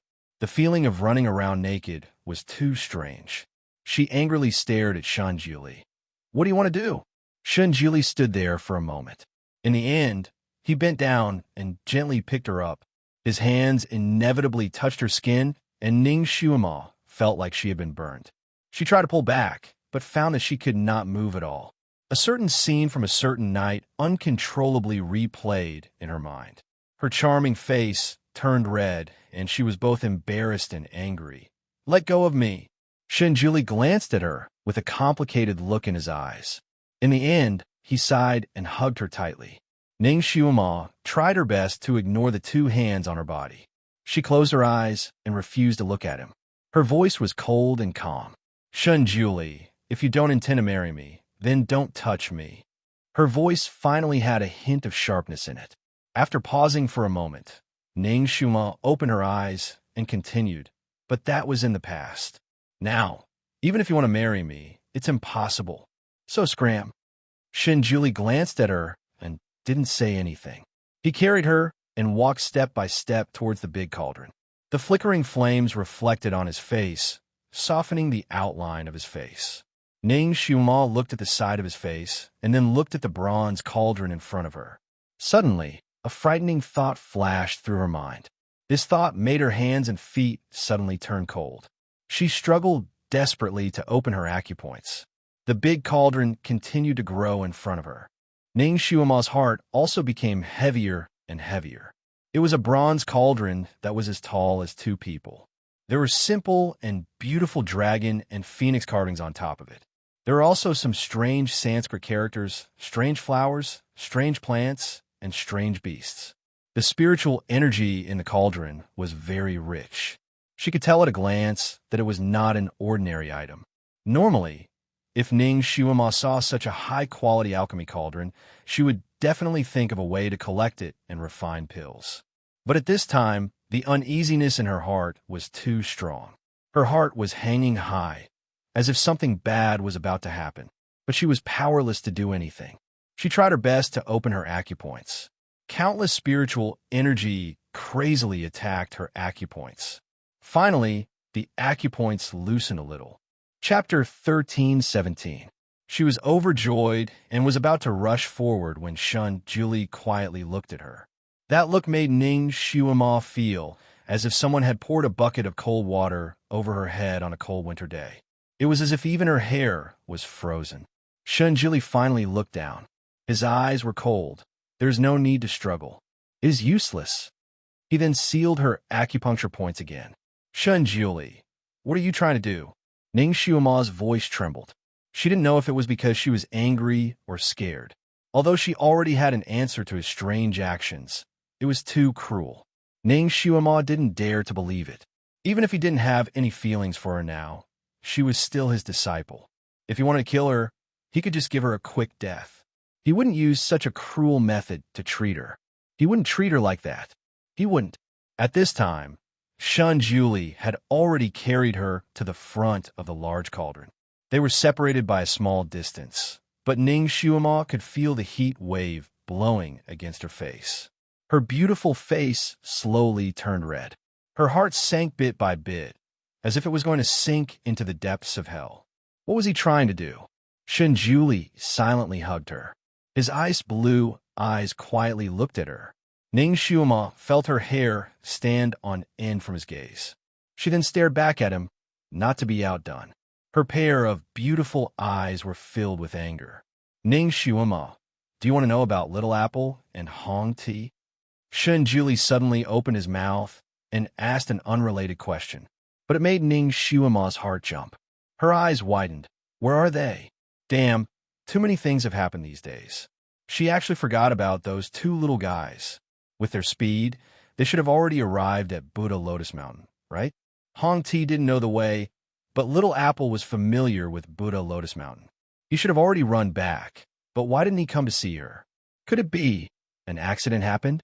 No, Shun Julie hadn't seen Little Apple yet, and it should be his first time seeing Hong Ti. But now, he knew their names, and he even asked her, did they fall into the hands of Shun Julie? What did you do to them? Shun Julie didn't say anything. Instead, he gently covered her eyes with his hand. A somewhat hoarse voice sounded by her ear. Shui Emo, if you can come back, this seat will tell you about them. Ning Shuima's heart suddenly sank, and then her whole body was violently thrown upwards. Amidst the countless flames, she saw Shun Julie's cold expression and pale face.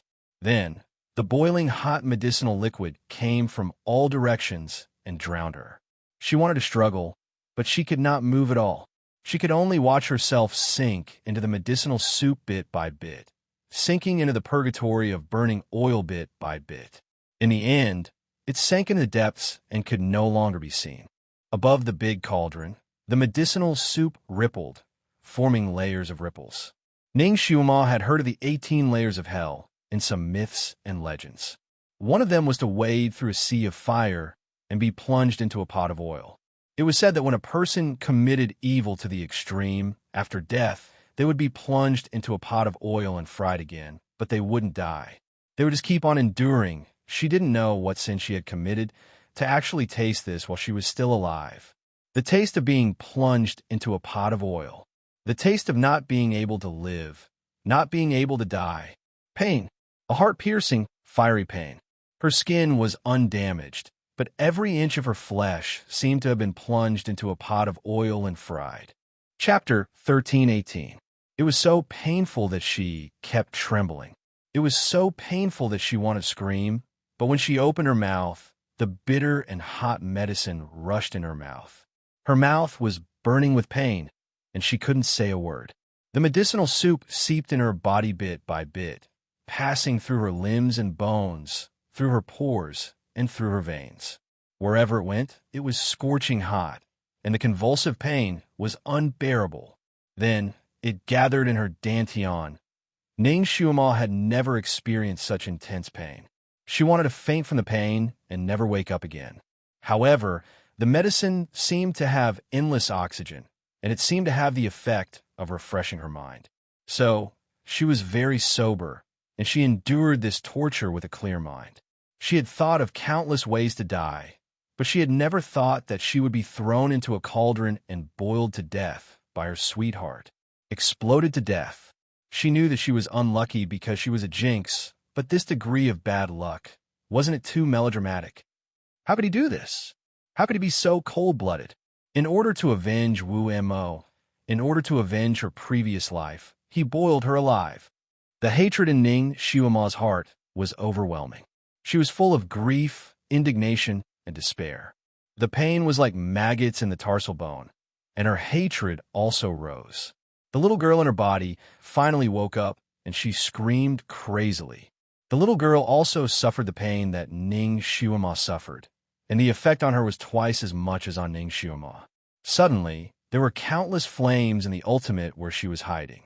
There were golden talismans circulating in the flames, and the Sanskrit characters were shining in golden light. At first, it was a little flame, but then it developed into a prairie fire at lightning speed, approaching her. She quickly set up countless layers of enchantments.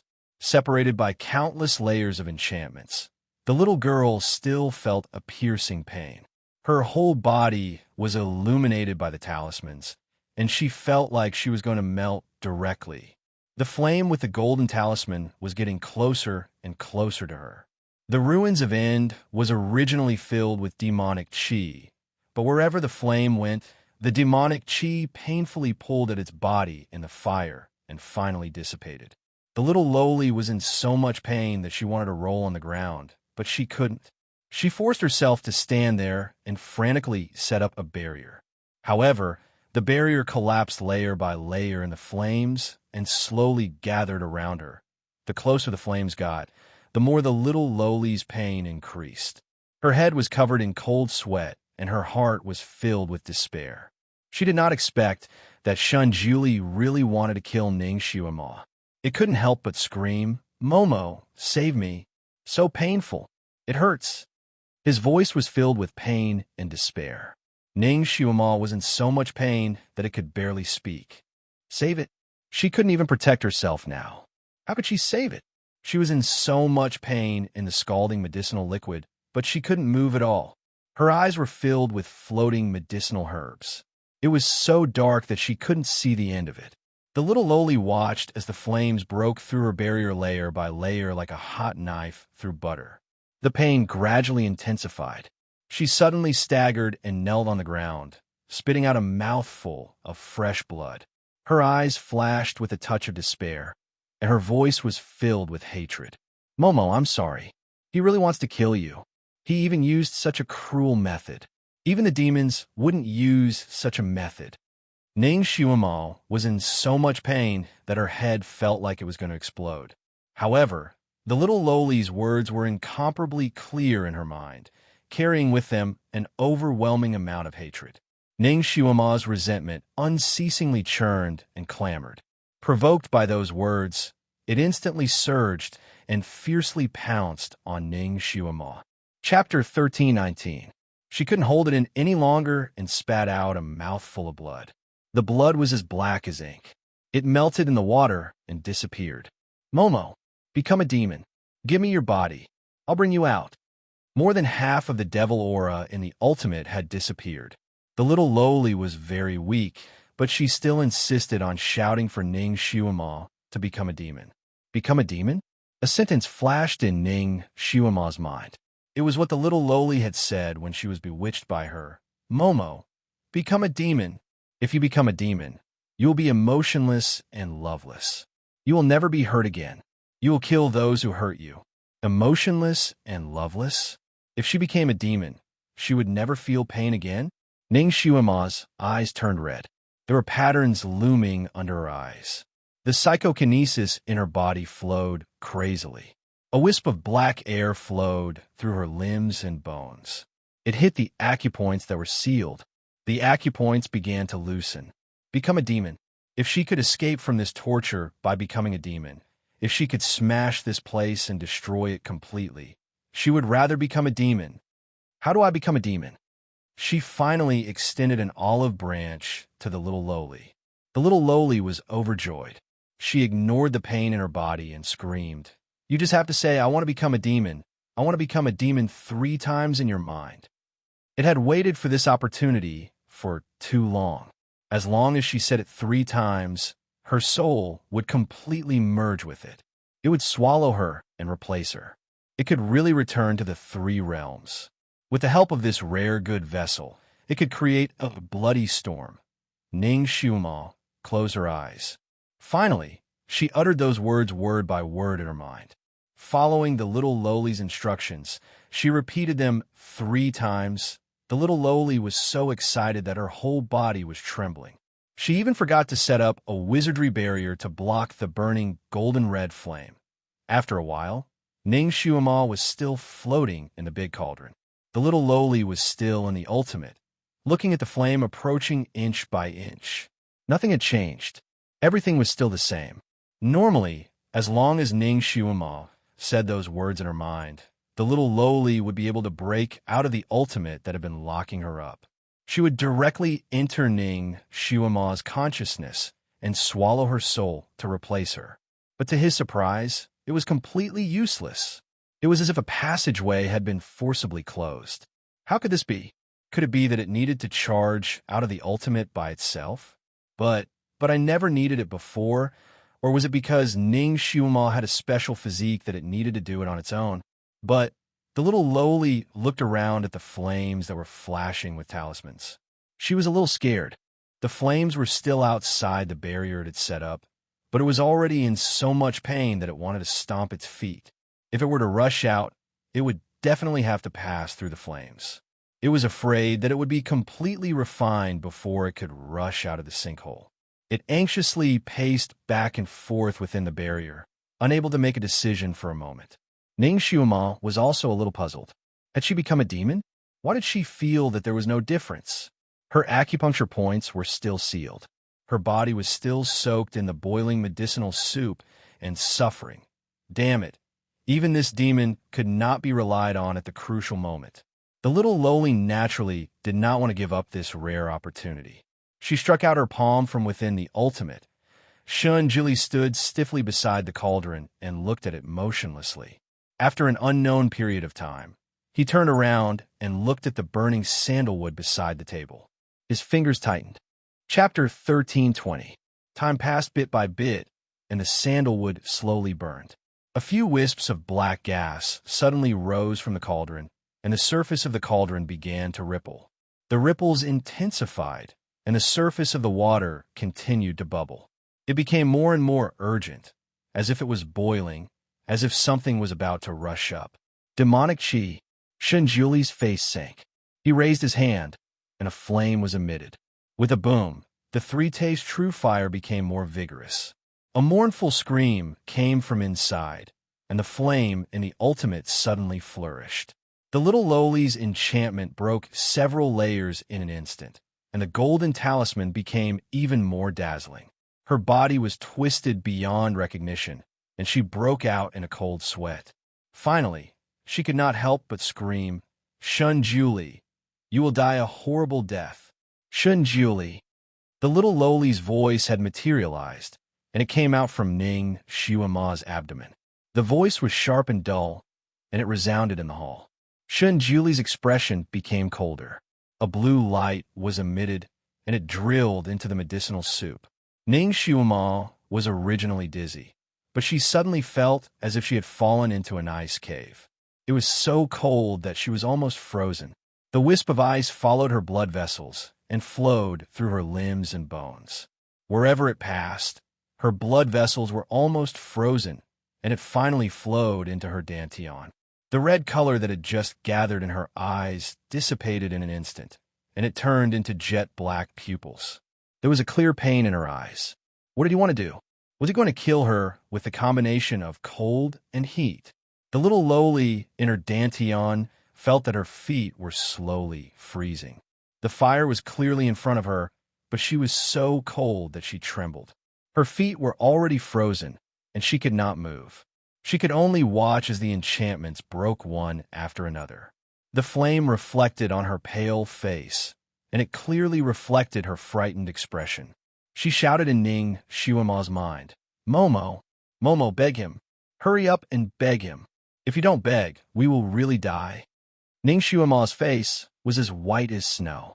She gritted her teeth, closed her eyes, and said resolutely, "Never! Even if I die, I won't beg him for anything." Ning Xiuma didn't say anything, so the little lowly began to shout. Her voice was very similar to Ning Xiuma's voice. She kept screaming, "Master, I'm in pain. Master, I beg you to let me go." Shun Juli's body swayed as he looked at the boiling cauldron. Steeling his heart, he shot out another flame. Ning Xiuma let out a mournful scream. She suddenly began to cry, "Master, how could you do this to me, Master?" Her voice was very similar to Ning Xiuma's original voice. Shinjuli's body swayed slightly. He tried his best to stabilize his mind and set up an enchantment above the cauldron, blocking the sound coming from inside. His body was trembling slightly. He turned around and looked at the burning sandalwood beside the table. His heart tightened. There was still half left. The medicinal decoction in the medicinal cauldron kept churning, but there was no longer any black chi. But gradually, the medicinal decoction began to calm down. In the medicinal cauldron, Ning Xiuma's psychokinesis circulated wildly. Finally, she broke through Shun Juli's acupoints. The red light in her eyes was faintly discernible. She jumped up fiercely, trying to escape from this nightmarish cauldron. She hit the enchantment hard and was bounced back into the cauldron. The boiling medicinal decoction drowned her again. When Shun Juli saw the figure, his heart skipped a beat. The blood in his chest churned violently, but he managed to suppress it. Xiuma, hold on. You must hold on. Chapter 13:21. Ning Xiuma kept jumping out, but she was bounced back into the medicinal decoction by the barrier. The barrier only shook slightly under her force, but it was still as solid as before. Finally, she fell heavily into the medicinal decoction, causing a splash, and then there was no more movement. Inside the cauldron, the boiling medicinal decoction actually calmed down. For a long time, there wasn't a single ripple. She fainted. Once she fainted, the psychokinesis in her body was very likely to go berserk, causing her whole body to explode. Shunjili clenched his hands tightly. Looking at the medicinal cauldron that was no longer rippling, his face became even paler. Shui Yimo, wake up for me. There was still no movement inside the cauldron. Shunjuli's face was pale. His hand touched the cauldron as if he was spasming, and he didn't feel anything even though he was scalded. Shui Yimo, wake up. If you persist, this seat won't hold a grudge against you for trying to assassinate this seat, and you can even be this seat's disciple. The inside of the cauldron was as calm as a pool of stagnant water. Even though the three true fire burned fiercely, it couldn't make the medicinal decoction inside the cauldron bubble again. Shunjuli's figure swayed, and his indifferent expression finally cracked. With a trace of panic, he said in a trembling voice, Ning Xiuma, if you persist, this seat will marry you. Haven't you always wanted to marry me? Ning Xiuma already didn't know how many times she had fainted from the pain and then woken up. Shunjuli's words were still clear, even though they were separated by layers of jade green waves. He said, Xiuma, I will marry you. Ning Xiuma only wanted to laugh crazily. She had waited for him to say these words for as long as 10 years. Day and night, she had hoped for him to say these words personally, and then become his bride, to accompany him hand in hand to the ends of the earth. Unexpectedly, she had finally waited for this vow. But it was in a situation where he was going to burn her to death, when he was going to personally throw her into the cauldron to refine her.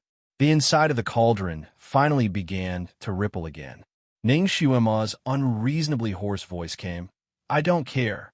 Shunjuli, let me tell you, I don't care. I'd rather not know you in my life. She almost screamed these words out. Shunjuli's face turned pale. His mind became unstable, and he spat out a mouthful of blood. Shunjuli's heart felt like it was being squeezed by someone. Even breathing became difficult. Shunjuli's face was as pale as snow. Pain flashed through his eyes. She actually didn't care? Hadn't she always wanted to marry him? She actually wanted to never know him. Not allowed. He, Shunjuli, had fallen into the hands of the same person in both of his lifetimes. Therefore, he must hold this person in his hands. However, the ancient devil in her body had to be eliminated. As long as it remained in her body, it was in danger of completely devouring her soul. Therefore, Ning Xiuma absolutely could not become a demon. This demon vanquishing soup was something he had painstakingly prepared over the past few days. It was all to get rid of the demonic chi in her body. To get rid of that demon, he knew that she was afraid of water, afraid of drowning. So he specially sent a steady stream of oxygen into the medicinal soup. He couldn't tell her any of this. He couldn't let the demon child realize that everything he did was to get rid of the demon. Otherwise, the demon child and Ning Xiuma's soul would coexist as a threat. Therefore, he could only let Ning Xiuma think that he was going to kill her and boil her alive. The process of getting rid of the demon was very cruel, and he had hesitated before. However, since she could kill him without hesitation in her previous life to save others, why should he hesitate for her? Besides, he was also trying to save her. In order to prevent her soul from being devoured by the demon child and truly perishing in this world. Chapter 13:22. In order to prevent her soul from being devoured by the devil child and truly perishing between heaven and earth. Therefore, he could only use this method. He believed that before he lost his memory, he also wanted to use this method. Otherwise, he wouldn't have prepared so many medicinal herbs in advance. He told himself that he couldn't regret it, but seeing her suffer in there, he was in so much pain that he almost suffocated. Once it started, it couldn't end. Shuama, bear with it, another wave of pain that was worse than death. Ning Shuama's vision began to blur again. Her limbs were numb from the pain, and she didn't feel like her own. At first, the pain was like a burn between flesh and blood. Later, it became an excruciating pain. Now, she felt that her soul was being burned and melting bit by bit. In her hazy consciousness, she heard Shun Julie's voice. His voice was trembling slightly. Shuama, bear with it. Ning Shuama wanted to laugh and cry at the same time. Irony. What a fucking irony. Bear with it, and boil it for a while longer? This was like extorting a confession by torture. When someone fainted, they would be splashed with a basin of cold water to wake them up. When they were awake, they would suffer endless torment. The heat seemed to flow in her heart. It was so hot that it was constantly contracting. It was so painful that she wanted to kill herself. She felt that she couldn't bear it anymore. She had no reason to bear it anymore. Let her die. Let her die a quick death. She really didn't want to live anymore. Living was too tiring, really too tiring. She was destined to be a lone star. She was destined to lead an army. Every step she took was a disaster. She was destined to be alone for a lifetime. Ha ha ha ha. She finally caused the death of a group of friends. After causing the death of Shun Julie, who used to love her, she caused the death of herself in such a tragic way. Great, that's great. She should be thrown into the 18 levels of hell and into the boiling oil for a world-destroying demon like her. Ha ha ha. You've done a great job. The punishment was right. Now that she was in the frying pan, could she just go and meet her death neatly? Could she be given an ending where her soul was destroyed? She didn't want to reincarnate anymore. She wanted her soul to scatter into a million pieces and then turn into a wisp of light, never to wake up again. The heavens seemed to have heard the sincere prayers of this inauspicious person and decided to take care of her for once. Ning Shuama gradually felt the pain fade away, and the sounds around her gradually disappeared. All the emotions in her heart were drawn away bit by bit, and her mind became blank. She felt that her body was getting lighter and lighter, and her consciousness was getting heavier and heavier. Finally, there was no more pain, only deep sleep. Within the Dantian's ruins of End, the fire was already tearing at the little Loli's clothes. The golden talisman was right in front of her eyes. She knelt on the ground, her face pale. She was sweating profusely as she struggled to support the last layer of the enchantment. Her entire body was engulfed in flames that were as tall as a person. The talisman stuck to the barrier and slowly melted it. The pure golden light shone on her body and burned small holes. She screamed again and again. The tongue of the fire slowly came in through the gaps of the enchantment and swallowed her body. The places that were burned by the fire instantly turned black. The wounds were so deep that her bones could be seen. The lower half of her body that was kneeling on the ground was almost melted by the fire. Her red dress was burning fiercely in the fire. The last layer of the enchantment was broken. In the little Loli's desperate eyes, the fire was overwhelming. She slowly closed her eyes. Was she going to start all over again? Starting all over again? Chapter 1323. Suddenly, she seemed to have sensed something and opened her eyes. Momo had given up. She had fallen into a deep sleep. The little Loli's figure slowly faded. In the fire, she revealed a bloodthirsty smile and turned into countless streams of light, flying out of the ultimate. Shun Jiuli's face instantly turned pale. His divine sense could no longer sense Ning Shuema's existence. Impossible, impossible. He had probed before. Her soul was very strong, and she was at Earth rank level 9. The inner demon was only around level 8. She could not have been dissolved before the inner demon. Shun Jiuli's body trembled uncontrollably. Then why? Why couldn't he sense her existence? Calm down. Calm down. Shun Jiuli forced himself to calm down and carefully probed the situation in the cauldron with his divine sense. The more he looked, the more his heart sank. It was as if his heart had gradually sunk into ice water. The Ning Shuema in the cauldron was no longer Ning Shuema. Although that person was extremely weak, her demonic aura was soaring, reflecting the bronze cauldron red. Where did Ning Xiuma go? Shinjili did not give up and scanned her over and over again.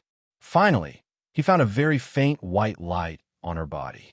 The white light was somewhat weak, but there was a circle of enchantment protecting that white light. She was still there, but she had fallen into a deep sleep. Her body was controlled by the inner demon. Shinjili did not know whether to be happy or sad. Looking at the increasingly intense red light in the cauldron, his eyes flashed with a touch of determination. No matter what, he, Shinjili, must eradicate this demon today. This demon could not hold on for much longer. He raised his hand, and a pure golden light was emitted, drilling into the cauldron. Ning Xiuma felt her body suddenly warm up. Something drilled into her blood vessels and then firmly protected a certain part of her body. It was like a golden shield, emitting a faint golden light. She probed with her divine sense. That was the place where Ning Xiuma's soul was sleeping. She tried to use her telekinesis, but it bounced back instantly, almost causing her telekinesis to collapse.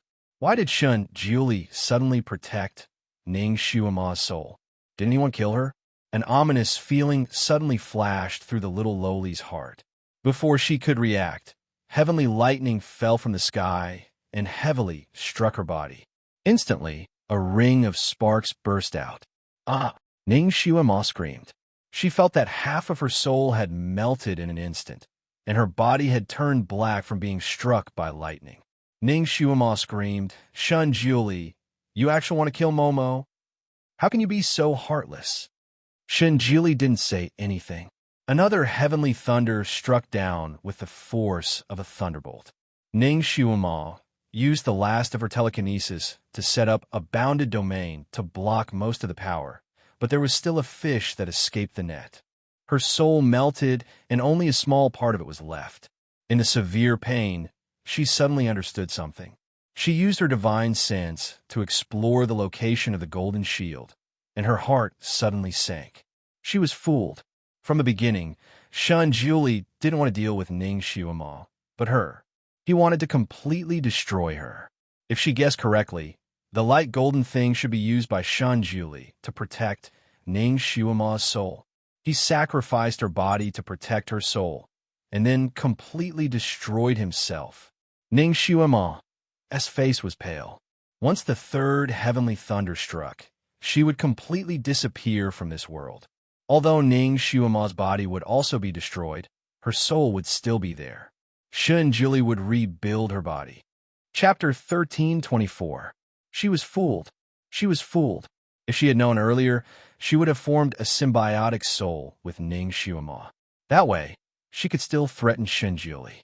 But now, he was completely protecting Ning Xiuma's soul. She couldn't form a symbiotic soul with Ning Xiuma. That was his plan from the beginning. She was actually fooled. She thought that he really wanted to kill Ning Xiuma. He even planned to dissipate his own soul and wait for Ning Xiuma to reincarnate. This loss was really too big. But now, she had no other choice. She could only watch herself completely disappear from this world. Her vision turned black, and she felt that her body was melting inch by inch with an irreversible force. When a second bolt of divine lightning struck, Shun Juli's face was as pale as paper, and he spat out a mouthful of blood. He checked Ning Xiuma's soul and heaved a sigh of relief. Fortunately, under the protection of his soul, her soul wasn't harmed by the divine lightning. That faint golden light was actually a part of his own soul. He had separated it to protect the sleeping Ning Xiuma. The two bolts of divine lightning that struck down just now were all used on his soul. They didn't hurt Ning Xiuma. This was really a way to hurt the enemy by 1,000, but Shun Juli was determined to completely eliminate that demon today, so he didn't care about the cost of damaging his soul. His body trembled slightly, and he weakly held onto the bronze cauldron. He took a deep breath, closed his eyes, and summoned the third bolt of divine lightning.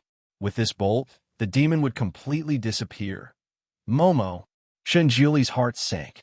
A red shadow suddenly flashed in midair, and at the same time, A red light carrying a vast demonic aura flew towards him. A white light flew out of Shun Julie's sleeve and collided with the red light in midair. The divine lightning struck at the same time. Three forces that were enough to destroy heaven and earth collided with each other, and an intense energy burst out. That red shadow was Shuelon. His face was pale from the shock, and he was knocked back a few steps by the shockwave. Kacha! A crisp sound rang out, as if something had broken. Shun Julie's heart sank. A wizardry barrier. The aftermath of the three forces had actually broken the barrier he had set up above the cauldron. Shuelon naturally wouldn't let go of this rare opportunity. He jumped into the boiling hot medicinal soup like lightning, endured the piercing pain, and carried Ning Shuima up. He looked at the unconscious Ning Shuima in his arms. Her face was as pale as snow, and her body was covered with wounds. It was almost impossible to see her original appearance. His hands trembled slightly. How could his Momo be injured to this extent? How could Shun Julie do such a cruel thing to her? A ball of white light flew towards him with the fury of thunder. Shun Julie said coldly, "Let her go." Shuelon couldn't dodge in time, so he could only resist. Although Shun Julie was seriously injured, he was still a god, and his power was far above his. The white light became stronger and stronger, and the red light was forced to retreat. After resisting this wave with great difficulty, he had already retreated 7 or 8 steps. At this time, Ning Shuima in his arms suddenly moved. His body stiffened, and he lowered his head to ask, "Momo?" Shun Julie's heart trembled. He sensed that Ning Shuima's soul under his soul was gradually waking up. She woke up? Shun Julie didn't know whether to be happy or sad. She woke up at this time. Could he still continue to strike her body? In this moment, the white light had weakened a lot. The red light took advantage of the situation to chase after it, and the two returned to a stalemate. Chapter 1325. Ning Shuima's soul slowly woke up and found that she was trapped in a pale golden cover. She could faintly smell Shun Julie's breath on it. Was this Shun Julie's new way of torturing her? Ning Shuima's heart was suddenly filled with fear. She subconsciously hit the pale golden cover with all her might. However, the cover was impregnable and didn't budge at all. Would there be some kind of fire coming out of it to burn her in a while? Thinking of this, Ning Shuima began to crazily hit the cover. However, it was the soul of a god after all. Her soul colliding with it was like hitting a stone with an egg. The more she couldn't get out, the more afraid she was. The more afraid she was, the more desperately she wanted to get out. Her soul faintly felt like it was going to dissipate. Shun Julie originally planned to lock up Ning Shuima's soul, but later she hit it too hard. Her soul felt like it was going to dissipate. He could only withdraw his own soul and let her out. Ning Shuima felt as if she had been knocked out of the light golden barrier. Just as she let out a sigh of relief, a powerful suction force suddenly appeared above her. She didn't have time to react before her whole body was sucked up. Everything in front of her eyes turned black, and then light appeared again. Following that, she felt a familiar, bone-piercing pain in Shuelon's arms. Ning Shuima's eyelashes fluttered. He held his breath. Momo woke up at this time. Would she break free from his arms again? Shun Julie looked at Ning Shuima, who was gradually waking up, and a complicated light flashed through his eyes. He then looked at Shuelon's attentive look on Ning Shuima's face, and then looked at the way he held her intimately. It was as if a huge stone was pressing down on his heart. The white light suddenly intensified, forcing the red light to retreat.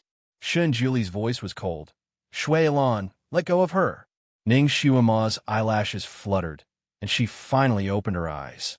Shuelon could feel Ning Shuima's gaze on him, but he couldn't spare a glance at her. He was almost defeated by Shun Julie's power. Ning Shuima moved a little in his arms. He was so angry that he almost passed out. He said helplessly, "Momo, don't move." When Ning Shuima first woke up, she was in a daze. It took her a long time to recognize that the person hugging her was Shuelon. Her body stiffened, and she subconsciously wanted to push him away. However, when she looked at Shun Julie, Her hands paused. In the end, she put them down and allowed Shui Lan to hug her. Shun Jili naturally saw her series of movements. He felt a burst of anger in his heart and said in a deep voice, Ning Xiuma, come here. Past. What was he doing there? Be thrown into the pot to be boiled again? Ning Xiuma sneered but didn't say anything. Shun Jili saw that Ning Xiuma was obediently nestled in Shui Ilan's arms, ignoring his words. Could it be that her soul was damaged, so she didn't hear his words? So Shun Jili repeated it again. This time his tone was a little stiff. Ning Xiuma, come here. Was he so persistent in wanting to boil her to death? Did he hate her to this extent? Ning Xiuma suddenly wanted to laugh. Her once most intimate lover was now the person who wanted her to die the most. Today's sword points. In the past we were in the foam. The warmth in the hair, all for the floating pavilion. Haha. In fact, she didn't want to live anymore. She was finally free, but unexpectedly, she woke up again. Heaven was playing with her. Ning Xiuma glanced at him. There was no emotion in her eyes. Her voice was so faint that it was almost inaudible. Shun Jili, do you want to kill me again? Shun Jili held his breath. Chapter 13:26. Shun Jili's breath caught in his throat. The demon in her body hadn't completely dissipated yet. He needed to examine her properly to see if she needed it. Ning Xiuma's indifferent voice continued, I'll do it for you. Before she finished speaking, she turned her hand and condensed a sharp dagger. She didn't even blink as she ruthlessly stabbed towards her own chest. Momo, don't. Xiuma. Two voices rang out at the same time. The dagger in Ning Xiuma's hand was knocked out of her hand by Shun Juli's white light. Because of this distraction, Shui Ilan's red light fiercely smashed into Shun Juli's body. His body swayed, and his face became even paler. Shun Jili turned his hand and sent a white light towards Shui Ilan again. Shui Ilan was carrying a person after all, so it wasn't that convenient for him to fight back. In addition, his strength wasn't as good as Shun Juli's, so he was once again forced back by the white light. He spat out a mouthful of blood. Suddenly, a green light flew into the air and revolved around Shui Ilan. Although the green light was weak, it had a very strong healing effect. Shui Ilan's boiling blood actually calmed down under the effect of the green light. Momo. She actually helped him heal his injuries. Shui Ilan's eyes lit up and his spirit was greatly aroused. Shun Juli's face turned pale. His eyes fell on Ning Xiuma's body. Xiuma. Ning Xiuma closed her eyes. She waved her hand and a red dress appeared on her body. Blood flowed down like a small stream, but she didn't care at all. Her eyes turned to Shun Jili and her voice was indifferent. Shun Jili, whether it's the previous life or this life, I don't owe you anything. I know you're God, and we're not your match. If you insist on taking my life, then fine. I'll do it myself. If you're done with your revenge, let me go. Her face was as pale as snow, and her eyes were dark and gloomy. She looked at Shun Jili indifferently and said, If you want to kill me, I will do it myself. If you have enough revenge, then let me go. With a flip of her hand, she condensed a dagger and pressed it against her own chest. She stabbed it bit by bit. Her eyebrows didn't even wrinkle. She even smiled and said in a mocking tone, Dizun, you say the word. My life is yours to handle. You. She actually used an honorific to address him. Shun Jili clenched his fists in his sleeves. His face was as calm as still water. Ning Xiuma, I'm only doing this to get rid of the demon in your body. Come here. The expression in Ning Xiuma's dark eyes was hard to decipher. To get rid of the demon in her body? She didn't believe his stupid excuse. He was merely taking revenge for that nuisance Wu Mo. He wanted to take revenge for the stab she gave him in his previous life. From the looks of it, he hasn't had enough yet, has he? He still wants to take my life, right? You don't have to do it. Xiuma will do it herself. Ning Xiuma's dagger pierced a few more times. Below, it was her beating heart. Shun Juli's breath stopped. I won't kill you. Come here. Let me see your wound. Her blood was still flowing. It stung his eyes. Shui Ilan's heart sank. He was afraid that she would really go over. Momo, Ning Xiuma didn't have the slightest intention to go forward. Instead, She retreated a few steps. She sneered and said word by word, "Don't cry crocodile tears. Shinjuli, I won't believe a single word you say." Shinjuli's voice had a trace of anger. "Ning Xiuama, do you think you can leave with him? Don't force your master to make a move." Master? Ning Xiuama simply wanted to laugh out loud. What kind of master would cook his own disciple alive like him?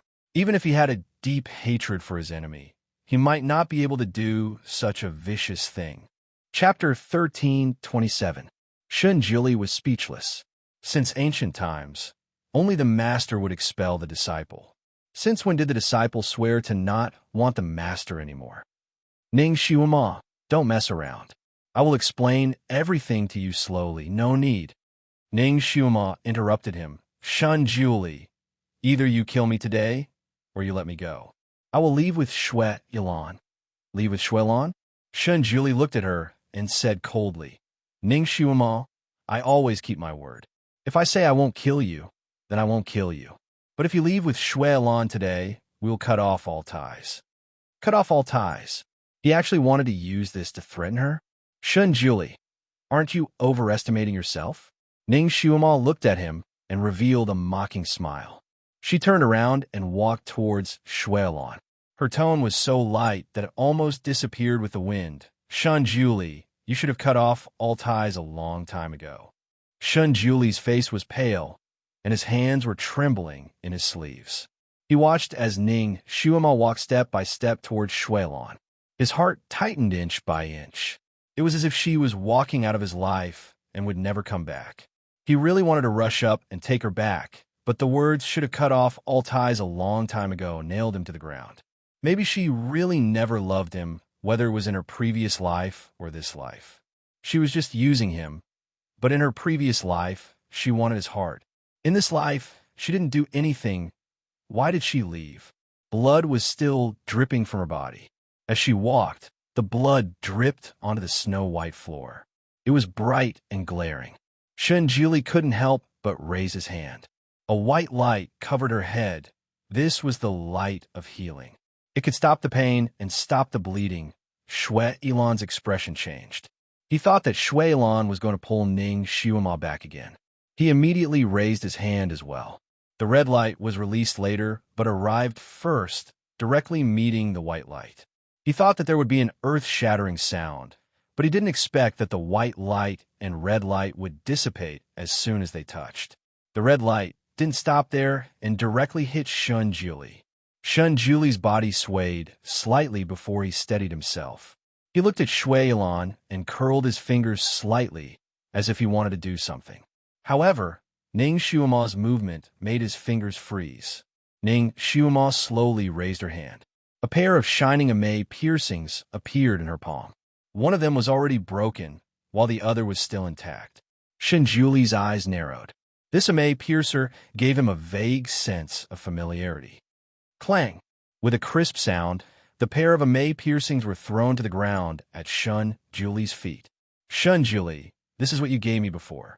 Now, I'm returning it to you. I don't owe you anything anymore. Shinjuli was speechless.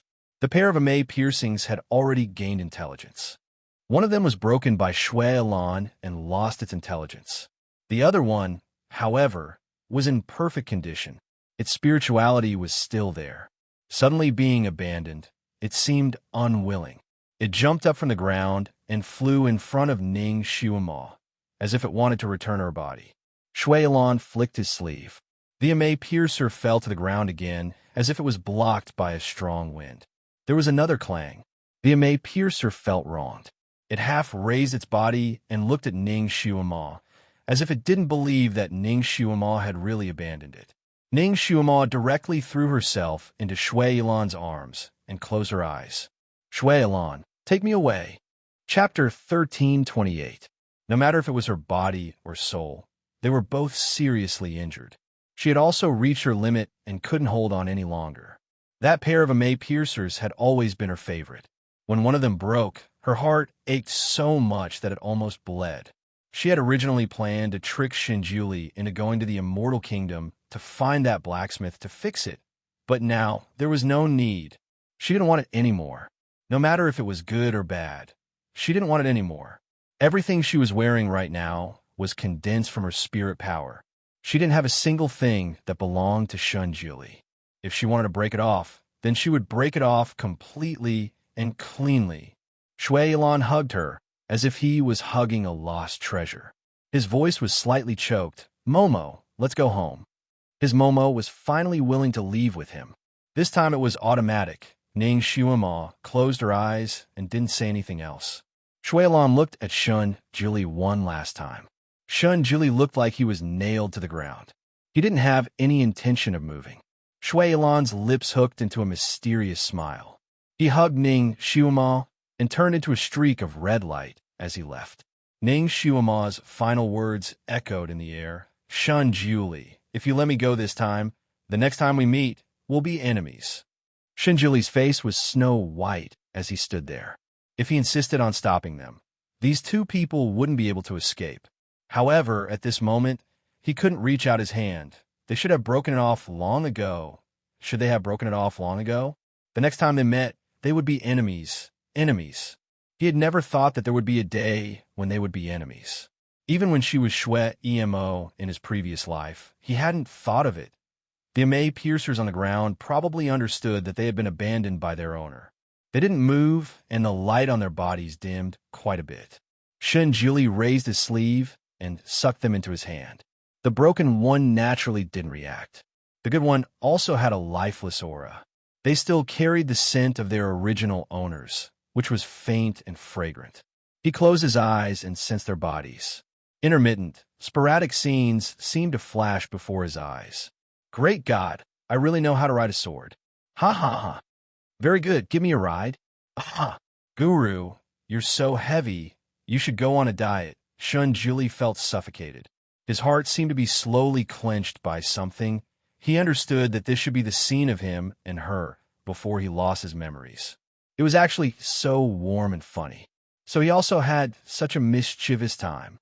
So the two of them used to be so harmonious. Countless emotions whizzed in and whizzed out. He stood there for a long time, as if he had become a fossilized statue. Fire. There was fire everywhere. Ning Shuima felt as if she was about to melt under the golden light of the fire. She felt a burning pain all over her body, as if she had been thrown back into the cauldron. She ran as fast as she could, but she couldn't get out of the fire's range. Ning Shuima could only watch as she was slowly surrounded by the fire. Tongues of fire licked her clothes and devoured her flesh. Ning Shuima woke up from her deep sleep again. She was sweating profusely. Everywhere was red. Red walls, red decorations. It was very similar to the fire in her dream. Ning Shuima's body stiffened. Her mind was still a bit hazy. She struggled to escape, but once she moved, she pulled on the wounds on her body. She was in so much pain that her face turned pale. The pain made her suddenly wake up. She finally realized that this was the Demon Palace, her residence in her previous life. There was no fire. Chapter 1329. Her body was still in unbearable pain. She had already treated it, but her skin still felt like it was cooked. Just a slight touch would cause her to feel unbearable pain. It caused her to not be able to sleep well. It was as if there was a fire burning in her heart all the time, causing her to be impatient. She had never suffered so much before, and this sin was brought by the person she thought she loved the most. Injustice, anger, despair. Countless negative emotions gathered in her chest and condensed into monstrous hatred.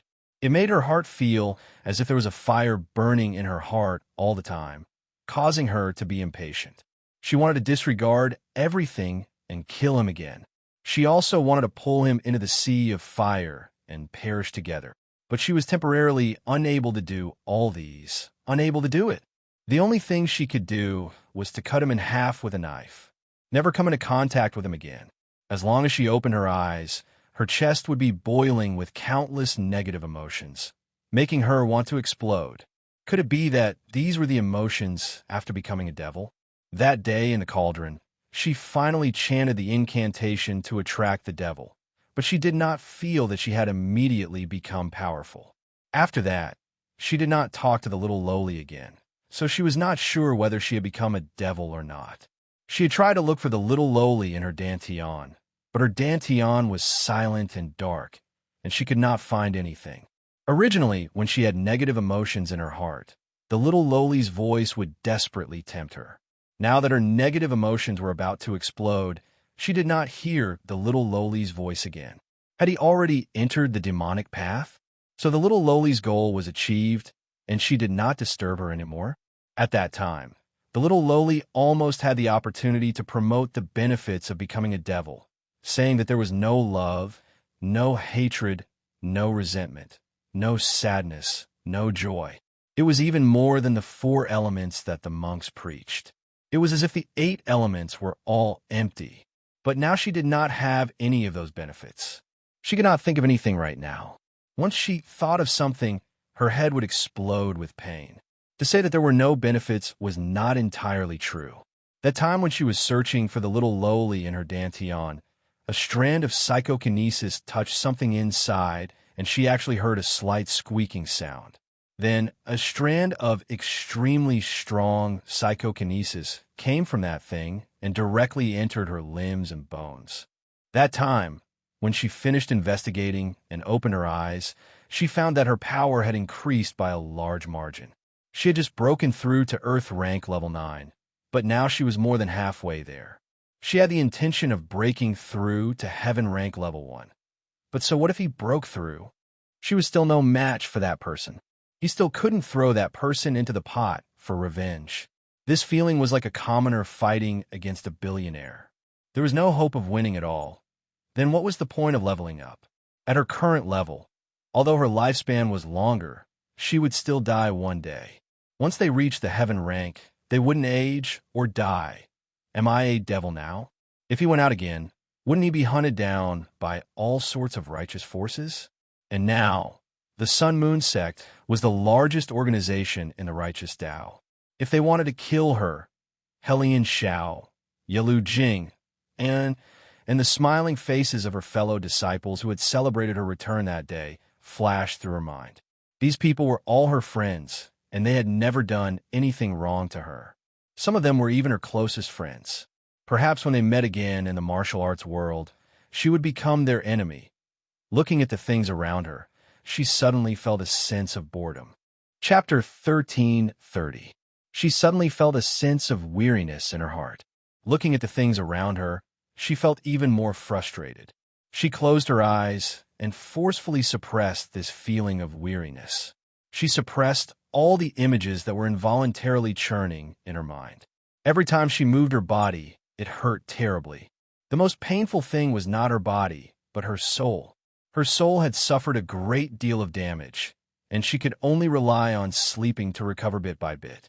Every time Shui Elan came to see her, he would see her sleeping soundly.